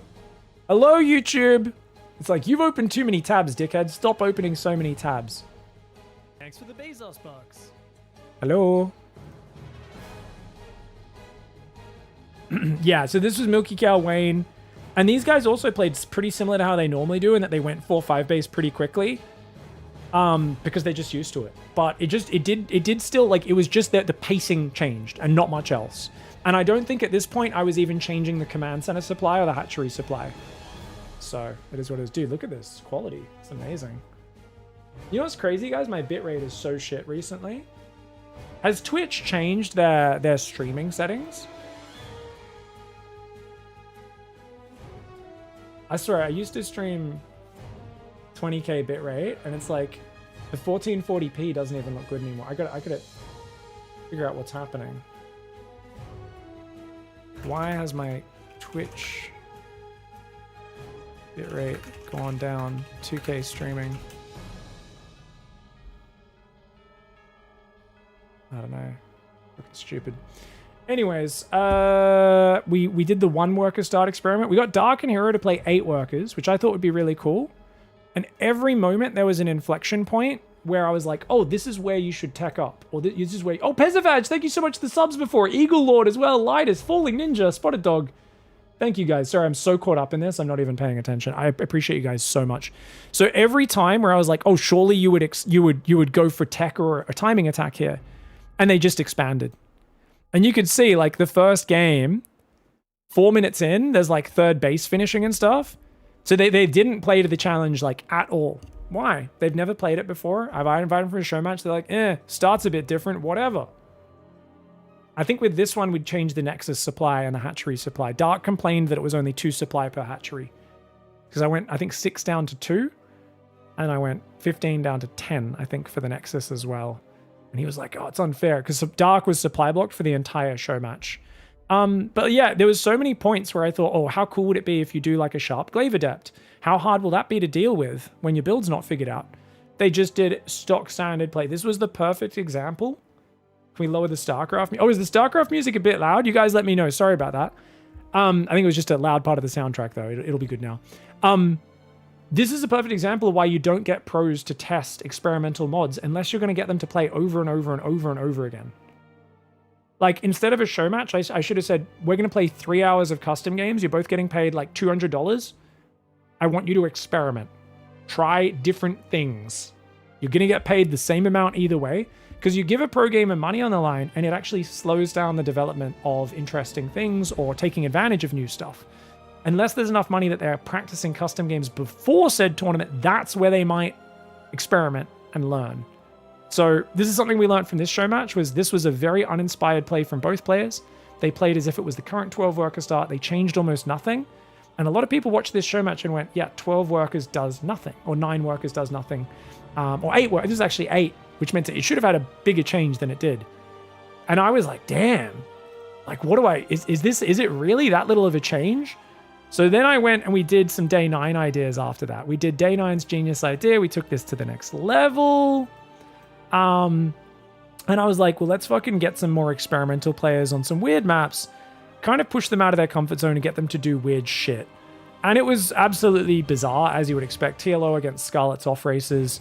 There was some pretty fun games here, but how much was them playing old maps? How much was them not having things figured out? How much was the changes? It was really hard to see, right? But I thought this was cool. I thought this was still very fun. But I think what really was the biggest success was this one. I took Day 9's genius idea to the next level. Oh, wait, this is that one. Wait, what? Which? Ah, this one. Day 9's genius idea brings strategy back to StarCraft. This one. This was the first one, sorry. We got Hassan Bly to play a best of 7. And the amount of cheesy bullshit they could do was absolutely ridiculous. But they're cheesy fuckers. That's how they play anyway. And a lot of people kept watching these show matches and they'd be negging me. They were like, nah, you fucking idiot. You think this proves anything? And I was like, I'm not proving anything. I'm just watching some fun games. And I got really tired of hosting these show matches. People were like, you're going to ruin StarCraft. Fuck you. And I was like, I don't control the balance of the game. I'm just making some videos. It's fucking fun. I had just as many people say, this is amazing. Do more of this. Please do more of this. I would come back to playing and not just watching if these changes came in. Yeah, I can't remember if we'd changed the mineral patches in the bases by this point, guys. I don't know if I had by this show match. But what we noticed was the games were pretty fun. And then these last two, Day 9's genius idea to the next level. Sorry, this was actually the one where we did the variable start. So this was, like, both of them were variable start, but this one I think we started with random gas as well. So you can see this game, they both started with 100 gas and 5 workers, it looks like. 4 or 5 workers, maybe 4 workers and 100 gas. So I was rolling dice before each match. It was 3 to 12 workers, 0 to 200 minerals, 0 to 200 gas. So every game was like an entirely different, bizarre opening based off of these things. And that's what was, and we were like, well, obviously this is fun. Because this is like Fisher random chess, right? It forces the players to adapt so much under pressure, which was really, really exciting. Because there's just like, every build was totally different. The games are crazy. And everything's just kind of insane. But yeah, I think at the end of it, after casting all these different games, trying variable starts, what I really noticed was that, like, realistically, the mineral change in the main, absolutely game-changing when I play with it, because it allows those extended 1 and 2 base plays. The worker start change matters, but if both players aren't choosing strategies to take advantage of those earlier options that are opened, you see almost no difference. You're just like, yeah, the early game slowed down a minute and a half. If both players rush their natural, rush their third, kind of do the same builds, it's just the same game, 2 minutes delayed. And there's a lot of people who were like very offended by that. They're going, what the fuck is this? And I was like, well, yeah, this is kind of what we... After the first few experiments I did, I was like, oh, right, of course. People are just going to do the same strats sometimes, and that's totally fine. But what was really crazy is people were like, well, if every game is not completely different, why would you change anything? And I think that's why I wrote that whole segment just before about when you make a change, all it's going to do is nudge players in a different direction. And it will take a long time for the meta to then actually shift, and the entire way StarCraft as a community plays the game changes, and that only happens once something is on the ladder for an extended period of time. Without that happening, you don't see much change. Yeah.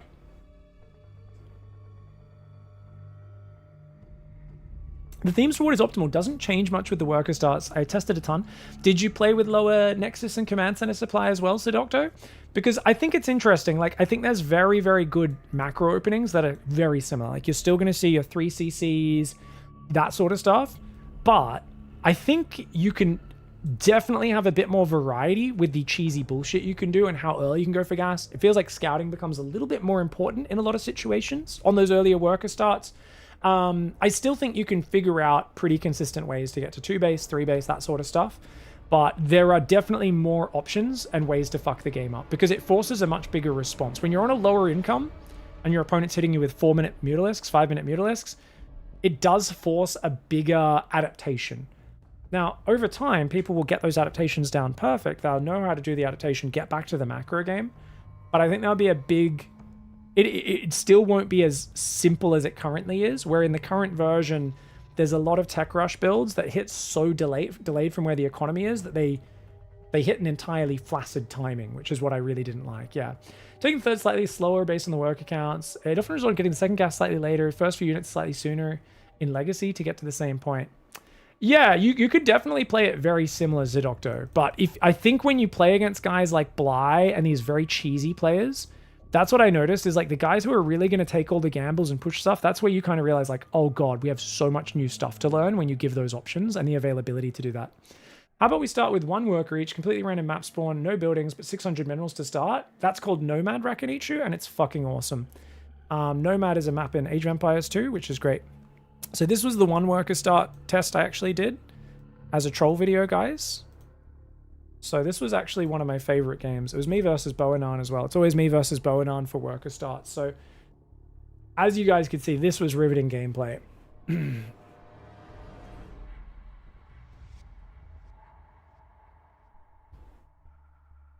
The map's randomly changing things to sow chaos. Oh, I love that, Brandon Guthrie. Yeah.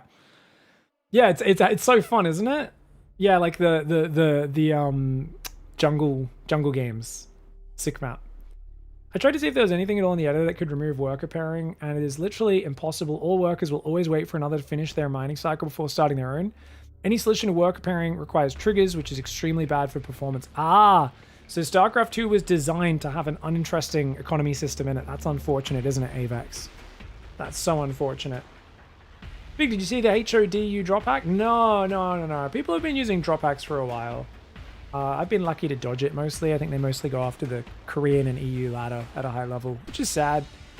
Basically just a guy who's like, hey, I can waste a bit of like Beyond or Clem's time or whatever when they're trying to ladder by making them log off. Like, pretty low T behavior, but it is what it is. He's the EU ladder player who's 6,800 right now, rank 10 with a drop hack. Yeah. Can you not, like, share his name? These guys are, like, the saddest people you've ever met. Like, literally, you knowing their name, it's like a serial killer. He's like, they know who I am. I'm gonna go do some more murder now. Like, they're so sad. The worst thing you can do is be like, did you guys see?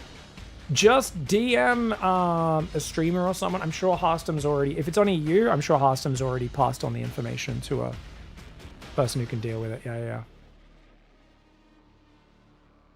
I don't have a lower body and I live in a fantasy continent where they spread peanut butter on their cheeks. What the fuck? Peanut butter on our cheeks? You crazy. As you guys can see, this is riveting early game. 2 minutes to get to 8 workers. To be fair, I actually thought 1 worker would be even slower.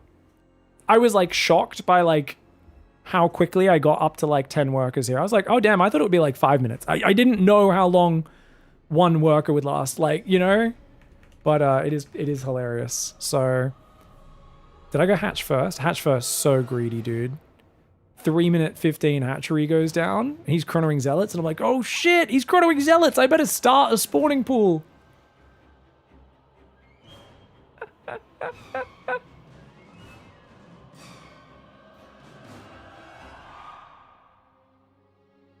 Cheers, yeah. Cool. All right, guys, let's play an ad break, and then we're gonna cast these bow and on games. Okie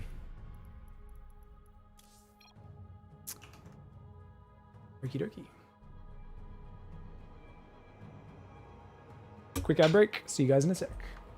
One takes like 70 seconds. Then you have to upgrade it for another 35 seconds. It takes minutes of attention. Oh my god! The wombo combo! He just landed a fungal parasitic bomb combo. Got like 2 to 3 medevacs. The rest are in the deep red. And Clem in the top right invading the mothership. I'm not sure how he got through these shields you can see on the top right of the screen, but oh my gosh, is the mothership on fire?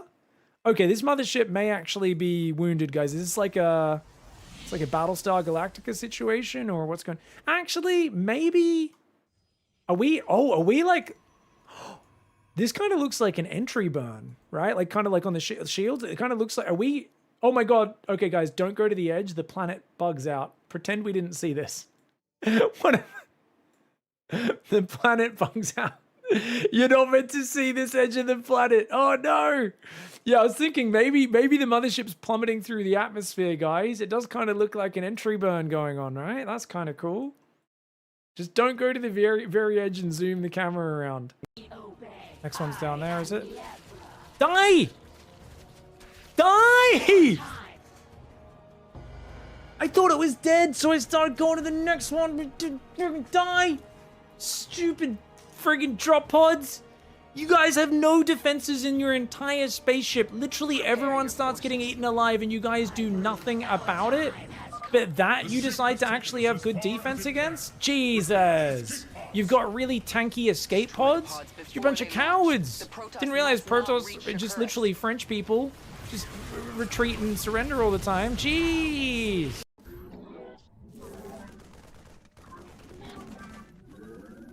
Run.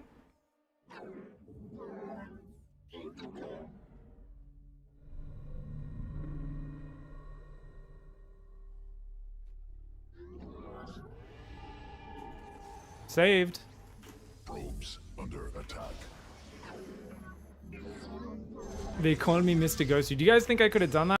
Oh, you know, I get so hard when I see Clem play on the stage. My baguette just gets so stiff. It's like it's not even 2 weeks old. You know when you leave your baguette for like 3 weeks and it just gets so crusty? That's what I see Clem playing Terran. That Marine micro is insane, TKL. I mean, I don't know if you understand. It is a monumental stiffy we are talking about.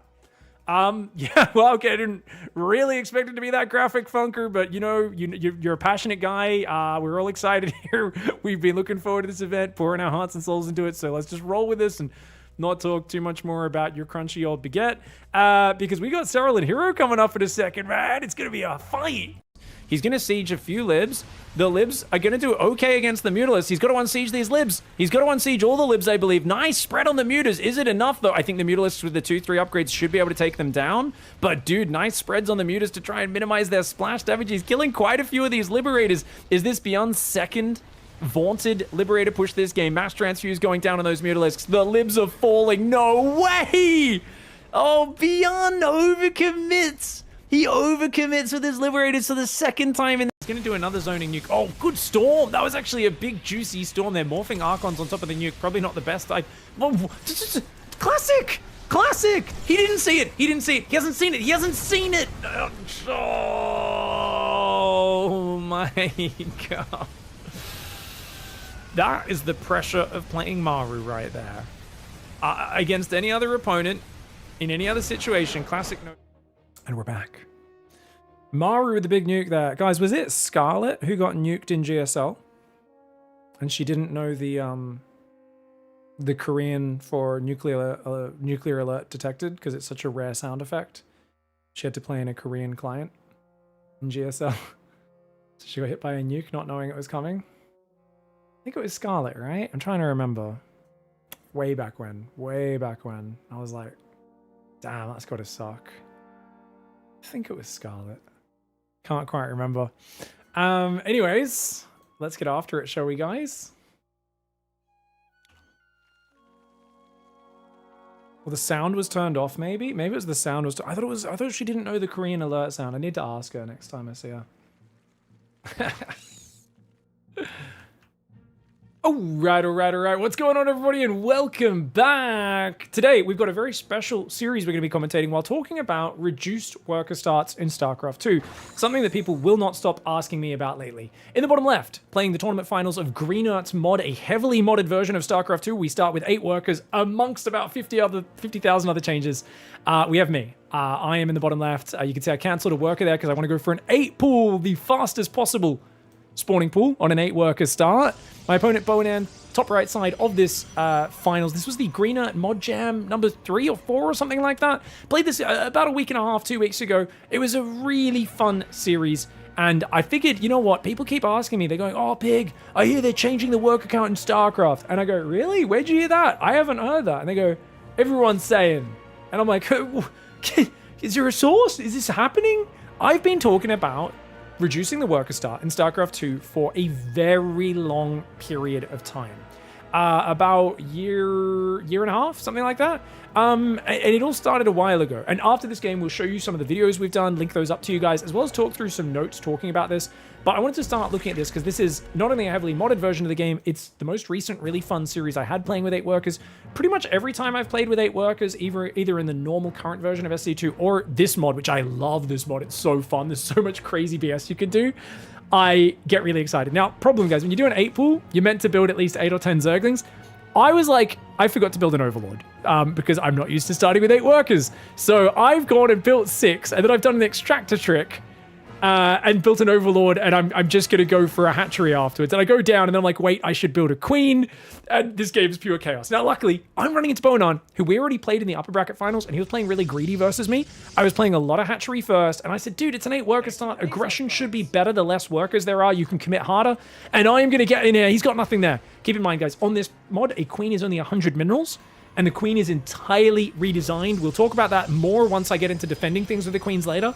Only 100 minerals, has 4 lava per lava inject, so it's great in that regard, but it's super fragile and doesn't do nearly the damage the normal Queen does. We've already got 1 probe in here, and he's pretty screwed, guys. This should be pretty much GG here, right? You're in their base, but you can't just straight up fight that many probes with only 6 Zerglings. So I'm going to be playing the mining denial time. Pick off a probe, run around, go for this guy maybe that's behind, but don't go too far into the minerals, because if I do, I can get surrounded. I can fight behind the minerals because he can't surround me. But if I go in the mineral line, the probes can phase through my Zerglings, wrap around them, hold them in place, and gun them all down.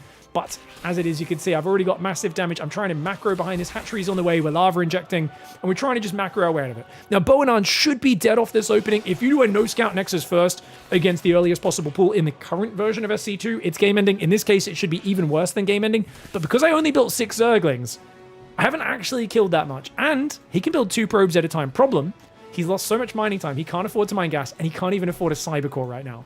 So he's basically just stuck chasing with Zealots, trying to recover his income. Meanwhile, I've got a bunch of stuff going on. Now, my Zerglings, one of them does die there. A little bit sloppy. But once again, I'm forcing more mining time. Hatchery's on the other side of the map. There's a Queen there, but I've forgotten to build my second Queen. My macro's failing a bit. I'm not that good. And look, I went in the mineral line and got surrounded. A big mistake.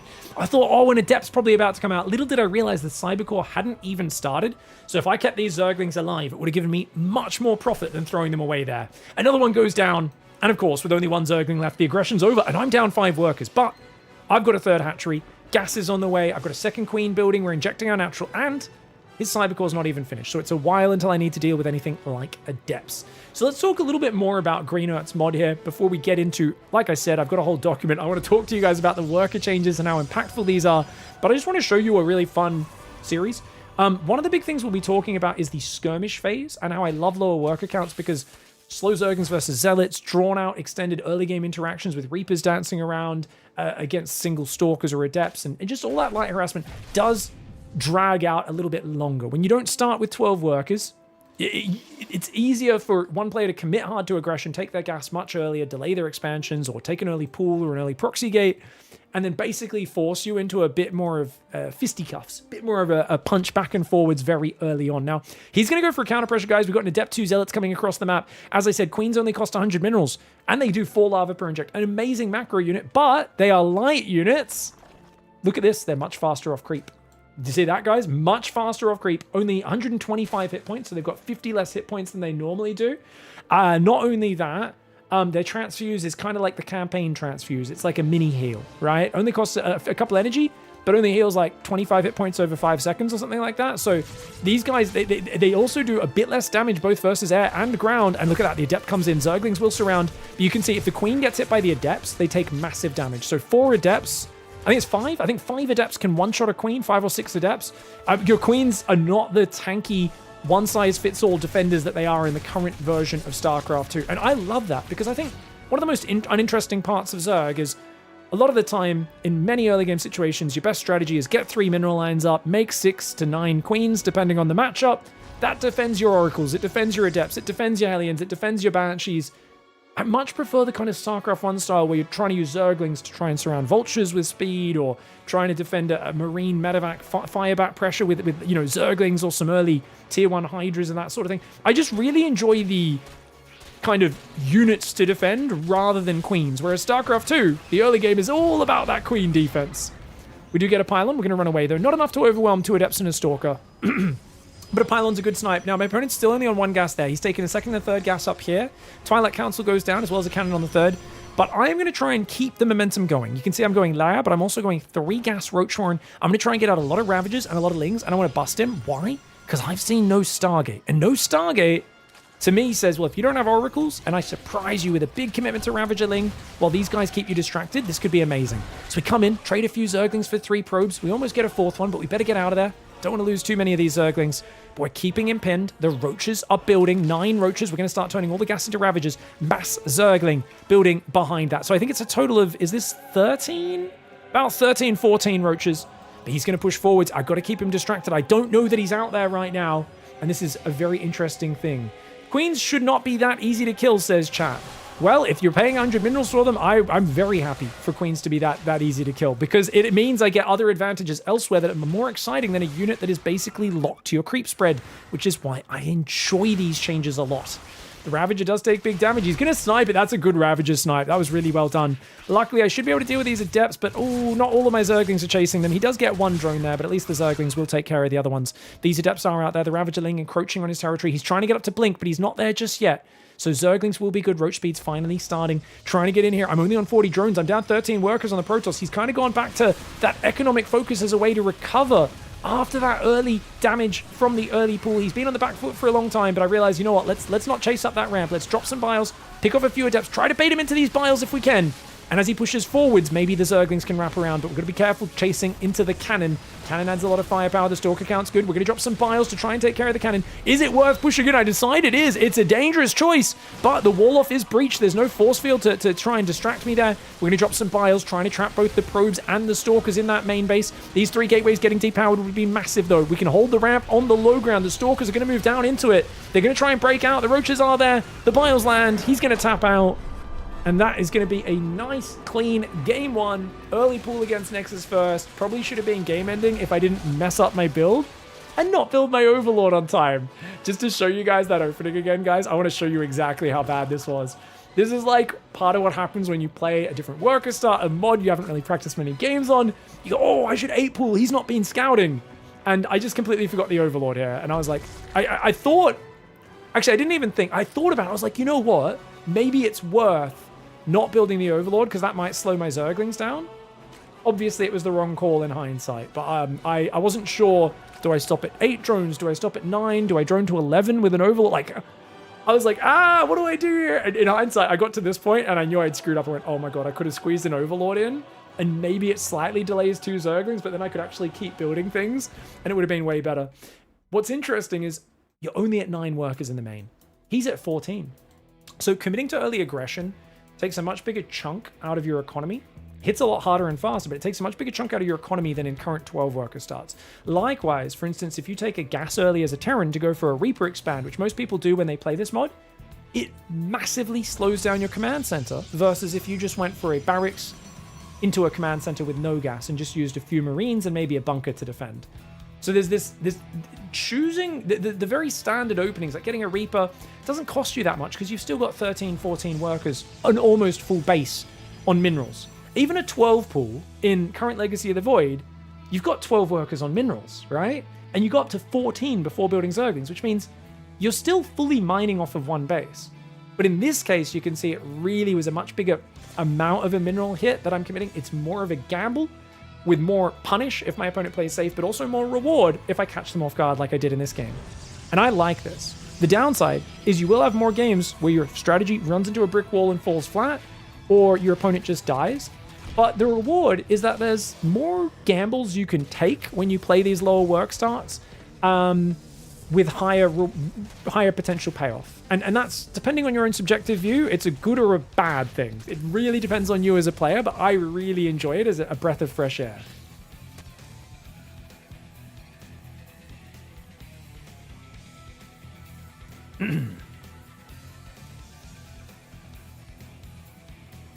The Queens still have very good range against Antia. They are a bit squishy. You can go Hydroden on Hatch Tech, but it takes longer to build, yeah.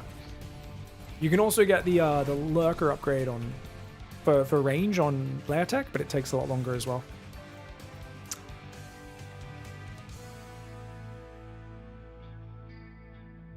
All right, guys. So like I said, people have been asking me about these worker starts. We'll hop into game 2 for soon, but I want to just quickly take a look at some notes we were talking about before I went into these casts. So a lot of people have been asking me about the worker starts. Let's try that again. All right, guys. So a lot of people have been have been asking me about these worker starts. A lot of people have been saying there's been a lot of talk in the community about them potentially changing the worker start in StarCraft, which I find really cool. And we wrote down a bunch of notes here we'll go over. Before we go over that, if you guys want to check it out, I actually have an entire playlist of videos going over the different worker starts. You guys can find this one in my Twitch chat. All you need to do is type !workers, and it will link up there. I'll link this in the description. Worker. Just !worker, and it'll link up this playlist. This playlist has a whole bunch of videos from about a year and a half ago of me going through testing different changes with random worker starts, 6 worker starts, 1 worker starts, 8 worker starts, 9 worker starts, random minerals and gas, and random worker starts in these day 9 videos. Definitely go check these ones out if you haven't already, and we'll be referencing these a little bit as we go today.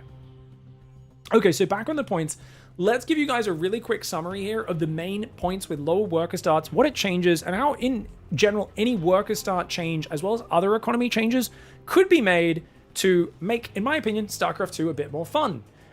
Very subjective, but stay with me, and hopefully you guys can understand where I'm coming from. So, before we start, I think the main topics will be what changed in Legacy of the Void. So the main thing, for those who don't know in Legacy of the Void, is there is a bit too much value from expanding. Because they changed the worker start, and they didn't want you to be supply blocked at the start of the game, they added extra supply. The Terran Command Center went from 11 up to 15 supply, and the Protoss Nexus went from 10 to 15 supply per Nexus. The hatchery went from 4 supply when you build a hatchery to 6. And this didn't come with any other inherent increase in the cost to those things. So they basically, you just get a bunch of free extra supply, half a pylon, half a depot, 1/4 of an overlord attached to these buildings that comes in there. So every expansion you take is rewarded a little bit more. And small changes like that do add up in StarCraft 2. The next thing, sorry, should we use this? Sorry guys, I know you guys hate the white mode. We'll go dark mode for everyone. Sorry. So there's also 12 worker start can limit early options. You can't 6 pull, you can't 8 or 9 or 10 pull, you can't take gases crazily fast. There simply are less options in that very beginning, arguably much more gambly and cheesier stage of the game. Like we just saw in that last game, the 8 pull there definitely hits a bit more of an extreme timing with bigger upside and downside than with the current 12 pull option, being the fastest you can do. The next thing is they changed the mineral and gas changes in Legacy. It went from 2,500 per gas to 2,250. And more importantly, the one that really matters is the minerals went from 1,500 on all of your mineral patches in the main, or in all bases, to 1,800 minerals on half of the patches, 900 on the other half. Which means in effect, in most games, your main base mines out at 8.5 minutes, and your natural will mine out at 11.5 minutes. So that means if you don't get a third base up at 8.5 minutes, and you're above 40 workers, your income takes a pretty big hit, right? And likewise, often having a 4th base up or a 5th base before the natural runs out also means if you're on 70 workers or so, your workers don't have anywhere to mine from. That's really huge. Now, they also changed the macro mechanics in Legacy of the Void, guys. They made the Mule go down from 225 minerals to from 270 to 225. Lava Inject went from 4 to 3 lava per Lava Inject from the Queen. And the Chrono Boost changed from 25 to 50 energy. They made it so it was, I think, a 20-second 25% speed boost, I believe, or maybe it was this 10-second 50%. I can't remember the exact amount. They've changed Chrono Boost a lot more than the other macro mechanics, so it's a bit harder to track, but someone can clarify that. Point being, they basically made all the macro mechanics a little bit worse. They also made the upgrades. So they made Ling Speed, Stim, and Warp Gate all upgrade a bit faster. So that, you know, so they wouldn't lag behind. They wouldn't lag behind the increased speed of the early game. That's it. Those are the entire changes, right? So it was a very much, we're going to change the whole early start. We're going to change the one key enabling upgrade for each race on its timing. And we're going to nerf your macro mechanics. And now the minerals mine out, so you're forced to expand a bit more aggressively. It's not a, you know, it's kind of odd because we talk about now a lot of things like the Spire takes, 70 seconds, 71 seconds to build, which is a massive amount of time. And by the time you can invest in the Spire, and by the time it kicks in, often you're on 70 workers plus. And that's compared to the old worker start, where if someone did want to go, say, 2-base muta, they would hit it relationally a little bit faster, but they would be sacrificing more of their a bit of their mineral income to get it. But essentially, you could kind of see the tech timings overall weren't adjusted, and it was a little bit, in my opinion, ham-fisted, where it's like, if we're changing the pace of that, it almost feels like all the other things should have been sped up a little bit as well. But if you speed up everything and all the other upgrades and tech structures, you can imagine that would make the whole game even more frenetic than it already is. And arguably, StarCraft 2 and Legacy is already a very frenetic game. So just to summarize the rest of my changes, we'll come back to these later, guys. I've done a lot of experiments. I've played on this mod and a lot of others. There's a bunch of different things. Basically, my recommendations would be, I would love to see 6 to 8 workers start. Probably 8 workers is the best from just my own personal feel, relatively subjective, just playing games. 8 feels like it's not too slow, but it feels like it's differentiated enough that you drag out the early game fighting and a bunch of things. I also think the minerals should go back to Heart of the Swarm minerals in the main base. I've been talking about this for a long time, and this is relatively similar to what's happening in Green Earth's mod. The minerals are, I believe, 1,400 and 1,600 minerals. So there's still slight differentiation, but essentially it's kind of similar to this. But he's done that on, I think, every base on the map. Whereas I believe maybe just doing it in the main base is good. That way it doesn't reward turtling play too much. We don't want people turtling on 3 base forever like they did in Heart of the Swarm. But it strikes a balance of allowing a bit more turtle play. Yes, that's the downside. The advantage is you can have heavier tech and aggro strats on 1 to 2 bases without getting hit by the double whammy. Now, if you guys don't know what the double whammy is, this is what I call it in current Legacy, where if you do an aggressive or 1 to 2 base tech build, some sort of build where you don't quite kill your opponent, you do some damage, at 8.5 minutes, let's say your opponent defends their 3 base, takes some damage, but they get their third up, 8.5 minutes, third mineral line unlocks. You guys both might be about 40 or 50 workers, but because your main base loses half of the mineral patch at 8.5 minutes, and they've got their third base up, not only have they defended a new base, they've got 8 workers on it, they're 8 workers ahead, they're effectively 16 workers ahead on minerals because they can transfer 8 workers from the main to that third and have a bigger advantage. So when you're doing aggressive and tech-heavy strats in Legacy of the Void, if you don't either completely kill them, do crazy damage, you get hit by this double whammy where an opponent who can secure a third base when you're still on 2 bases will punish you. And this is why even if you open fast mutas, you open some sort of tricky tech, you'll see in StarCraft 1, sometimes people end up going down multiple different tech routes to counter their opponent's army while staying on 2 base for an extended period, sometimes even 1 base. But because of the double whammy, you have a hard timer on your ability to do that in StarCraft 2 right now, where the longer you stay on that, it doesn't matter if, my units counter his. This is a clever unit counter, because it doesn't matter if you're losing all your mining and you're just too far behind on minerals and they have so much more stuff than you, they can beat you with just basic units because they've got the third mineral line and you don't. And that also carries through to securing a 4th base as well a little bit, but it's mostly if you're doing those 1 to 2 base builds where you get really, really punished. And that's one of the big things which limits a lot of strategies. If I go 2 base muta, I have to get a quick third while building the Spire. It's slower than a normal fast third, but it's still relatively quick. This forces players to constantly expand no matter what else is happening, or do critical damage to the opponent. An extended 1 to 2 base play with lots of tech, unit interactions, and tech swaps as a valid next step, rather than just being forced to expand behind everything like in current SC2, is a part of why the games are pushed in a certain linear direction. Now, there are still many ways you can play SC2. It's just that when it comes to the economic choices, one way is rewarded a little more than the others. The path of continually, quickly expanding and getting 4 bases up as quickly as possible is the dominant one because of that. Now, the way balance works in strategy games is there are small push and pull factors that nudge players in different directions and towards different paths, and even a small nudge in a certain direction can eventually lead to an incredibly dominant meta. In my opinion, you guys can argue with me on this, let me know. I'm super open to hearing lots of thoughts. This is all not an exact science by any means, so keep that in mind.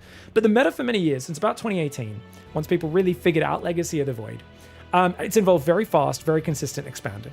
We still see so many different builds and different unit types. Many current players will say, well, there's still different builds, there's different units, we're seeing all these different choices, so what are you talking about? These aren't all the same builds.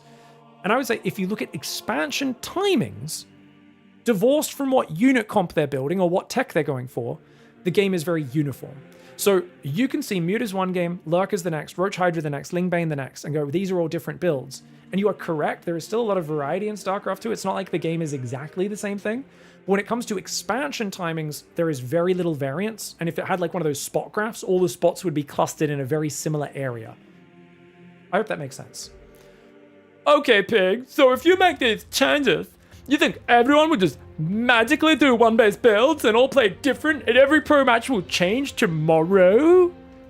Thank you, Strawman. That I definitely didn't write down that question myself. Thank you, it's a good question. No. So pros and players, I think even if you make my suggested changes, will continue to do what they've been doing for a decade. If, however, the rewards nudge players in a certain direction, I do think that over time, not tomorrow, but over time, many months, the meta will shift. It will take many months. When they made the Infestor able to burrow Fungal, that's right, it could cast Fungal from Underground in 2017, I immediately called it as super overpowered, the most blatantly unfair and broken thing I'd ever seen, and I was like, I'm mostly still a Zerg in 2017. Yes, I was playing all races, but I was like, come on, man. Infestor's my favorite unit in the game, and there's no way this is fair. I was like, this is so ridiculous. And everyone shat on me. They said, no pro is using this in tournaments. You are wrong, Pig. I said, wait and see. StarCraft is hard. It takes time to figure things out. People said, you're an idiot. People kept going back a month later. Then, you know, there's always like people when you make a strong comment in a community and they keep coming back to you every week. And they're like, haven't seen anyone use it yet. Cheryl isn't using Dark's not using it. Rogue's not using it. You're an idiot. And then, of course, 6 to 7 months later, Dark was basically dead in a match versus Maru. I believe it was on Whirlwind. He was like, I better experiment with Burrowed Infestors because I'm basically dead. I might as well F around. And he effing destroyed Maru from down 80 supply. I kid you not, there was just like every time Maru was moving around the map with a ball of Biomedevac, there was an Infestor that was just right-clicked on the army, just following the Marines and Marauders. And then when the Link Vein would come up, he'd just throw a fungal. The radius was like, I think my radius might have even been even bigger than it was now. It would just hit like so much of the army, this giant chunk of bio, and the Link Vein would just roll through it. It was like, it was so ridiculous. And like, so suddenly Maru was trying to scan everywhere, and it was a really big map pool at the time. So there was so many areas where the Infestors could be. And it was like friggin' ridiculous. And it was so funny. And he kept doing it every ZVT, because if you beat Maru with this, you're going to beat everyone. And then every other Zerg was like, wow, maybe we should do that. It got nerfed a few months later because it was clearly broken. And wow, can you guys believe no one realized that this broken change happened? That's crazy that no one realized how good this was. And I, of course, was there like, me, I told you all, I told you, you know, but they're like, shut up, Pig, go back to your corner. It was one of those things where that really taught me more than ever. Something could be the most obviously broken thing or reward a certain playstyle in such a massive way, and it could still take 6 months or more of top pro gamers whose income relies on it to see one guy get in a really bad position and go, let's try that thing. And then it works in a high-profile match, and just like that, it's the zeitgeist. Everyone learns to do it. Every Terran's complaining, and within a month or two, everyone's like, this needs to get removed right now. So I don't think any changes like this will change everything overnight. I think they would kind of funnel things in a different direction, if that makes sense, guys. So, and likewise, you can see that in my show match, or my show matches, these worker start mods. A lot of them, the players just do the same. They've never played the mod before. I hadn't changed the minerals and stuff in a lot of the early show matches. They just play the exact same way they normally do. They're just like yes, so much chaos for this Dark Hero match, but it was the exact same type of chaos they do on the 12 worker start mod. They didn't adapt at all. The only difference was they both got supply blocked a ton because the timings were different. And that's one of the things I've learned through all these tests is making changes does not result in people playing differently. They need to play a lot on those changes, especially pro players, before those adaptations come into play, because StarCraft's such a fast-paced game. There's so much muscle memory, so much automation. When you start getting rewarded for a different thing, it takes time for everyone and the meta to move in a different direction. Okay, getting on to the last points before we get into the next game, guys. Pacing. I think StarCraft 2 kicks off way too fast, and it's hard to have a drawn-out skirmish phase in the current version. So that's part of why I like the idea of these changes. It's a bit personal. It's a bit subjective for me, so it's up to you. Some people will totally disagree with me on this, and that's totally fair. Let your voice be heard. It does happen where you get these kind of drawn-out skirmishes in StarCraft, but it's rare. I used to love Wings of Liberty, Heart of the Swarm going for a 9 pool because I could F up both of our builds. We'd have slow Zerglings and Zealots for 5 minutes and constant slow pace, small scale micro whilst macroing up off of that slower start. And it just had cool pacing. You know, a 12 pool these days, it hits decently. But I remember Probe, the Protoss Australian player, #1 for many years, he said, oh, 12 pool's just it's a solid Zerg macro opening. Because, like, you 12 pool, you have 14 workers on minerals, like I was saying before. You're still mining off a full base. Your hatchery comes up earlier than it would off a 17 pool build, or about the same time. I think it's about the same time, maybe 5-10 seconds later than off a 17 pool into hatchery. It's, like, so similar to a normal economy build. You're like, there's not that much differentiation. It's both more and less committed in that where your opponent is already so far forward with their economy by the time it hits, it doesn't force as big of a reaction. It's so different to the old early pool variations. And in general, the game just rewards, due to 12 workers, it rewards a lot more 3-base management, super fast getting up the economy while multitasking small uncommitted harassment units and just macroing like crazy. And as long as you don't get surprised by some sort of big all-in, it's that's what it really rewards you for, because that economy explodes so fast into your natural, into your third. And if you don't take those, you get hit by that double whammy and your economy it really does suffer. So I really feel like a lot of average Joes that I watch in the last 8-10 years, Legacy of the Void especially, but especially the last 5-6 years, they just stare at their base. They feel intimidated, and they feel they get more rewarded for watching their base than trying to handle multitasking. I have so many people whose games I watched at a low level, and I go, get out there, interact with the opponent. That's the fun part of StarCraft. But they micro the Reaper. They realize even if they kill the worker, they floated 600 minerals, and they go, oh, no. They get taught, don't do that. Just sit at home with the Reaper, or don't micro the Reaper. Shift click it in, don't look at it, and just spend your money. Just spend your money, spend your money. Okay, now we're both on 5 bases. Now we can smush maxed out armies into each other. And they get taught that that's more worth it. You can partially... I used to rage about Vibe's Bronze to GM because he was actively teaching people that. And I was like, don't do that, Vibe. It's so boring. I don't care if it's good. Don't do it, you know? And I feel like people are running into those maxed armies into each other without even learning how the basic unit interactions work. And that is sad to me. Where players, like, they don't understand how basic units work, but they're, like, making a max blob, and they don't even know what the units are doing. They're just kind of smushing it, and I'm like, ah. So for me, this is quite a subjective point, but I feel like for average Joes, it would just be more rewarding for them to focus on their units and have a bit more of the dancing between harassment and interactions and macro at home on one side. But also just for my own personal enjoyment, I just prefer the slower build-up pace. It just feels a bit more right.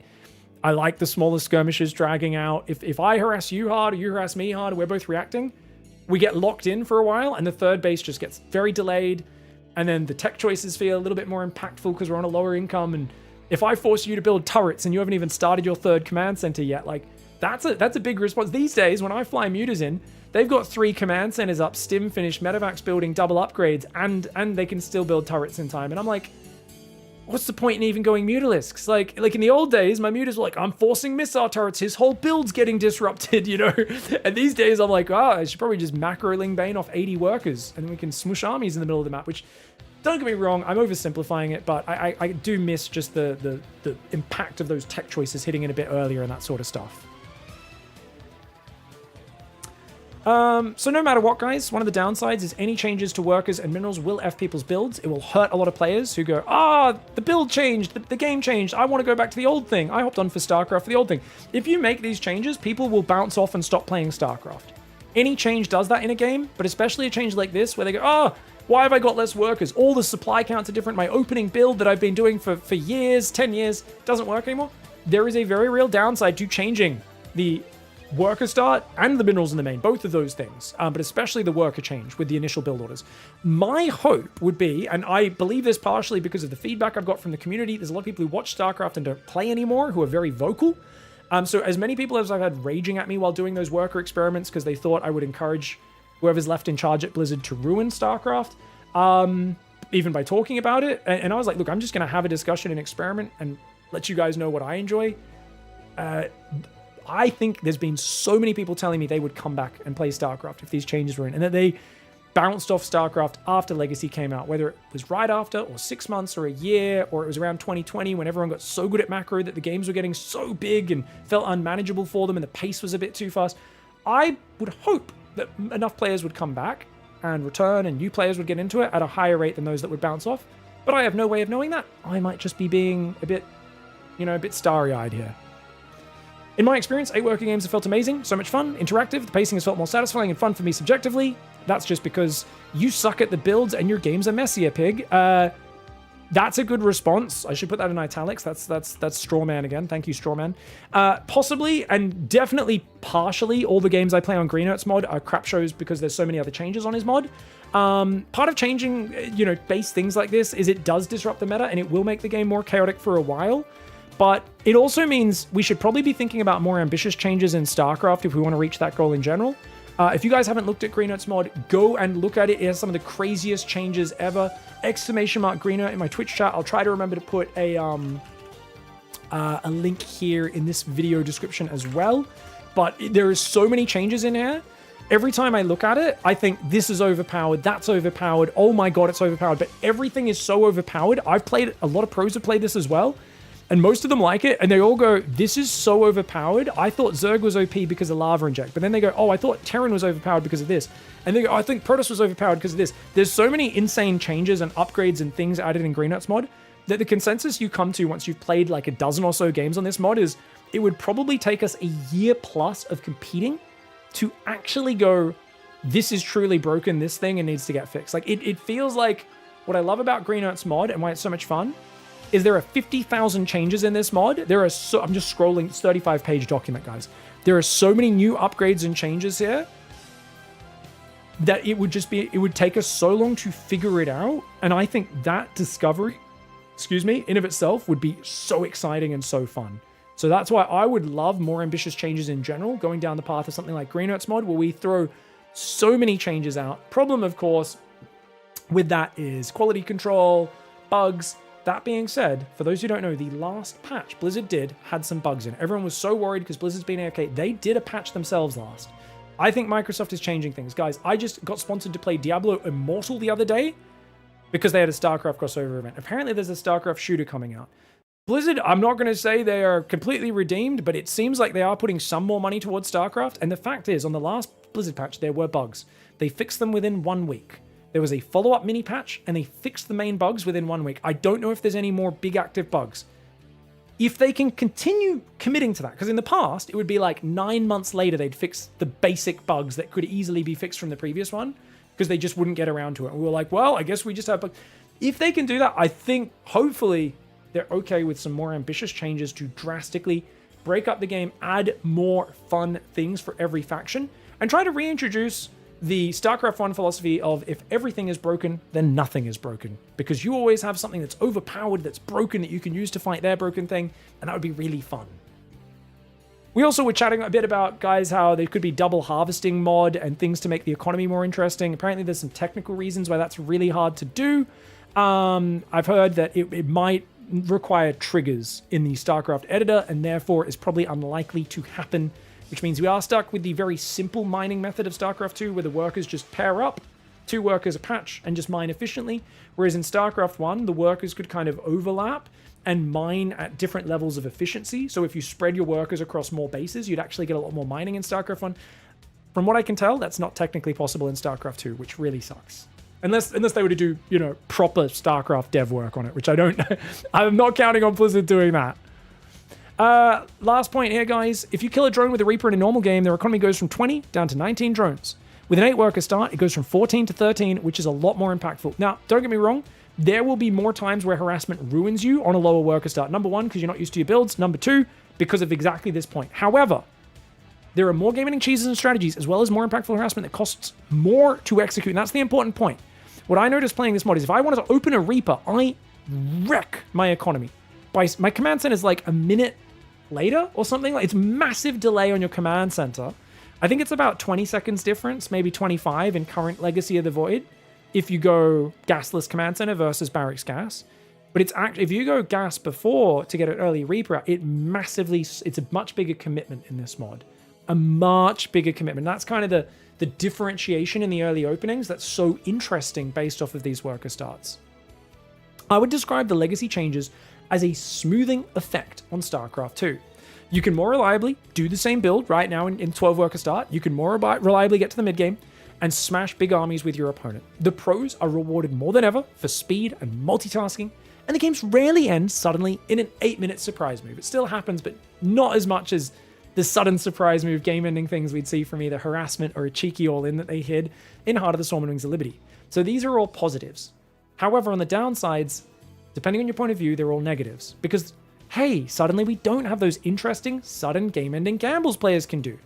The game gets to the 4-base stage so consistently that it's not really interesting watching players get to 4 bases if they get to 4 bases in 6 minutes every game, very consistently. And regular players are smashing big armies with other players before even learning what their basic unit interactions look like. And they're kind of getting overwhelmed and leaning more into the macro rather than the micro, more than they ever have in StarCraft's history.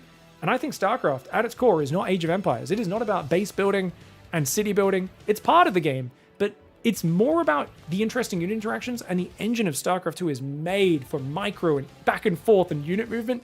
And that's why it's so fun to learn that in smaller skirmish stages, which is why I, subjectively, think it'll be better for the average Platinum player, personally.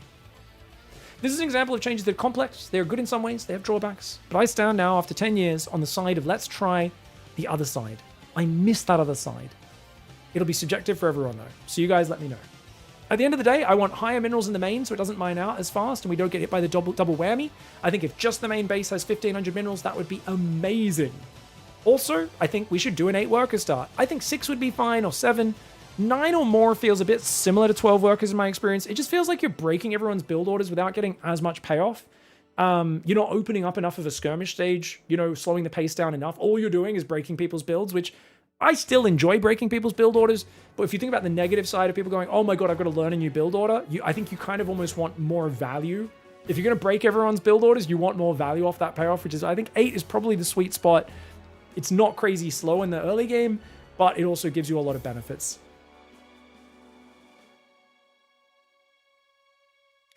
And on that note, let's get into game 2.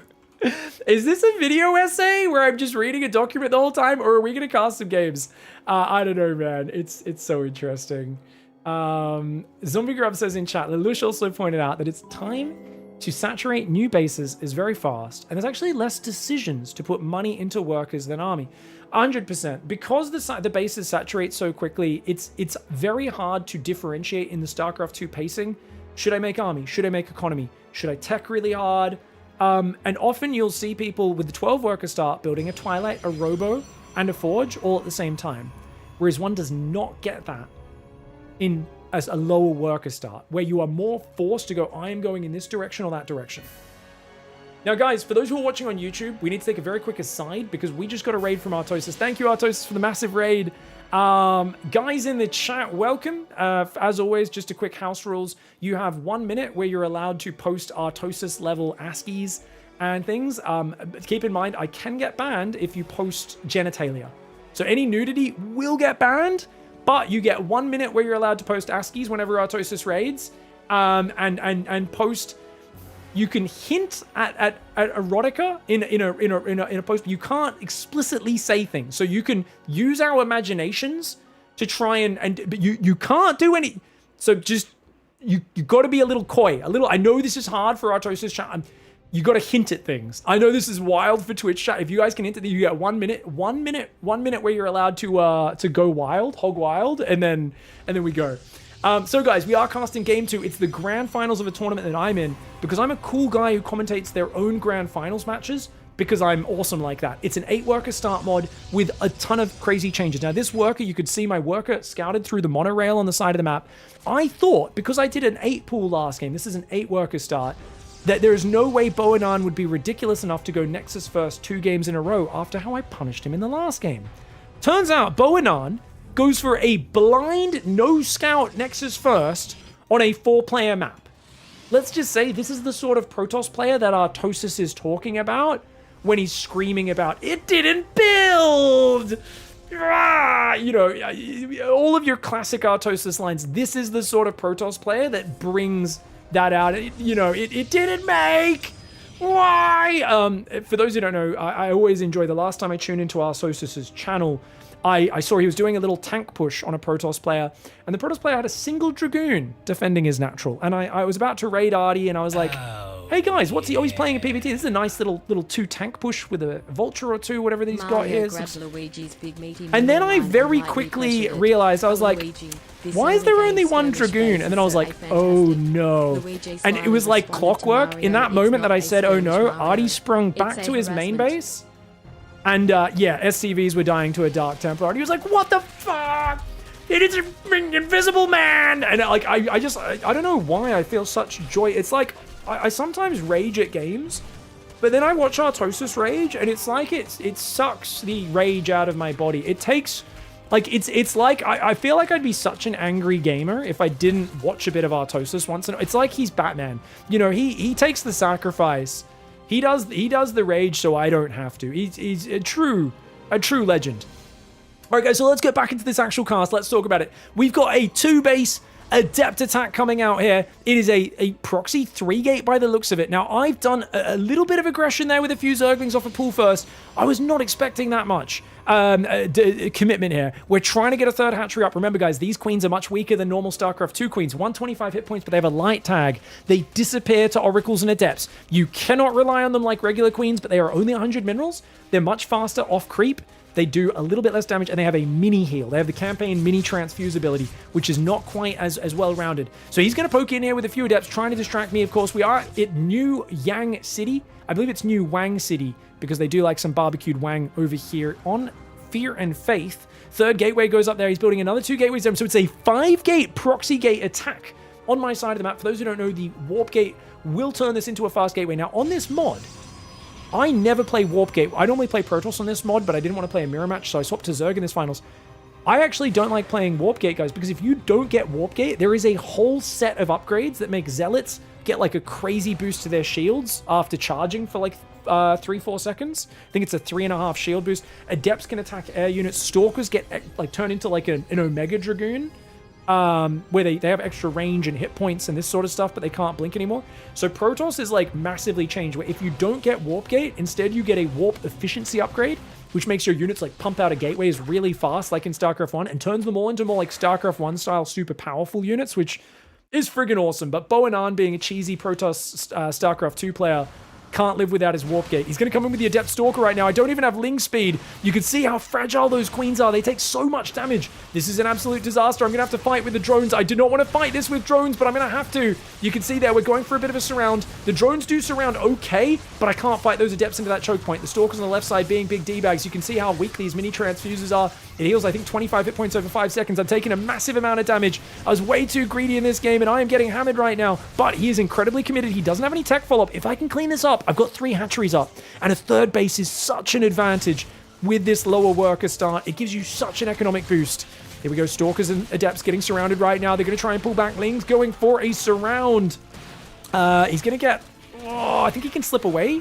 Okay, no, we do get 2 Stalkers. Stalkers are so valuable, it's super worth losing 1 or 2 Lings here to kill a Stalker, as Stalkers cost 7 times as much as Zerg. And speaking of 7, I'm building 7 drones, but I'm down 10 workers. I'm up against the wall. The Lings are going to rotate here and try to hit that wall off. Remember, I damaged that gateway earlier on. It's still heavily damaged, but I've got almost nothing at home. 4 Roaches trying to build. He's going to push in right now. I'm in trouble. I've only got a few queens here. If he shoves in, we are in trouble. But luckily, he's stopping at the Roach Horn. He's giving me a few seconds. He doesn't know how many Roaches and Lings are back here. And look at that. We're going to distract him, force some Adepts to warp in. This is a good move. If we break the gateway, that's going to be excellent. You can see he's also been chrono boosting like mad. Chrono has been buffed. Lava Inject gives 4 lava. I'm going to rebuild my Roach Horn now, but I'm forced to go back into Zergling production.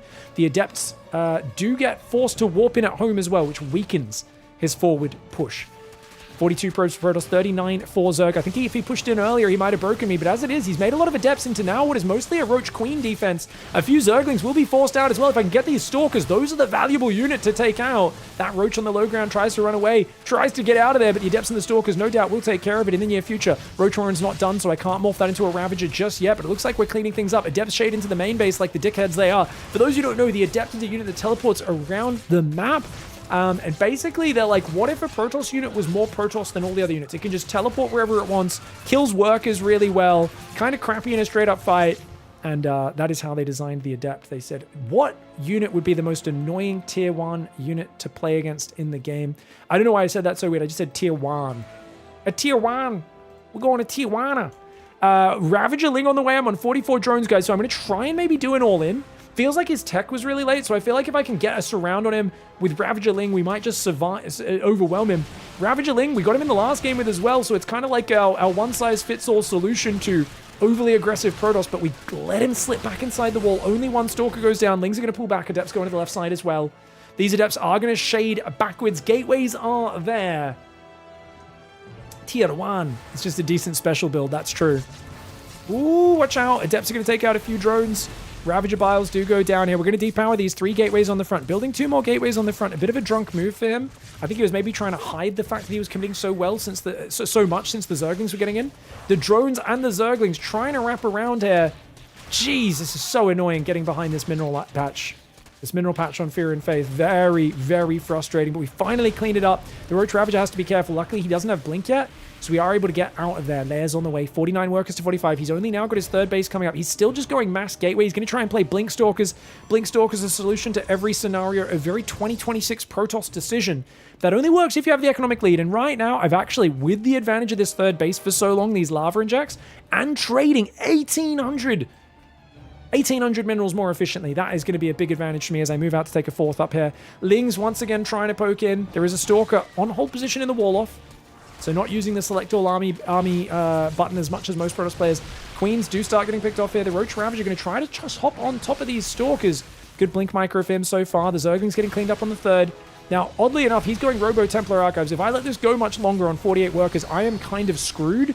I've got to find a big surrounding engage and shut these Stalkers down, or a counterattack, one or the other, and I cannot afford to lose my 3rd base. So we're going to try and push these Stalkers back. Ling's very good at tanking against Blink Stalkers. Can we surround now? Maybe we can. The Ravager's moving in. They're going to get a few attacks off. A few piles go forward. Do they land on anything? Yes, we do take out 2, 3, 4 Stalkers here. Not bad at all. Are we going to get one more? Good Blink backs, Finn. Really good Blink backs. We push him away for now, but he's now spotted my 4th hatchery, which is a real problem. The 4th hatchery's very exposed on this left side. I didn't want to take it on the right because his gateway's right next to there. I haven't been able to fully clear that position just yet. But the Ravagerling massing up. He's probing right now. He does not have Storm. He's very low on gas. Remember, these gases just started mining not too long ago. Trying to clear that assimilator in the main. He's going to send 2 Adepts across the map as he falls back into Zealot Stalk. He's trying to reset for a minute to gather his economy. He does not know that I am all in.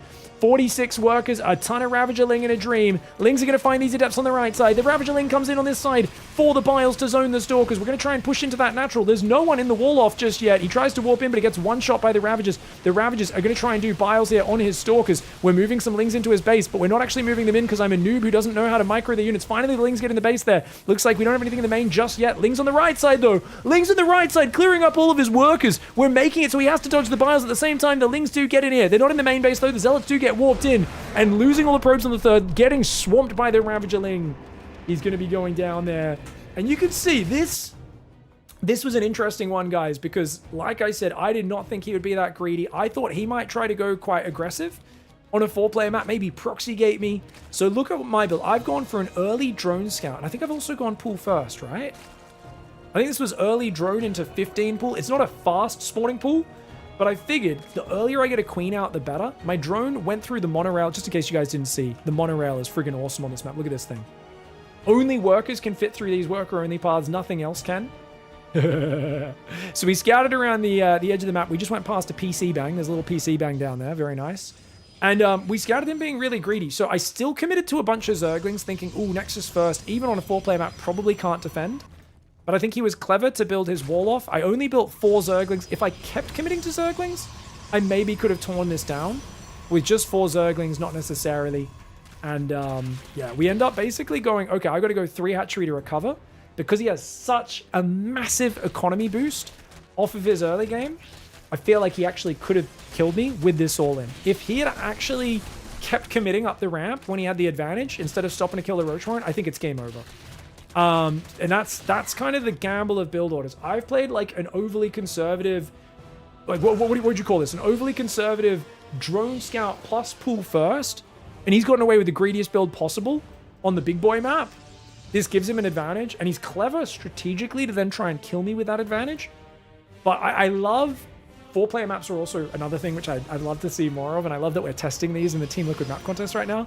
But I think this is a really cool game for showing how impactful the openings are and how much choice there is on those openings with 8 worker start and 4-player map and 2 players who are both kind of trying to read each other's minds and gamble a little bit here.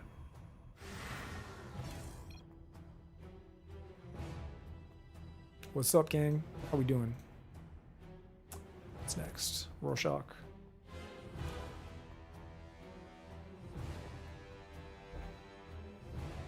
Talking about whose nails we talking about? I punched the innocent. Did you say gamble?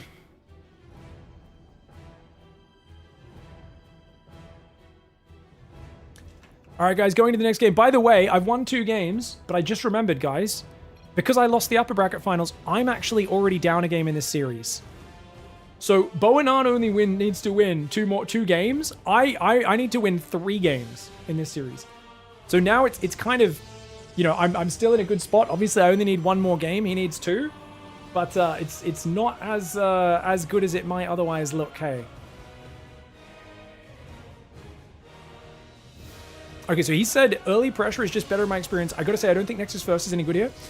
And he actually got in a really good position off it. I just think he failed to push as hard as he could have in that game. And I'm kind of going, are you sure? Like, I think definitely when we're figuring this game out, attacking is better because we suck at this game. We don't know this mod that well compared to regular StarCraft ladder. We are basically inefficient at defending things. We're not that good. Attacking is usually easier than defending, so it kind of makes sense. And I'm going to go for a 14 pool. Once again, a conservative opening, but after, you know, some early pool aggression game 1, a little semi-aggressive build last game, he's going to play a bit more conservative with a gate gas. Remember, if you take gas before expansion, it does massively slow your expansion down off an 8 worker start, and we'll see exactly which way we go in the next few steps. Drone's going to move down for that expansion. So we're going to go expansion before Queen. I actually don't... Is that the play? Yeah, I mean, we've already got a full mineral line, right? Almost. 15 workers. I think if we can go hatchery and then not delay our Queen too long... 300 minerals on this mod for a hatchery, by the way. None of this 275 minerals silliness. 1 more drone does go down. And then you can see I need 100 minerals for the Queen. So that extra drone is probably a slight mistake. No, it's pretty close. Start the Queen, Queen, Queen, Queen, Queen. Okay, so the Queen goes down immediately. Remember, getting that Queen injecting as early as possible is massive. It's a huge, huge boost here as well. And we've got a Zealot building. Gas goes down there as well. Zealot building, so he's going to do some Zealot depth pressure. Double gas on 1 base. And he's second pylon directly next to the first pylon. He's like, I don't need to build buildings in the middle. I just want to have 2 pylons next to each other. Boanan's a maniac. So he's going to be doing some cheesy business. We're going to send 2 Lings across to try and scout. My first Overlord sees what's going on. By the way, Overlords are a bit slower in this mod because your worker count is slower, which means the builds take longer to get started.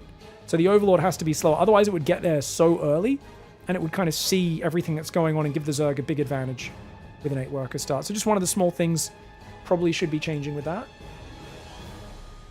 Zealot's going to move forward. And we do not have much ready for it. 1 Queen's out, 2nd Queen there. Remember, Queens can kite against the Zealots, but the Queens have a light tag, and that means the Adept will slaughter them. You do not want to rely on Queens only to defend. You can defend with Queens against just about anything in modern StarCraft 2, but in this mod, no, no, no, no, no. You will get punished. And he's actually going 1 base Stargate, wanting to go into those early Oracles as well, no doubt. Queens are going to move down, but I don't want to fight a Zealot in Adept on its own. You can see these Queens, though, much faster off creep. 125 hit points. Not Adept. There's no way that commits. Oh, it commits! Oh no, huge mistake. Huge mistake for Boanan. Not when he's down 0-2. He only gets 1 drone for an Adept. That's a bad trade. You can see he's ahead on workers right now, guys, but he's on 1 base. We're on 2. So we've got 3 Queens up now, which is going to help me defend. My Zergling's going to go into the base here. I've got another Zergling down there blocking his expansion. And I'm going to see, like, what are you doing? And I'm like, oh, it's just Oracle. Okay, no worries, buddy. That's going to give me plenty of time to build a Spore in the main base. Get one in the natural after a bit as well. I'm only on 18 workers, though.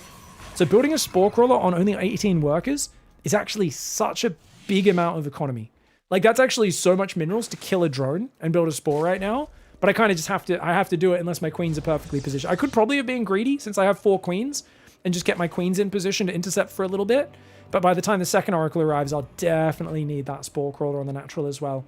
Zergling's going to come in yet again here. Boanan moving across with Adepts and Zealots. All I've got at home to defend is Queens. I don't have any Zerglings. All my Lings are on the other side of the map. Oh my god, so we're going to run in, go for the probe, go after his mineral line at the same time. But of course, this is going to prompt him to dive into our base. This early game is an absolute trash fire, and that's exactly what I'm looking for. Is I figure he's being a bit aggressive, if I'm counterattacking, he can't put everything into the frontal push, and that's going to make it hard for him. The Adepts actually cancel the Shade, which is kind of a problem for him because the Adept and the Oracle can't get microed while my Zerglings are here. Link Speed's now kicked in. We've got 5 probes. I am all over this finals. Get wrecked, Boanon. I'm having none of it. I'm wrecking him. Bloody stupid Protoss player. Get out of my game, guys. What a noob. Some would say if you're just blatantly cheering yourself while commentating, you may have crossed a bridge of sadness that one very rarely can replicate in life.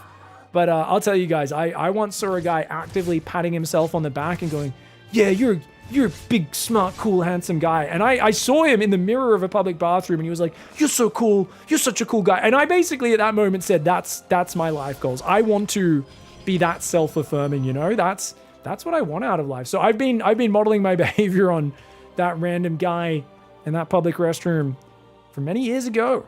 Oh no, we're out of position. Oracles are coming in. Uh-oh. I'm miles ahead in this game, but I've only got a small worker advantage. We do a transfuse there to save a drone. We put it on autocast, the transfuse now. These Lings are going to run in and try to get some more damage. His gateway actually got depowered in that last attack.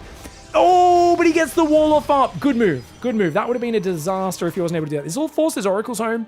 Now, I'm only on 2 base, but I'm sending a drone out, so I'm going to go for a 3rd drone up here, and we're in a really good spot. And I see a 3rd Oracle. I know he's got 2, and he's got a 3rd. So I'm like, oh, okay.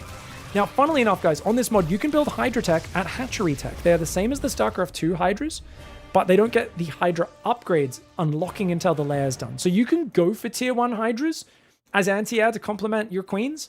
But keep in mind, as the Oracle count grows, Queens are very powerful. And I see a 4th Oracle right now because he has to show this. Because the Lings keep coming in. And now I know, okay, you're going to go really aggressive. So I start building an extra Queen or 2 here. Just realize if I get a few Queens together, that should be able to defend these Oracles. Obviously, we all know, like, there's a kind of a critical mass when you get, like, 6 or 7 Queens where, unless they have, like, 2, 3 Stargate Oracle, they're never going to kill that. And Boanon, realizing how bad this game is, he says, this game is a disaster. He just feels like everything's going wrong. He's chronoing. The Nexus isn't even building probes right now. He says, oh, it feels as if my inputs are getting eaten. This is classic Protoss players making excuses, guys. As always, just can't accept that they're losing. And, you know, that I outplayed them with the Zergling counters. And that's why small Zergling counters, you might think, oh, he's 1 base, you're 2 base. You have to commit everything to defense. As we showed, if you make your opponent micro in 2 places at once, split their focus, it makes it very difficult for them to focus everything on that. Now, I see five Oracles. I gotta say, I'm a little worried, guys. I'm in the moment remembering these Queens actually don't have as many hit points and a light tag, and I haven't actually seen the Queens straight up fighting Oracles yet on this mod. So I'm trying to get the Hydra Den, building a few more spores. I'm like, oh, we should be okay, yeah? And it's at this moment where Boanon sees the Hydra Den coming in. He goes, oh, that's gonna finish soon. I better get some friggin' damage, but my Queens, I realize if they get caught in the open, they're not going to have a good time. He's just going to turn on his lasers, and this is the 300 hit point modern Spore Crawler. It does a lot of damage, but it dies almost instantly to 5 Queens, to 5 Oracles, and oh my lord. Is he one-shotting Queens? Oh god, he's one-shotting Queens! I forgot, this is not the StarCraft 2 normal Queen. Oh my god, it's the mod Queen. It's the mod Queen. Why am I building Queens to beat Oracles? I'm an idiot. Oh my god, I'm an idiot. Why am I so stupid? Build Hydras, quick, build Hydras, build something else that shoots up. Oh my lord, I just lost 13 drones. Well, there goes my advantage. I'm now down 7 workers. I am up a base, but I've lost every Queen.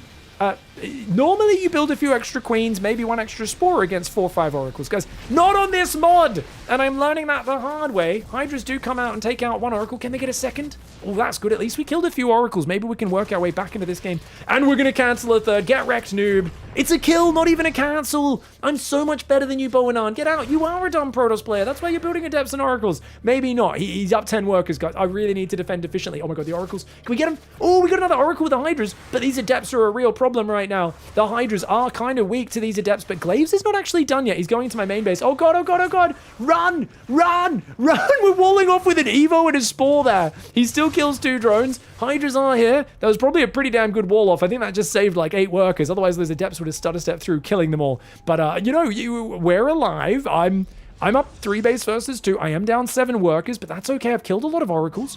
He's going to go Glaive Adept now. So I really need to go Banelings, but I'm not sure I spotted those extra Adepts warping in.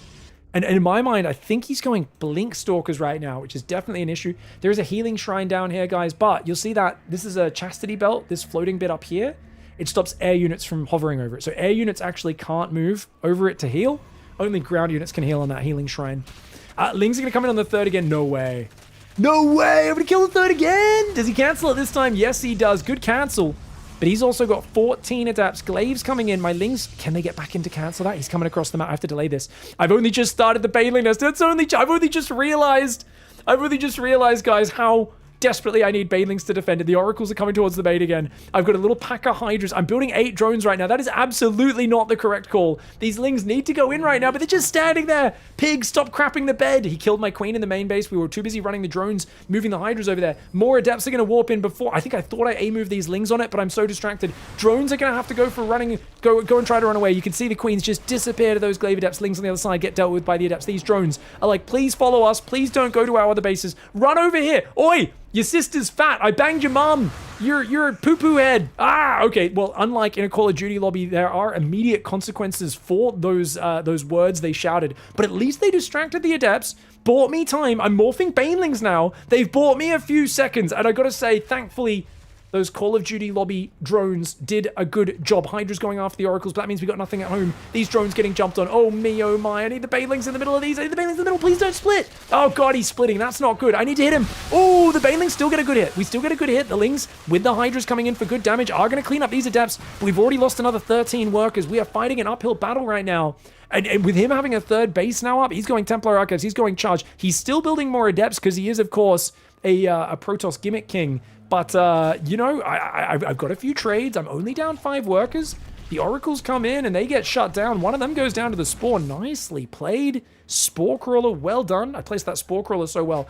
You know when people get angry at me for saying nice storms? They're like, how is a storm ever not nice? It's not an impressive skill. Stop calling them nice. They get angry at me for commentating like that sometimes. And I'm like, I just meant like it landed in a really nice spot in the enemy army. Like it kills a lot of stuff. It's a nice storm from the Protoss player's perspective. They're like, it's not nice. That's a low IQ move. I'm like, you think casting Storm in the enemy army is low IQ? I'm like, guys, like, come on, man. I get you guys have anti-Protoss bias, but you gotta calm down a little bit, man. You gotta calm down a little bit. Speaking of not calming down, Psystorm's on the way. More gateways coming up. So he's gonna have 8 gateways, 6 gas, Psystorm. And you can see these bases take a long time to mine out, guys. 11.5 minutes, and the minerals have not mined out in that main yet. So the main base won't mine out till about 14 minutes, which is definitely going to be a nice boon for him as he's expanded a little bit slower than I have. Dep's coming in right now. They're going to shade into that base. These drones need to get out of there. The Lingbane Hydra should get on top, but another 3 drones going down. And oh god, he's in there again. The Banelings! Go Banelings! Go Banelings! Oh, okay, the Banelings get a few good hits. They get a few juicies. Oh my god, that's a few very juicy hits. But the Adepts are in the main as well. Oh my god, it's constant chaos. Constant mayhem. I'm just taking so much damage, man. Just leave me bloody workers alone, you D-bag. Let me friggin' mine some minerals. That's all I want to do. I just want to mine some minerals. Why are you killing 43 drones? Probably because I kept stopping him from expanding and Ling run buying and doing massive damage in the early game, and I got a massive lead, but then I threw it by losing all those queens and 13 drones, and now suddenly I find myself behind in a game in which I was massively smack-talking and felt really confident in a few minutes ago, and that's not good.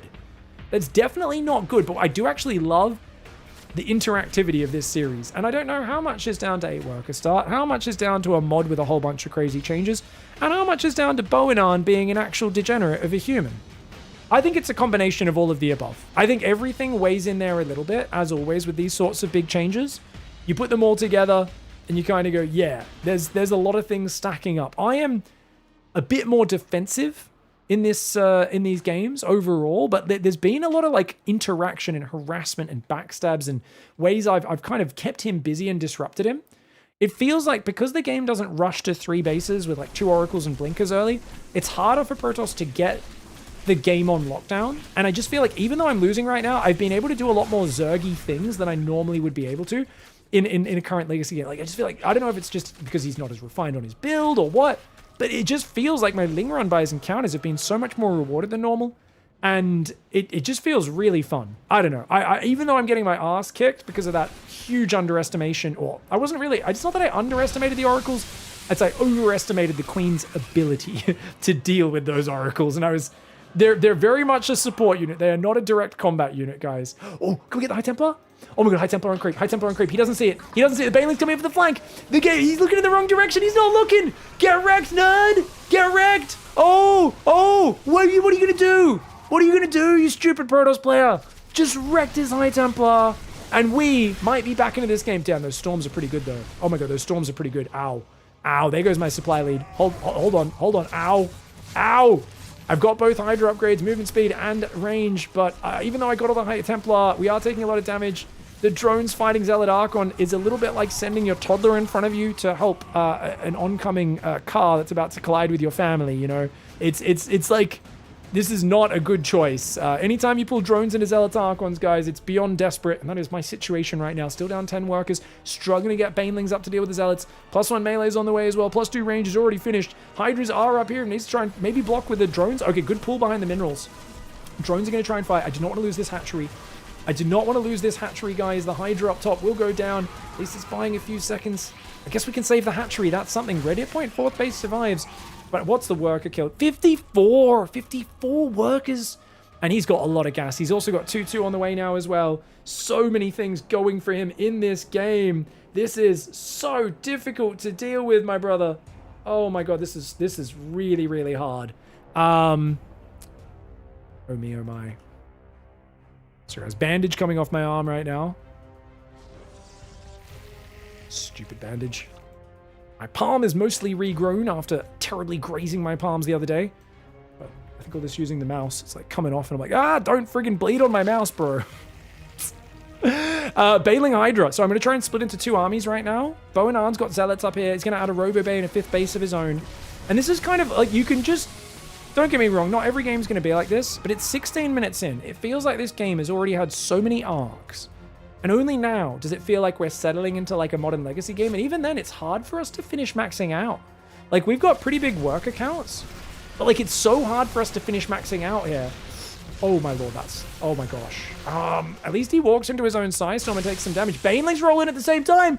Oh, hold my beer. Hold my beer, D-bag. Yes, yes. You may have just killed a bunch of Hydras up there. That hurt, but this hurts as well, doesn't it, mate? 24 probes down, not too bad. I'm still up 10 workers. Zealots ran in here. We lose a bit of mining time. We do deal with it. I've got so few Hydras, though. Oh, no, we're going to lose this hatchery. No! My boys! My boys! Oh, he stormed my boys. Got my 4th base down. I got a new 5th base coming up down the bottom, though. Trying to build Hydras. Dude. And this series just continues to be an absolute shit show. An absolute disaster, but in the funnest way possible. And I don't know, guys. Win or lose a game like this, I absolutely just love that the pacing is not quite as brutal. And that's so subjective, but for me, I love all these like medium-sized battles we've had throughout this. And this has been my experience in the past playing on this mod. Lots of medium-sized skirmishes that drag on. The occasional game feels very much like the modern StarCraft 2 game, you know, just macro to 4 bases and go at each other. But usually one of us or both of us are making big harassment plays on each other earlier that both take a much bigger commitment and hit to our economy, but also they demand a much bigger response from my opponent. Oh, look at this, guys. This is the single distraction Hydralisk. Hey, look at me. Hey, look at me. I'm killing your probes. We got 4 Hydras here as well.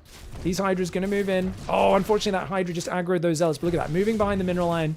Chad Gamer Hydralisks right there. Going to kill a few Zealots as well. Not too bad. Trying to use those Hydras like Marines. Getting some damage. Some Zealots starting to wander in right now. I'm back to 74 workers. I'm on a Hydra Bane. I've got +2 range, +2 melee's on the way. Like, there is always the dream. With good enough Hydra Bane engagements, you can make this work. You gotta dodge the storms as well. Playing US West, I think, here, which means that the server ping is quite high for both of us, about 140 for both of us. Queen goes down to the south side. Hydraling is there. Should be able to wrap around these Zealots. And this is an 8 workers start for those just tuning in. It's Green Earth's mod, so massively, massively changed from a normal version of StarCraft 2 in terms of all sorts of upgrades and changes, but he still plays Warp Gate. He plays it very much like a normal Protoss after the early game. He doesn't really like use all the cool upgrades and stuff. Banelings get the High Templar again! Whoa! There was only a few Hydras and a few Banelings from the north, but it was enough to clean it up. These Banelings find the Zealots as well. The Zealots, more like the Zell-Knots, because there's not any of them. They're not in existence anymore. They're Zell-Knots. I speak good English, guys. I'm a smart human person who's highly, highly intelligent and definitely isn't just speaking random nonsense right now. Sorry, guys, my bandage is like full coming off. Let me take that off. I'm just going to play with my fingertips so I don't bleed on my mouse. GG! Going to observe with my fingerprints, I should say. Baneling's going to move around the north side. Looks like his probes just transferred there. Boom, boom time, baby. It's a boom boom time. How you doing, buddy? Oh, yeah, you like that Baneling boy, don't you? You like it when my Baneling explodes on your probes, doesn't it? Sorry, guys, I get a bit creepy when I'm killing workers because he's already killed 69 of mine. I've only killed 54 of his, so I have 15 more workers to kill to catch up. I've got a big Hydra Bane army now. 31 Hydras, 4 Banelings, 19 Zerglings. To be honest, he's been ahead for a long time, and we've just been like taking decent, actually much better trades than him. But his economy harassment has left me in the dust. Like economically, this looks okay supply-wise until you realize he's got Mass Storm Colossus Archon and I'm on Hydra Bane. His unit comp is so much better, and he's got 2/2 upgrades now. And this is an amazing spot to be in for him. He's in such a good spot. We're going to try and take the gold base, defend down here at the same time. These trades continue to be good for me. Every time he steps on creep, his High Templar get cleaned up. He hasn't really been active with observers with the army. He's finally building an observer, but he's also taking a 6th base. And a 6th base Protoss is devastating. Normally, a 4-base Protoss is horrifying. 5th base is absolute nightmare fuel. 6th base is just like, oh, okay, we're just watching gore videos at this point. Like, as a Zerg player, letting a Protoss get a 6th base, not a good idea unless your name is Cyril and you're the master of winning 45-minute games against Classic. Even these Banelings suiciding on the Zealots does kind of hurt, but I'm still ahead. 4,000 resources lost in the trading. The Zealot Archon Colossus comes here. That might allow these guys to push the south. I'm trying to keep my army split. That drone's trying to hide. That drone's like, no, he didn't see me, bro. He didn't see me. Quick. Hide down here, dickhead. Just hide down here, man. I'm going to send some Zerglings down here. I'm kind of surprised he doesn't have that base. We are going to pull back, realizing he's had too much time. I've got to kind of push both sides at once. Otherwise, he's just going to bring his army to bear and crush one half of mine. I am finally remembering, guys, to make the Baneling hit point upgrade. Abdominal Fortitude. Without that, they don't get the +5 hit points from Bane Speed on this mod. You have to pay for it. It's a quick, cheap upgrade. You do have to pay for it. We're also going Hive Inspire, trying to get some Broodlords out. Baneling's coming in. Where are your probes at now? Where are your probes at? Well, unfortunately, we haven't really hit the center of them just yet. Oh, yes! There we have 18 probes go down. Hydra Bane's going to come in behind it. We don't have any units in the top side hitting that base, unfortunately. But look at this. Not bad damage at all. A few more Hydra's going to roll in that side. Colossus are there. They're going to roast a couple of Hydras and Banes, unfortunately, and we will have to get out of here. This is a scary, scary situation, because how do I ever deal with his army? I'm going to make a few Vipers for Abducts, maybe Blinding Clouds, and then try to go for Lurkers. I've decided, even though I went for a Spy, I think that was because I was thinking he'd probably be going air here. Corruptors would be decent against the Colossus and any potential air swap. A few more Zealots going to run in. Look at that Hydra pull away. Oh, yes. Oh, yes. Honestly, it might have just been rallied away to begin with. But I'm going to take credit as if I microed that intentionally. I haven't made Hydra Lunge yet. I don't think that upgrade exists in this game. There is a plus 20 hit point upgrade for the Hydras, guys. So plus 20 hit points is now on the way. Ancillary Carapace. As I said, cool mod, cool upgrades. But we don't have it yet, which means these are still just the standard 90 hit point Hydra list. Drones are going to pull away right now. These Hydras on the top are actually going to take out that Nexus, but they will get, of course, smashed by the Zealots once they're in hand-to-hand. These other units, though, going south right now, are they looking for... I think I'm looking for a surround. Oh, I'm looking for a big boy surround, aren't I? Look at this. Hydras on all sides. But that's a giant Colossus Archon. I mean, oh no, he's pushing through before I'm ready. I'm not ready to close it yet.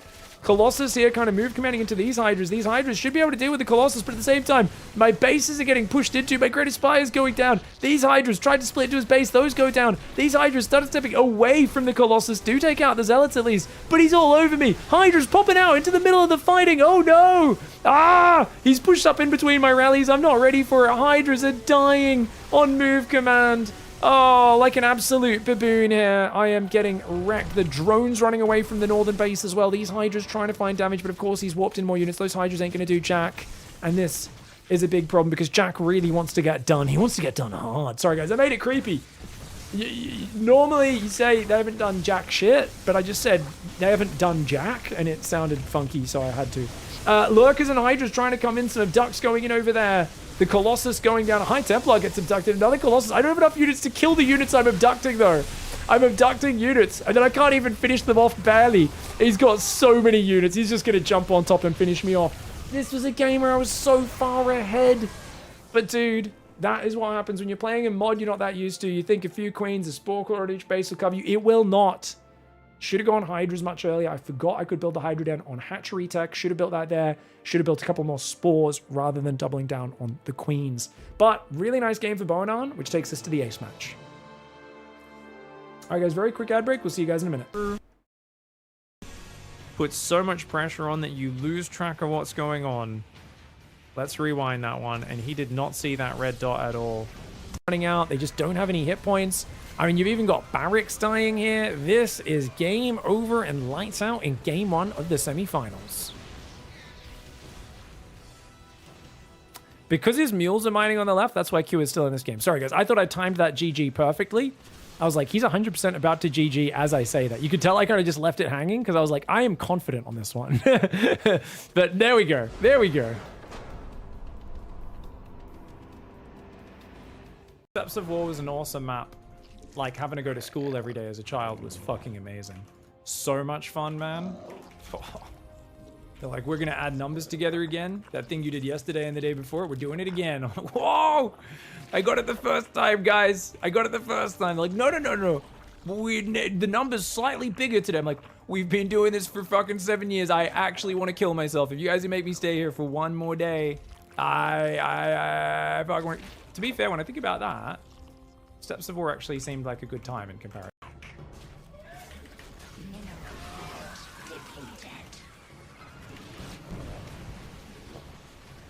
Escape.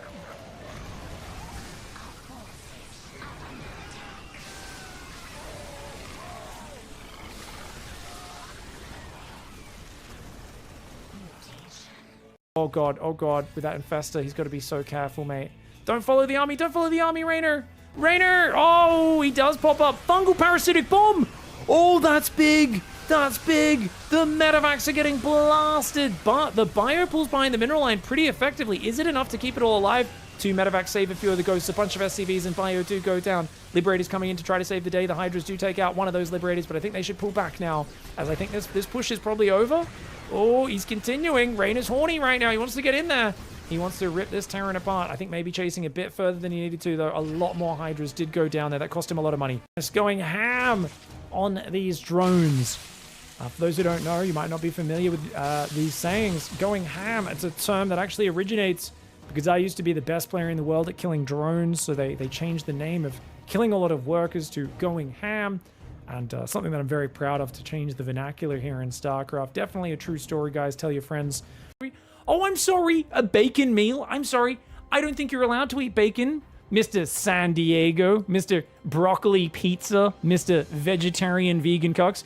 Take your social justice and get out of here, Mr. California. You coming in here for the bacon? You know I cause heart disease. You're gonna eat one strip, and you're gonna fucking fall over doing America's favorite pastime, heart attacks. That's right, you're gonna join the statistic of how most people die in the United States of America from goddamn heart disease after eating one little fucking bite of my bacon strip, mate. You're gonna put your tongue on that salty pizzazz, and you're gonna be like, ugh, fucking, ugh, and you're gone. You're out of here. You're out of here, Estrella. Estrella, more like Fierstrella. You're fucking dead. Dude, I mean, you defended your economy. You're still on 83 probes. I feel like Jizzard's way ahead. Oh, Hungry Ultras. Hungry Ultras is playing his favorite game called punching children in the face as they walk past him on their way to school. Oh, my lord.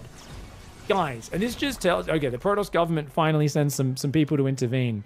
You just imagine the off-yourself comment. Very nice. Very high IQ. Very original. Abort yourself. Now, that's actually impressive. If you could abort yourself, that's impressive. Like, because abort yourself means you need to, like, go back in time and convince your mom to have an abortion, which is honestly so difficult, messed up, and impressive if you can manage to pull that off. Yeah. That's one that gets you thinking. You should abort yourself for the people, says Tempo Storm. I love how when turn players rage, I immediately just hear their voice kind of become more autosis-y. Will you abort yourself? They're asking. Days, like, dude, I just methodically wrecked you up. I'll forfeit if you agree to off yourself. I don't know if that's a great offer. I feel like... And read a book. They're like, look. Oh, you have to read the book. I was going to say, how are they going to read their book if they off themselves? Like, what? And fight him, they will. And we're back. All right, guys, we got a new bandage. New bandage, woohoo! Apparently there's still one good bandage left. Band-aid, bandage, whatever. Thank you so much for your Dragon. Mario grabbed Luigi's big meaty mineral line and lightly pressured it. Oh, a Luigi. Yeah, thank you. Appreciate your mineral fantasy. I thank you. Unison, Edgelord, or Eagle Lord, I should say, Pesvag, everyone else. You guys are legends. Let's get off it. Let's finish this up. All right, guys, going to the final game, the fourth game. kind of the 5th, though, since there was already a lower bracket. Now, if you guys are wondering, why not show the upper bracket finals? Unfortunately, I was lagging really badly, and it was like kind of barely playable. It wasn't a very good upper bracket finals before this match, though Boanan did just outplay me in those. With some good timing attacks, played a bit more dynamic here in this finals, and we are going to be facing Boanan in the top right on lockdown. I'm in the bottom left, and we are going for a different... Oh, we're going to do a 10 pool. Okay, so I'm not doing an 8 pool, but I've said, you know what? He's being a greedy D-bag. Let's do a 10 pool. This is enough to get some pressure, keep the fighting on his side. I think I play better when the pressure's on his side. And I just had a feeling he was going to go Nexus first, and I thought this would be enough to get a really good advantage on that, and see how we go from there. So I should be droning up to 12 and then building an Overlord. I think this is a very easy build order, unlike the mistake I made in game 1 with the 8 pool. So we should just be building an Overlord on 100 minerals, 100 minerals, Overlord. Yep, Overlord starts immediately. That should time out well. Now, unfortunately for me, Boanan is going gate on the high ground, and it's going to be gate gas. So that's going to be a much better build for him, as opposed to, of course, either a low ground wall off or a Nexus first. And I think it's wise of him to expand on the high ground, since it is going to be harder to get that wall off on the natural. That's already just one of those extra little decisions that actually changes based on these worker starts, where you can't wall that natural off nearly as quickly if you scout something coming your way. So I'm going to go 6 lings and a queen. Are we going to build 7th and 8th? No, I'm going to go drone. So I'm just going to do a 6 ling pressure. This is a little... I don't know. I kind of wish I went 10 Zerglings here. Just feels like it might be a bit more well-rounded. Should be a drone heading to that natural momentarily as well. Yep, we're going to move down just before 200 minerals. We should get there right around 300. And I think you want to go Hatchery and then Overlord next on 19 supply would be the way to do this. Hatchery goes down and Overlord, hopefully just before our lings arrive at the enemy bases. He's building a Zealot. Oh, him building a Zealot blind is kind of tragic for us, guys. Overlord does start. We will no doubt be droning behind that as well. We're in on 18 supply, so the drones are going to start the Zealot. Oh, get up, get him. Yes! We trapped the Zealot on the outside, guys. This is pretty decent, but only 2 Zerglings can fight him at a time. We didn't get a full surround. Oh, not exactly the fight I was looking for, but I figure I should finish the kill here. If we get the Zealot, maybe that opens things up. But then I realized I've only got 6 Zerglings, and I just committed them all for 1 probe. Oh, I gotta hide myself. I'm embarrassed. That's not what you do. I could have denied this natural for a while, guys. Adept hadn't even started, but I wasn't expecting a high ground wall off. I wasn't expecting a Zealot to get into such a nice tight little corner. And I was kind of in that mind of, oh, Adept's about to come out as if this is Legacy, but it's not. I throw my Zergling advantage away. And then I go, okay, you know what? Maybe if I can just defend with Queens and slow Zerglings, get a 3rd Hatchery up kind of sneakily, this could work out pretty well, right? I can recover in the slow game while he overcommits here. So I'm going to go take a 3rd. Now, he's following me with a Zealot, and I'm like, dude, that's fine. I don't have any, much defense, so I'm happy for you to get distracted over there. I can cancel that as needed. No worries. And, of course, I'm just kind of chilling here, doing my macro. Uh-oh, 2nd Zealot's arrived. I sure do hope that I noticed that there's a 2nd Zealot there, because 1 Zealot you don't need to cancel against. 2 Zealots, you really need to cancel the Hatchery. That's 300 minerals down the drain, guys. I want to hurt myself. 225 minerals could have been refunded if I canceled that. The drone could have ran away before the Adept got there. I am now in a place of eternal pain and hatred. But I'm going to sneak some lings across the map. Unfortunately, the Adept catches them, which is really unfortunate there. But we can run past, cause a bit of a distraction. Remember what did so well for us in that other game? It was keeping him on the back foot with the Zergling run by. So let's try and replicate that here. So I go right into the middle of the mineral line, which is way too ambitious. We should have been attacking from the side of the gas. We get surrounded. We lose them all for nothing. I have to do a double extractor trick to try to build more Zerglings, but I'm already on supply block from an Overlord. I mean, this is an absolute disaster of an early game. Adepts are in the main base. Thankfully, they turn to attack a Queen. But wait a second, Adepts beat Queens because they have a light tag. Thankfully, despite losing 2 Queens, we are going to be able to surround all these units, so at least we'll be able to kill them. Are we going to at least save that weak drone? No, we're not. We're not even pulling back weak drones here, guys. This is a bloody bad early game. Oracle's on the way as well. A cascade of mistakes here after throwing that previous match from a significant advantage, no doubt. Maybe a little tilted after that. And I've now had to way overbuild Zerglings to defend. At least he doesn't see these links coming. Maybe we can get some damage. It's such a massive commitment to Zerglings. We need to get these in the base. Don't you dare. Don't you dare wall off right now. You don't know these Zerglings are here. No! Okay, I at least could target the gateway down, maybe. But oh my god, how are you ready for everything? Queen's running away. Spore's not ready. The Queen gets wrecked by the Oracle. Ah, this is a disaster, man. He's going after my Spore Crawler now as well. Okay, at least the Spore Crawler does finish. Unfortunately for me, he's watching and he runs away from that. The Adept will go down here, as will some of these buildings. Let's see if we can tear these gateways down. The gateway wall-off emergency is pretty nice here for Boa, though. Boa doing a really good job. Cancels that gateway to get a partial refund. Pylon wall is here. This Adept is picking everyone off one at a time. And the Oracle arrives back as well. Another pylon gets cancelled. Doesn't really matter that I'm in now, though, as there's no energy recharge, in case you guys don't know. The Oracle kills most of them. And the probes in the pocket are going to stack up. We kill one. Can we get some more? Those Lings desperately need it, but they know with the Adept they are on a timer. They're on a timer right now. This is an absolute disaster. And we get only 2 probes in a bit of mining time. He's got glaives. He's got 3 more gateways. I am on 2 base, 36 workers with no next step on the tech. And I don't think I know about that Twilight Council, do I? Oh, I guess he built it on the natural, didn't he? I do know about the Twilight. We can maybe surmise that this is going to be Glaive Adepts again. But without a third hatchery, what can I do here? Maybe Banelings? I actually can't remember the rest of this game at all, guys. I remember that third hatch not getting cancelled. That one hurt my soul deep inside. Roach Warren. We do go Roach Warren, which is the correct call. Roaches will be best against Adept Oracle. And we'll see what happens. Oracle's flying in towards the main base. Queen's moving over to that side. But remember, 1 queen. This is nowhere near the investment of a modern current StarCraft 2 queen. It's only 100 mineral units. So you look at that, you think, oh, that's a big 175 mineral beast. She should defend this. No, no. So you've got to, whenever you play on a mod, you've got to change your expectation for what things do. And that's always really hard early on in a mod, which is why our reliance on queens has been a bit too high. Also, our expectation from them has been a bit too high. Remember, they're great for lava injecting. Creep also spreads a bit further, but also slower on this mod, for those who don't know. So your creep is not as much of an APM heavy maneuver as it is in the current version of StarCraft 2, which is cool. Gateway's going to go up down here, guys. We've got Templar Archives as well. A few Lings are going to go around for a counterattack. Roach Warren's done. I'm trying to build a Spine and a Spore. I see what's happening here. I need a Spore because I don't even have enough anti-air to beat the Oracles. Let alone the Roaches to deal with the Adepts, which have just started building. Ling's going to go for a counter again. His wall off. That's what I call a gaping opening right there. A maw.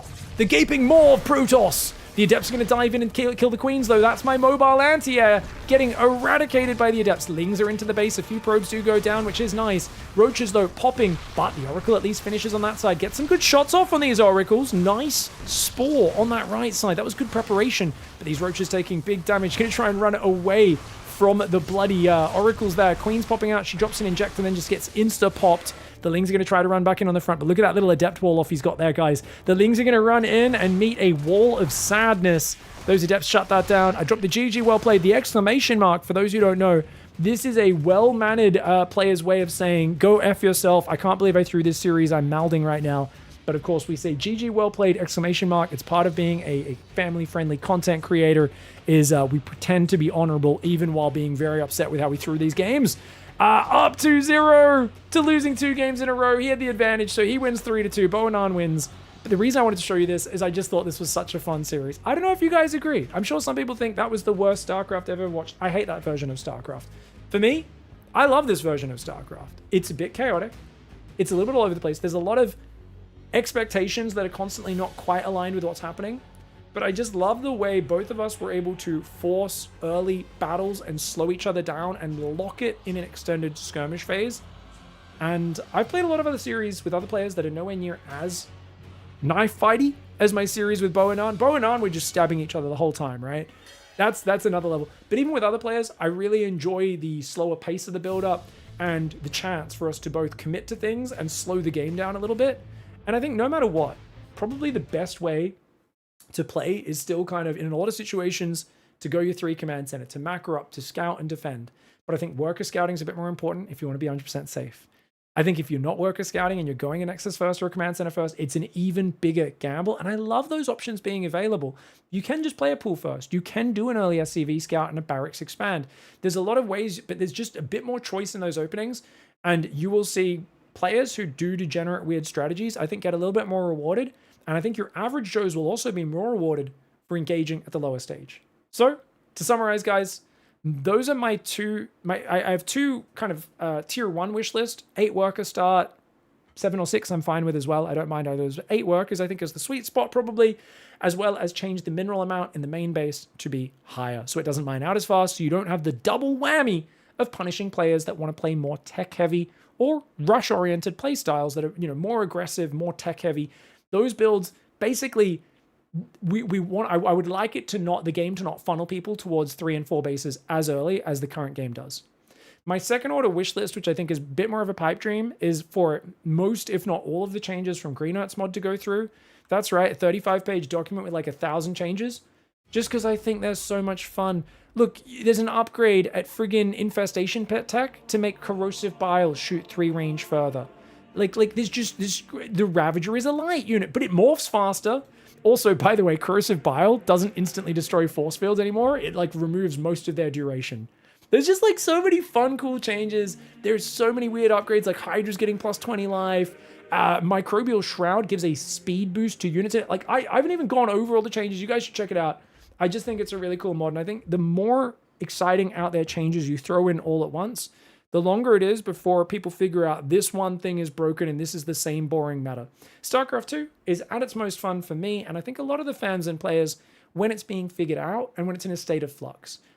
I've also heard the same thing from most pro gamers who usually about 5 to 6 months into any new patch, they start complaining and they start going, it's getting a bit repetitive. We're seeing this meta, the meta starts to settle, the games get repetitive.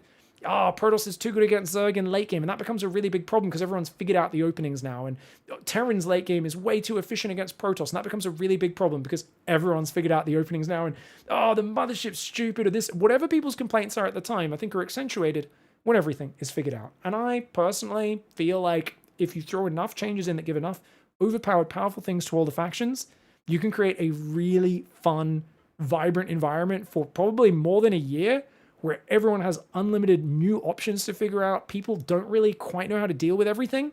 And the games are forced to be a little bit more interactive and a little bit more adaptive. And that's what I think the StarCraft 2 engine is built for. It's so good when players are constantly like microing back and forth and interacting with each other. It's just built for that style of gameplay, in my humble opinion. Anyway, you guys let me know what you think. Let me know if this series was entertaining to you, if you didn't like it, if you did like it, and what you would like to see in any upcoming changes for StarCraft 2. Just to reiterate, I have no news on if there's any upcoming patch. I hope there's one soon, since there's the Team Liquid map contest going on at the moment, and I'd love to see some of those maps make it onto ladder. I think the ladder map pool's getting a bit stale. If that's paired up with a big balance patch, it would be Christmas come early for me, so I'd really appreciate that. Thanks so much for watching. Let me know your thoughts in the comments, join the discussion, and we may do a follow-up video if there's enough interesting points to talk about. We'll see you guys next time. Goodbye and good night.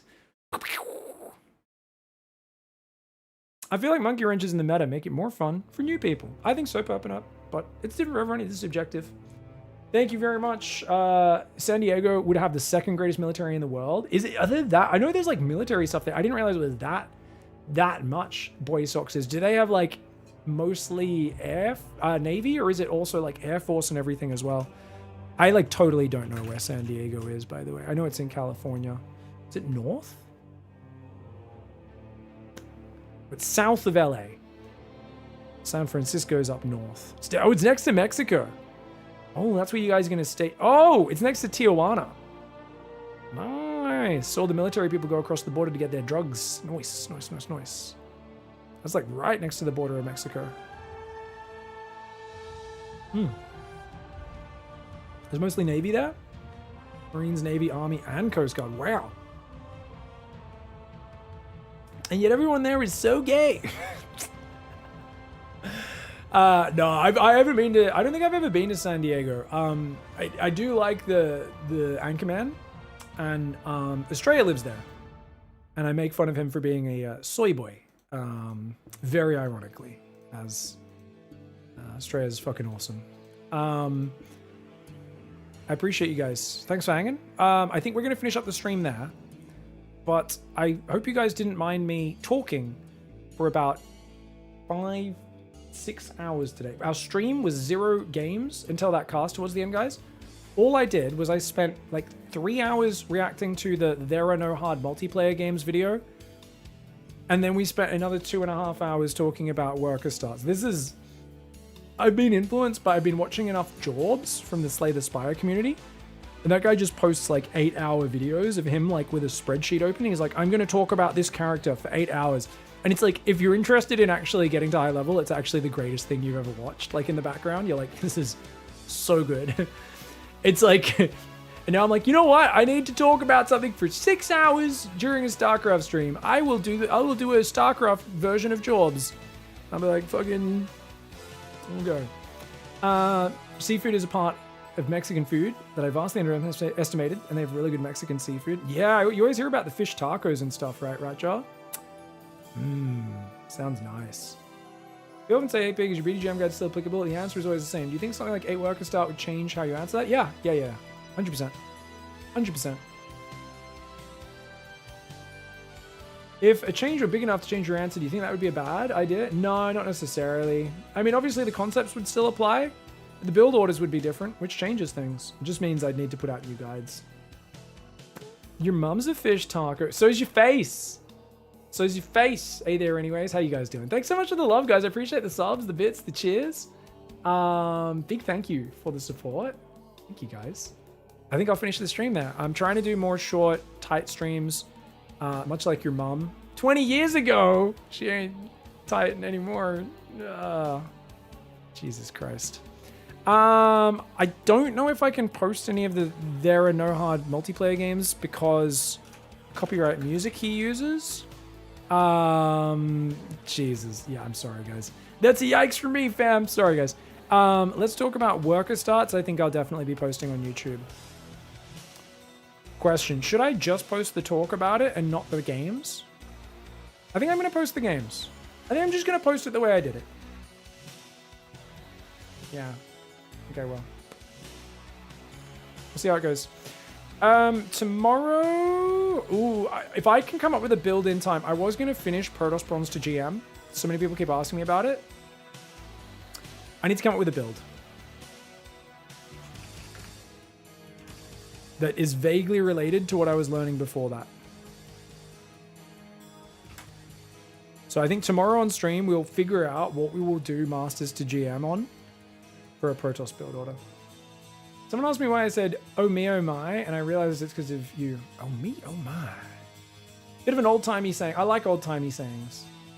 You imbecile! You know, like there's certain old-timey insults and phrases that are just fantastic. That's the bomb! I love certain things, you know, that are old. They're nice. They make me happy. Okay, guys, you guys are fantastic. Protoss don't even have Moore's Pig. Oh, shit, Vertibird, you're totally right. Sorry I missed that comment earlier. You're actually 100% correct. You guys are awesome. Have a good night. I'll send you guys somewhere else, okay? I'm going to send you guys somewhere else. Send you guys... we're going to send you guys somewhere else, okay? All right, guys, we're going to send you somewhere else. You know, like, I don't even know where, but we're going to send you there. Where the fuck is this thing? Twitch StarCraft. Trying to find someone to raid. I don't know. We've been raiding the same people a lot, but I like those people. Why should I not keep raiding them? Zerg, GM, and world discussion on Euro. What are they talking about? Something more productive. The Strait of Hormuz or something? Young men throughout history tend to be very well rested, you know, violent and horny, basically. Societies throughout history have kind of struggled with how to manage that. Because it doesn't really seem to matter how to manage like your how mom. you deal with it. It never really goes away. It's always there. I think we'll go cats. Since the screen seemed to be black there. I think it's just my Twitch is bugging. My Twitch is just bugging. Have some fun with cats, guys. I'll see you guys later. Have some love with cats. I'll see you guys in a bit. Tomorrow. We'll try to figure out some Protoss Bronze to jam as well as a bunch of other things. Have a good night. See you guys later. Bye-bye. The Hindenburg.